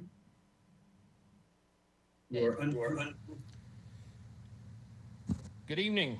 Thank you for the opportunity to comment on the proposed development of 222 East Cannon Perdido. I submitted a letter late this morning, and I apologize for it being so late, but I was on vacation on Friday and Monday and not able to respond to this until yesterday. I'm writing because during the last HLC hearing on March 3rd, Commissioner Lenvik asked a question that I was not able to respond to, and that is whether there was more archaeological remains on the other side of the wall. There are significant archaeological remains on the other side of the wall that were excavated in 1976 by Julia Costello. They included multiple packed earth floors, meticulously constructed sandstone walls, post hole features, and trash pits in a very small area. That area is located less than 30 feet from the property line of proposed unit 113. We're talking about an area and a respectful buffer area The site of El Presidio is recorded on the National Register of Historic Places as a National Register District. Neither the extended Phase 1 archaeological report or revised Phase 2 historic resources report mentioned the 128 individuals buried within the Presidio archaeological site. There are familiar Hispanic names like Ayala, Canedo, Carrillo, Cota, De la Guerra, Lugo, Martinez, Olivas, Ortega, Rochin, Romero, and Ruiz. There are also families, Anglo families such as Burton, Den, and Jones buried in the Presidio as late as 1846. There are also 2 Chumash buried in the chapel. Most notably was the burial of Juan Bautista on September 6, 1788. Juan Bautista was the son of Chief Pedro Yananali of the nearby village of Xixtun. Comandante Felipe Goycochea contracted with Yananali for labor to build the Presidio before the mission was founded. When his son died, he chose to have him buried at the Presidio rather than at the mission where he was baptized. He chose to have him buried at a place built by the people of his home village of Xixtun. This is not an archaeological site with the possibility or even likelihood of encountering human remains. This is a site with 128 known burials, with families, with names and descendants. In fact, descendant of Pedro Yananali is prominently featured in an exhibit at Santa Barbara Mission highlighting the living Chumash community. She has not been consulted by the project team. Have any of the dozens of active Presidio descendants been consulted? This site is the final resting place for 128 souls. Please respect them the way you would with the remains of your own ancestors, and do not allow this project to encroach on the National Register archaeology boundaries. Thank you. All right, thank you. Mr. Chair. There's an echo. Who was that? Mr. Chair, this is Philip Suding. Oh, yeah. Mr. Suding? May I ask a question of Mr. Mwale? Let's wait until after public comment, and then we'll come back to the commission for questions, and then we'll maybe you can request the commission to ask. So thank you for indulging me. Appreciate it. Yeah, no worries. All right, to continue with public comment. Okay, thank you, Mr. Chair. Next up, we have Ann Peterson. Ann Peterson, you're unmuted. Please go ahead. Members of the Historic Landmarks Commission, thank you for the opportunity to comment on this proposed development. As the operator of El Presidio de Santa Barbara State Historic Park, to which this project is directly adjacent, we continue to monitor the project for potential impacts to the park and related resources. We recently met with the applicants to review their concept for conserving and documenting the location of the Presidio defense wall foundations. We provided feedback regarding not creating any impermeable barriers that could trap moisture in the resource, and also adhering to the Secretary of Interior standards by not introducing any new features that mimic the appearance of the foundations. The applicants have successfully incorporated that feedback into their plan. We maintain the following concerns about the development of the project. At its meeting on March 3rd, 2021, HLC requested that the applicant undertake, quote, further study of the treatment of other buffer setbacks for historic resources, that, quote, the commission is concerned about the historic resource, that it is not being adequately treated and feels that the site plan may need to be reworked, and directed the applicant to, quote, restudy the site configuration. We're interested in the results of that effort, and especially the potential reworking of the site to provide an adequate buffer to the Presidio foundations that is more than the proposed 10 feet. At its October 2018 meeting, HLC requested that the applicant produce a 3D model of the site, which we did see at this meeting, and also produce story poles for the project. We want to ensure that the story poles are put up and that takes place before the project advances. In section 7 of the phase 2 historic resources report, it outlines protection measures for the archaeological remains of the Presidio defense wall during construction, as well as interpretive signage to be placed somewhere on the property. We request that HLC does not approve the phase 2 plan as we said at the last meeting, until measures regarding the ongoing care and protection of the resource are addressed in this recommendation. Thank you again for the opportunity to comment. All right, thank you. Okay, thank you. And there are no additional hands raised at this time. So, Mr. Chair and Commissioners, back to you. All right, back to the commission. Acknowledge written correspondence. I'm sorry. Yes. Okay. Thank you, Mr. Hamilton, commissioners. I did want to acknowledge 2 letters, one from Ann Peterson and one from Michael and Wally. Thank you. Back to you. Okay. All right. So to the commission now for questions. There is a request by Phil Suding, landscape architect, to ask a question of a member of the public. I should have noted. Respectfully, Chair Grunbright, I withdraw my request. Okay. Thank you. All right. No worries. It makes it easier. And as well, if members of the public could also make sure to stand by in case there is questions from the commission to them as well as we go through our questions. So who would like to start, commissioners, with questions? Commissioner Uli. Do you wish that questions be in the order of the items that we heard, or can we ask questions about any A, B, C? I think because things are so related, I think we'll have a free-for-all with questions. And anything goes in question land now, and that way we can kind of try to flesh out everything we can from all experts here. That must also have something to do with our lower blood sugar now that we're going on 6 feet. That's right, exactly. My question is for post Hazeltine. In your conclusions, did you consider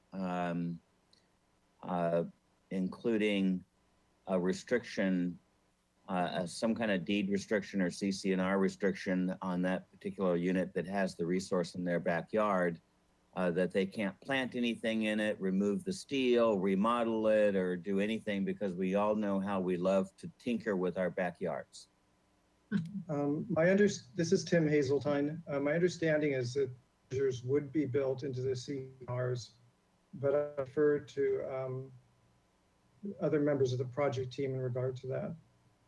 But with respect to your report, and your conclusions, do you think that it would be stronger if your recommendations included such a bullet point? I don't disagree that adding that would be would be prudent. Yeah. All right. Thank you.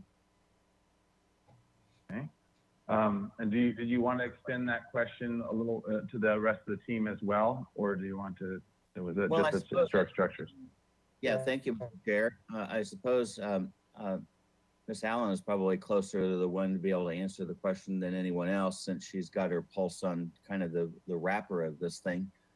But as long as I saw her nodding, so as long as there's some acknowledgement that the CC&Rs drafted for this project will include restrictions on that particular backyard in altering the marked area of the resource, then I'll be happy.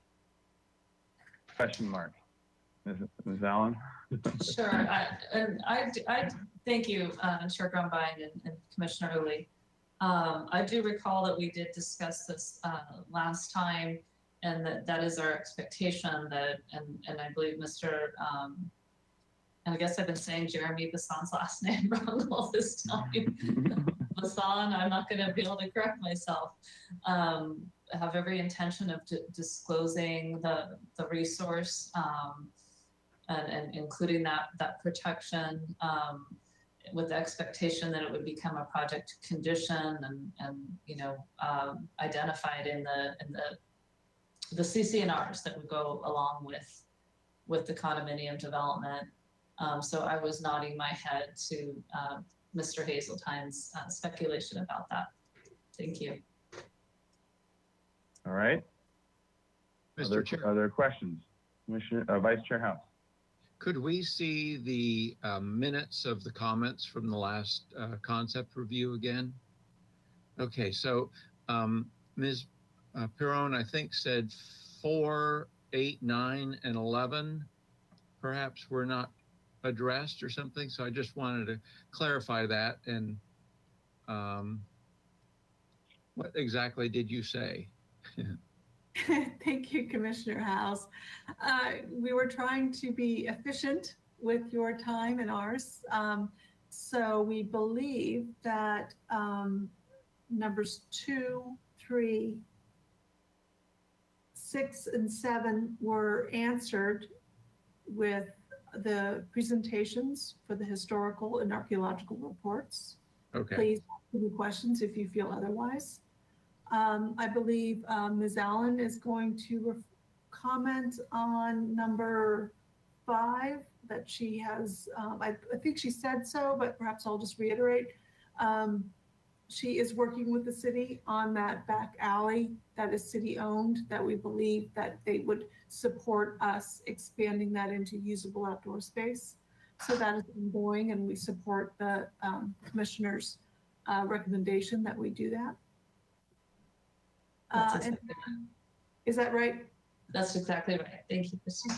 Thank you. I think you said that, but maybe I missed it. And so I responded to 8, 9, and Mr. Suding responded to 4, 8, 9, 10, and 11. And 11 probably more times than he wanted going around that.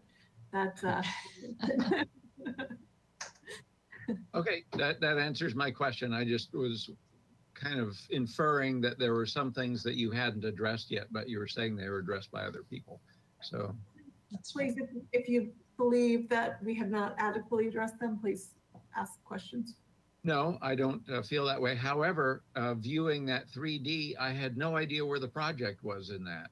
I don't know if others suffered from that as well, but I had no idea where in that the project was.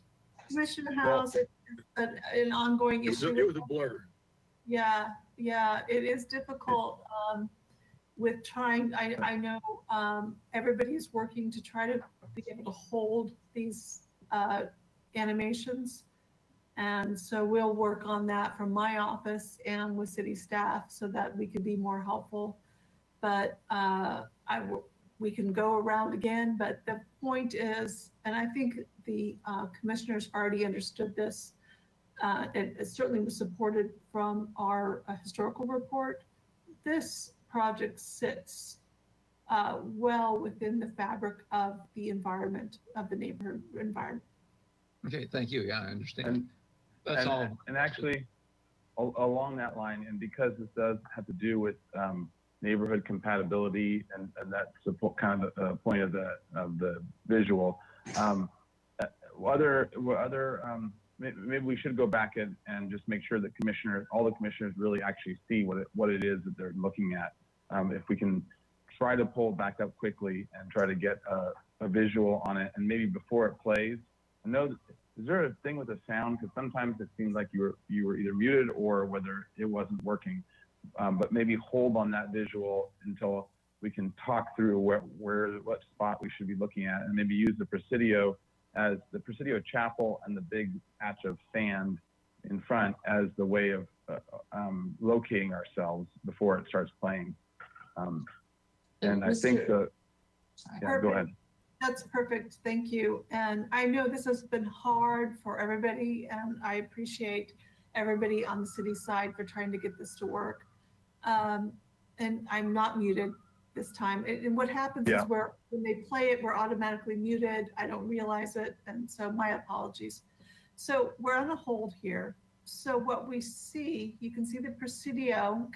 Is there somebody with a cursor who can show where the Presidio is from this view?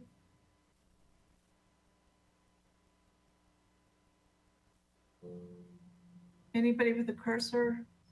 You can't miss it. It's center left. Yeah. You can see it. You can't miss it. Bottom of the screen.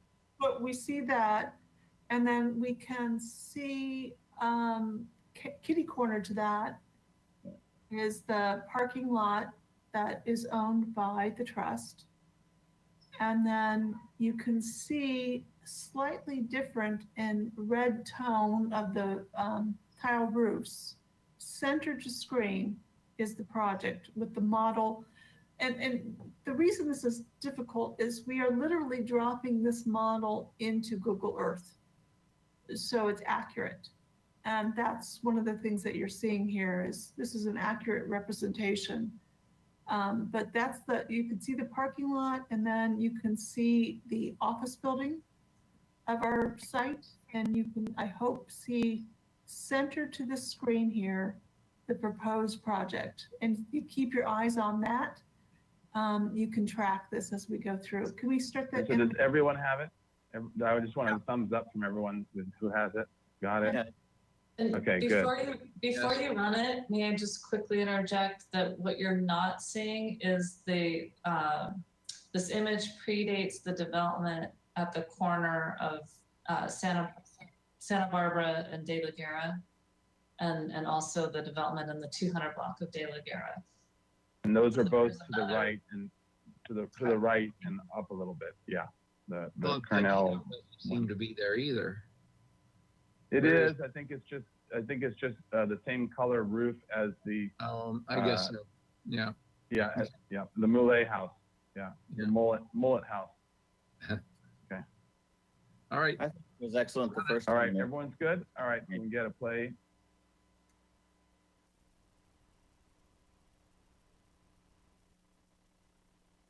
So if you track your eyes to that,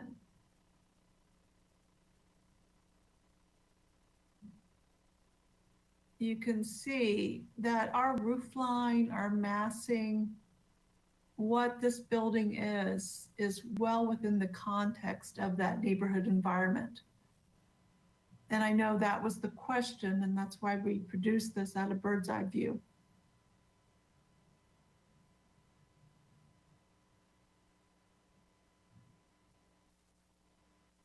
Okay, great. Thanks. Everyone good now? That's good. Understand it?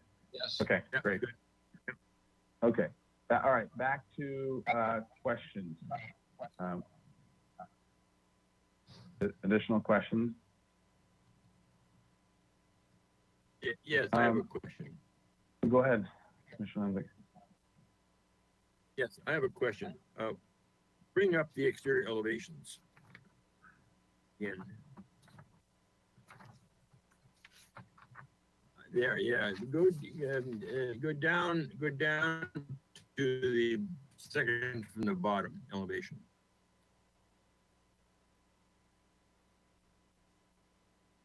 So the question is, number one, the three doors on the right side of the building,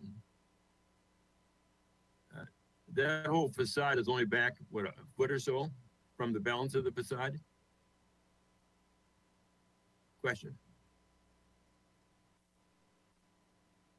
I guess that's true. All right. No one's responding.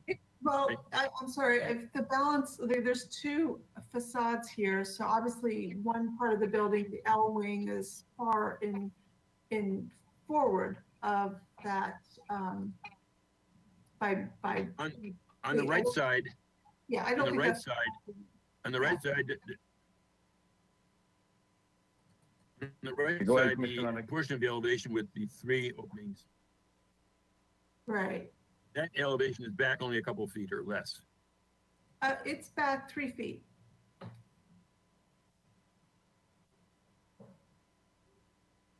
Okay. Hey, That, There are no garage, does that there are answer no your garage question? doors on those three. No, are there no garage doors on those three openings on the right? We left those open. Those are the accessible stalls, and the commissioners at our last review were very clear that they only wanted to see them over the mechanical equipment, not over the just regular parking stalls. Right. Go up a couple of elevations, please.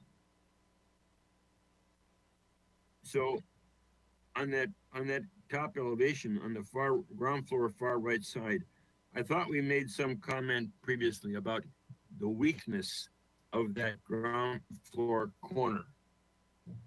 It appears, I mean, you got a wood column there, but it is very untraditional to have a wood column supporting the wood header, and then it's being supported by plaster on the left side. Didn't we comment on that before?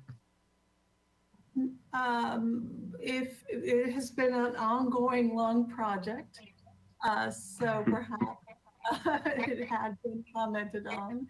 I don't remember. We are certainly willing at this juncture to work with the commission about these sorts of smaller details if we can get past our bigger issues. So absolutely, it's a concern. Okay. Commissioner Levitt, go ahead. My concern is that the smaller details uncommented on end up being final details for which you blame us for not previously commenting on them. Well, Commissioner, and I'm concerned. Yeah. Let me Go ahead. finish here. Commissioner Levitt. Yeah. I'm concerned that there are elements on these very nice elevations which are non-traditional, and I'm willing to forego comments on them if I'm assured that you're going to really dig in and catch these things when you come back to us for preliminaries. Thank you. we are happy to work with the commission if we can move forward with some of the bigger site issues that we have on this project. Got it. Okay. Other questions? I had a question. Can we go back to our previous comments? Okay, so there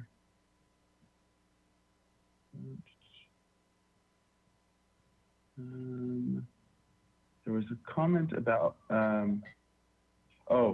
provide the dimension, comment 3, provide the dimension of the red line buffer setback from Presidio Defense Wall Foundation from the National Registry.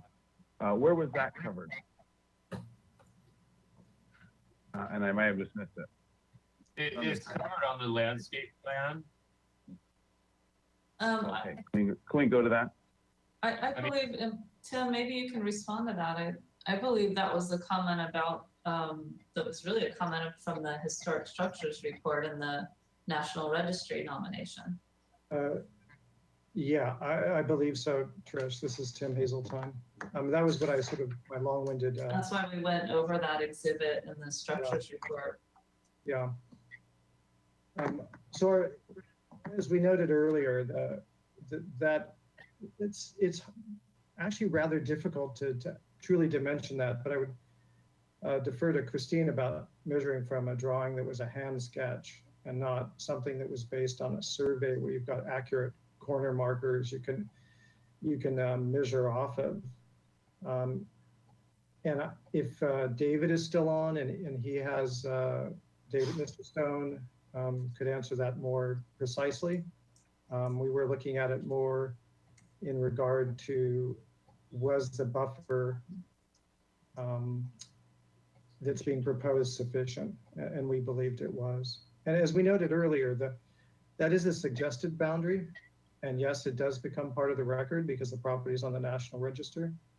But in the intervening 50 years, almost 50 years since this was put on the register, there has not, to the best of our knowledge, been an update where these boundaries have been refined based on the additional information from the trust's many excavations and the research that they've done. So it is an estimate, and it was, in many areas here, it was adjusted for, in a sense, political realities. As I noted, the U.S. Post Office apparently didn't want to have a buffer zone or a national landmark boundary on their property. So the boundary for the national landmark, not national landmark, National Register, was obviously purposely adjusted here to avoid the federal property. And then there's some other areas where it crosses the street at an angle, and that's not clear that that's based on, we're not archaeologists, but it doesn't seem like it was based on historical information, but on other factors. Okay. I just wanted to make sure that what hadn't been transposed at all. Okay. Any other questions? It's about 12 feet, I guess. All right. In that case, let's go into, why don't we just go into a general discussion and then we'll sort of distill down to comments. So let's have a general discussion on a number of things. Let's start with that's most has gotten the most discussion previously as well, which is the corner and yeah, the corner and the site comments and our yeah, all of our comments from before, especially dealing with that corner in the Presidio. Mr. Chair. Vice Chair House. I'll make it simple. I'm fine with everything. I think it might have been I that suggested at the last review a deed restriction, as was brought up by Commissioner Ulay this time around. And I think that should apply to all 4 units that have that 10-foot buffer crossing through there, because I think it should be clearly known to the owners of any of those units that that's an area that they can't go digging up.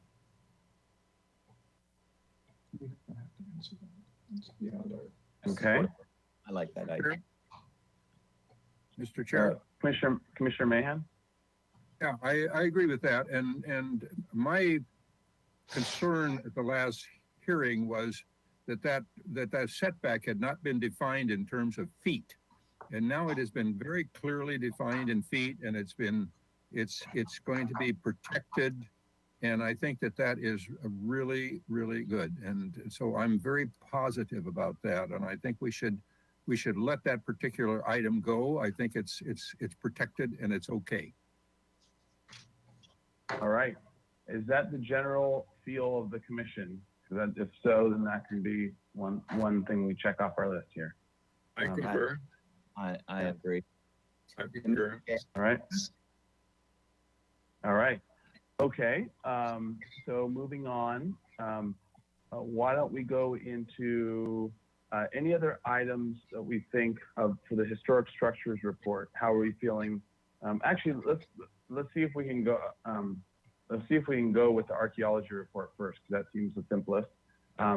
If everyone's feeling good about that buffer in that corner, any other issues with the archaeology report? And obviously the only things that are in our purview with it are all the treatments in the treatment plan, which is actually a lot now. It's one of the few ones there's a lot to discuss.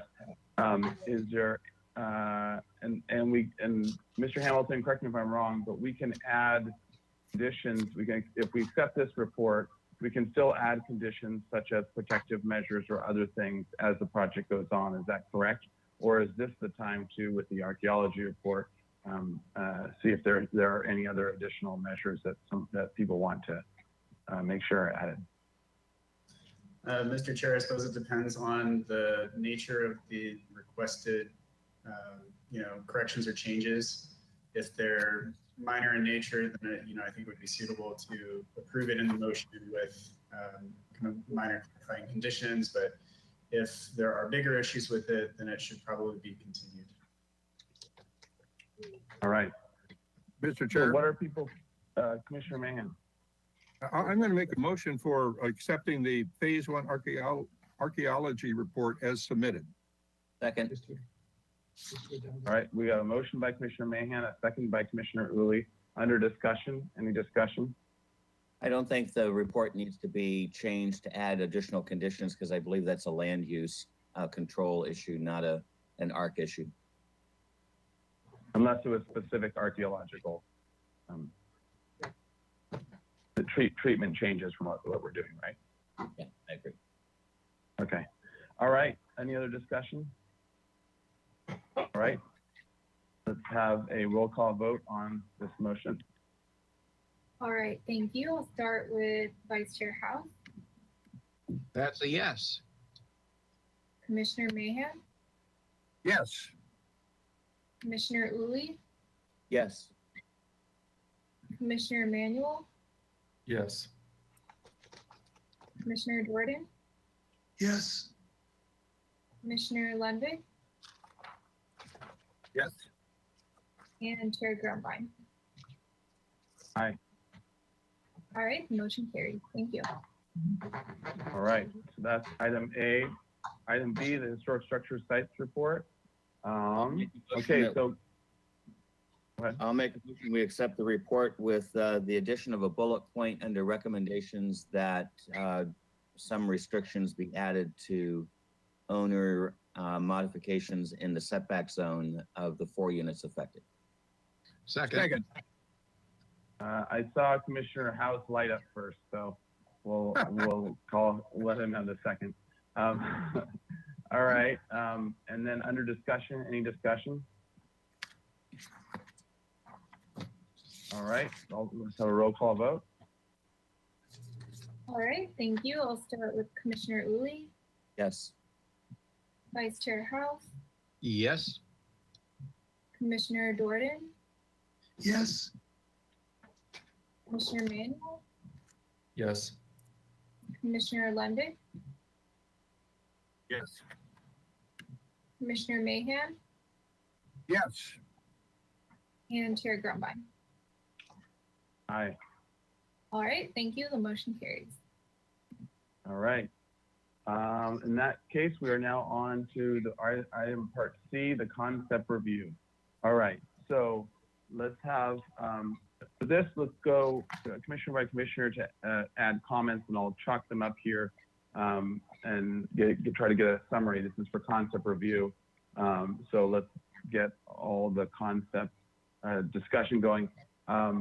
As well, I think commenting on not only, but starting with commenting on their responses to the items that we have listed, so that we can either check off something or not, depending on what the commission feels. And then any additional comments, and I know Commissioner Lenvick has already started to initiate them, but any initial comments that we want to add to this as we see this go. So, all right, who wants to start? Mr. Chair. Commissioner Mahan. Mr. Chair. Yeah, I would just like to start by saying that my esteemed colleague, Commissioner House, when we did the flyover, he couldn't find the project. And that tells me that it is compatible with the neighborhood. And that is, when he says he can't find the project, it's compatible with the neighborhood. So that's really, I just wanted to put that in there at the beginning. Thank you. Golly gee whiz. You are so astute. Mr. Chair. All right, Commissioner Jordan. I have a comment. It's really about process. I found the argument made that this was compatible in scale, bulk, and massing with the neighborhood fabric persuasive. I did not find the animation helpful at all.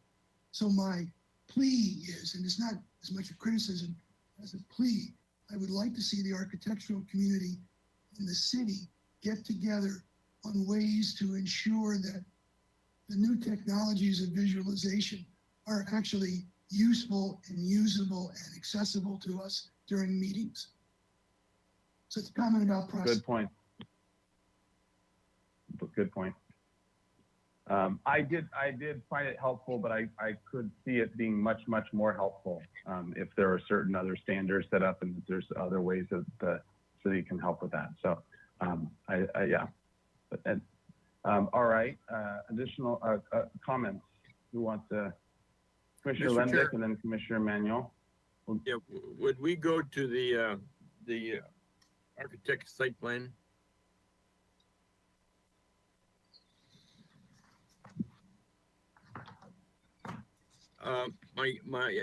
This really is a question, and it can be a comment, but when I look at the backup dimension, kind of zoom in on the center of the plan there, the backup dimension from the garage is showing as 25 feet.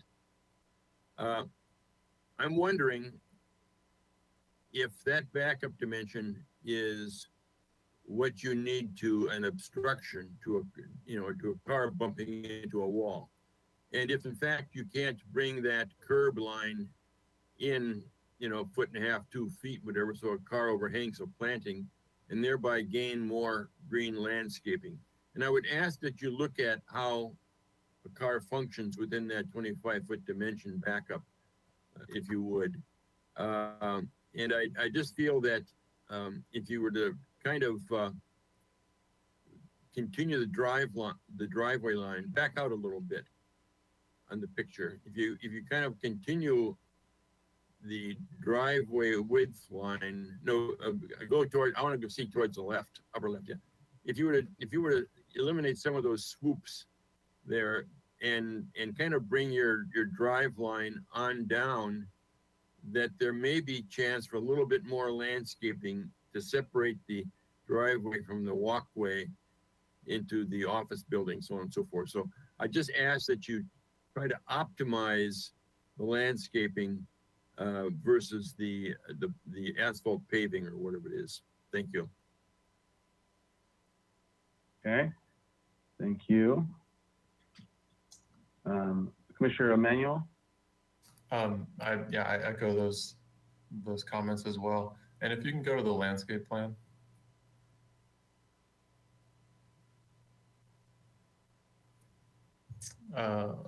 Yeah. I think the landscape changes that you've made around the entrance are really great, adding the tree in there. And then the buffer up against or the back of the sidewalk. I think I'm really in favor of all of that. And I know it's hard to get some real shade, some canopy trees on so much hardscape given so little planting areas. I think the planting area out in front of Garage 103 that has a larger tree and a smaller tree, I think that smaller tree could potentially be a bigger canopy tree just to gobble up some of the hardscape, shade that Santa Barbara's after. And then I'm also very much in favor of the DG treatment down at the bottom corner that's been in so much discussion. And the patio that's closest to it, I'm just wondering if maybe that gets cut back a little bit so that it doesn't seem that the protected DG area is a, easily noticeable intimate garden off of, intimate like patio space off of the intended patio space, just to give a bit of buffer there. But overall, I'm very supportive of the changes. Okay. Other commissioners? Mr. Chair? Yes, Vice Chair House? I would agree with those comments, and I would add that I appreciate Commissioner Lenvick's comment about the backup distance would be to an obstruction and that the curb of a planter could encroach in that space. So that's a great comment. As far as details such as the corner post of unit 115 that he brought up before, my assumption and understanding would be that we're not giving a PDA today. And so basically the applicants are wanting to know that some of the big hurdles having to do with the ARC report and the HSSR report are done and finished with, so that they could continue with design development and start to resolve these details, which we would see the next time around. So I don't think that we need to go into great detail commenting on architectural minutia. All right. Other additional comments? Non-minutia comments? Commissioner Looney. Thank you very much. I hope this doesn't fall into the category of minutia. But in general, I'm supportive of the project. I like the direction of the architecture. I think it echoes the neighboring buildings, some of the same kind of detailing is found in that neighborhood, which is very nice. I like the direction the project is going. I think these sticking points of historic resources and how it fits on the land and additional landscaping and buffers has all been a great conversation. And I appreciate the applicant's response to a lot of those issues that we brought up. In my mind, this is a very supportable project and I could see it moving forward. Okay, thank you. Any other comments before I throw my own in there? Okay, I agree with everyone's comments as well. I would say, and I think as this is conceptual, so it's a big picture. One additional comment to what hasn't been said in terms of the minutia, and if you could zoom in on the corner, bottom right corner again there, great. I would say in I would want, this is actually maybe a question to the commissioners, and maybe as a going forward study on the next round, this is fairly minor, but it's not total minutia, would be to look at giving on 115 where that weak corner is, look at an opportunity, because it's looking at design anyway, of giving a little jog or a sawtooth so that even at that corner, the 10-foot becomes like 12 or something that is even responding to, in an architectural way, the Presidio corner wall. But in that study, see how it works out with the inside as well. But there might be an opportunity to kind of play off of that even a little bit more at that corner. But that's not quite minutia, but involved with some of the other comments as well. So that might, and I don't know if the other commissioners feel similarly, or that at least a study is worth it. But that would be my little additional comment. All comments are good. All right. Okay. So, and does anyone? I don't know how other commissioners feel about that, but including that comment. But speak now if you don't like that idea as part of the additional next steps forward. All right. Anyone else? Any additional comments before I summarize? The applicant, right. May the applicant ask a question, Mr. Chair? Sure. Well, I'm hearing really great support for our project overall from the big picture. We're more than happy to come back and work out details and hear those officially. Is the commission prepared to consider the compatibility criteria to keep the project moving forward? That's what one of our goals today. We've reached 2 of 3, and that would be the last one. And to that point, maybe Mr. Hamilton, you had mentioned that it isn't. There is going to be a need, the staff full evaluation. I know there's been some some early work, but the full application and going in, and you had sort of cautioned a little bit about that. Would it be appropriate that there are comments on it? We're obviously not making findings, but commenting on the findings for the record as part of our comments, or would you want us holding off on that until after it becomes the full submittal? Mr. Chair, and to the Commission, I don't see any particular problem with going through the project compatibility criteria at this hearing. The risk is actually that during the completeness review, additional design changes might be required, and certain elements that you had discussed and commented on in the criteria analysis could change. So I think that's about it. I don't see any harm in going through the criteria today. Okay. So why don't we start with the criteria then? I'll take a shot at giving some general comment summaries of what I've heard the commissioners say based on these, and then we'll go add the additional specific comments that we have so far. Okay. So I will start with saying that we really appreciate all the work the applicant has gone through and the sensitivity and discussions that I've had to get to this point, and knowing that it's still in conceptual. And we, in general, like very much the design and direction this project is heading. For number 1, consistency design guidelines. In general, yes, this is very much inconsistent with the neighborhood and the Spanish colonial survival design guidelines. Number 2, compatible with architectural character of the city and neighborhood.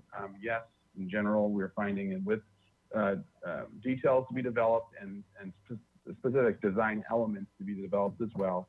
But in general, we're finding it compatible.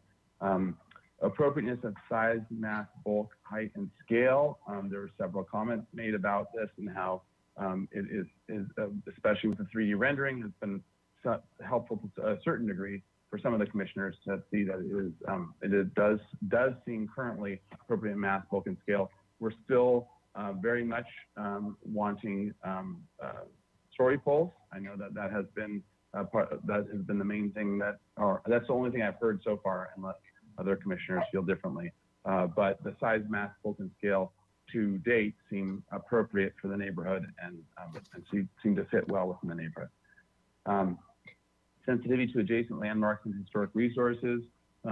Basically, the comments from the commission have been very positive with how the applicant has worked with the Santa Barbara Trust for Historic Preservation and others, and that they are currently being quite sensitive to the resources, and the additional measures that will be eventually put in place in the project will help to confirm that, or to lock that in. 5, public views of the ocean and mountains to date, and we'll see more with the story poles as well, but with through the rendering, the 3-dimensional rendering, and through the drawings and the 3-dimensional or the perspectival renderings. I think the commission has been feeling comfortable that the public views of the mountains and ocean are being respected. And then 6, use of open space and landscaping. There will be some comments with along the landscaping, but it is heading in the right direction for the open space and landscaping. And so there will be refinements, but it's looking a lot better than it was, and so it's going in the right direction. All right, so that's a summary, I think, that summarizes most of the comments made by commissioners regarding these items of the compatibility. But as noted, they're not compatibility actual findings. All right, so other additional comments that were made. Let's see, looking at the garage, the garage backup space of garage 103, and looking at maximizing the landscape in that backup space. That was a comment. Maximizing the landscape and minimizing the hardscape. Another landscape comment was to optimize the landscape at the drive drive path and existing office building, that crossing, to look at refining that and maximizing it more with more landscaping and less hardscape. The trees, the tree at the garage, what was the comment to make it have more of a canopy tree, Commissioner Manuel? Yeah, something with a bigger canopy tree. Okay, bigger canopy tree. All right. Let's see. There were architectural refinements discussed, but they will be reviewed in more detail as the project is submitted for the next step for design, project design approval. And so for now, we're going to leave off on commenting on those. The one to comment on is the weak corner of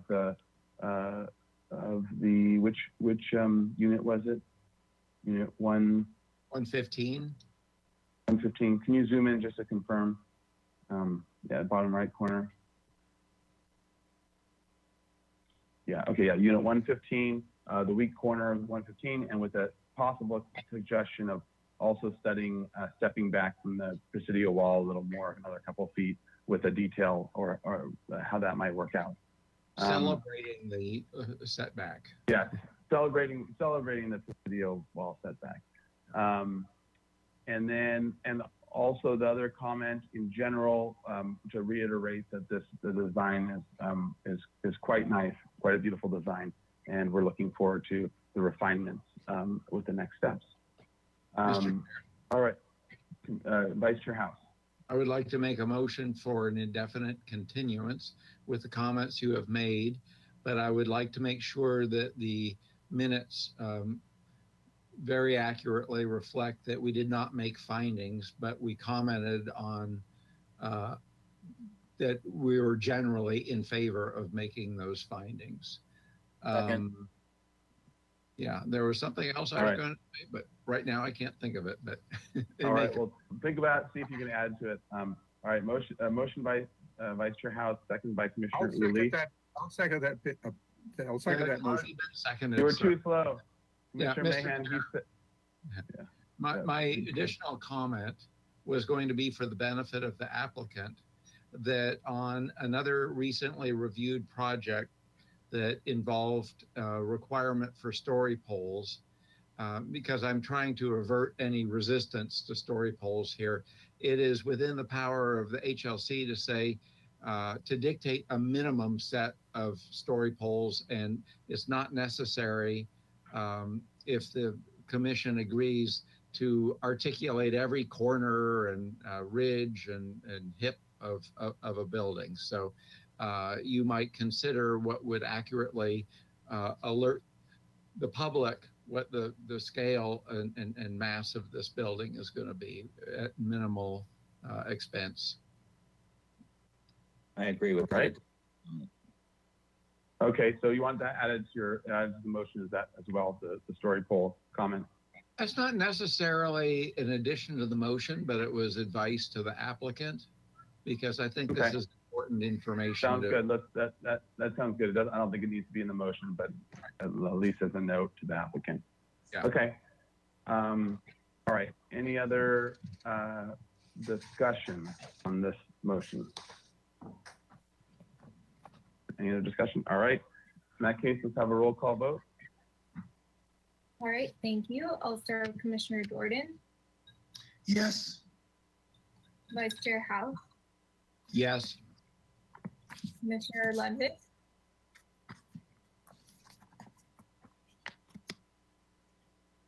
Commissioner Ludwig, Where'd he go?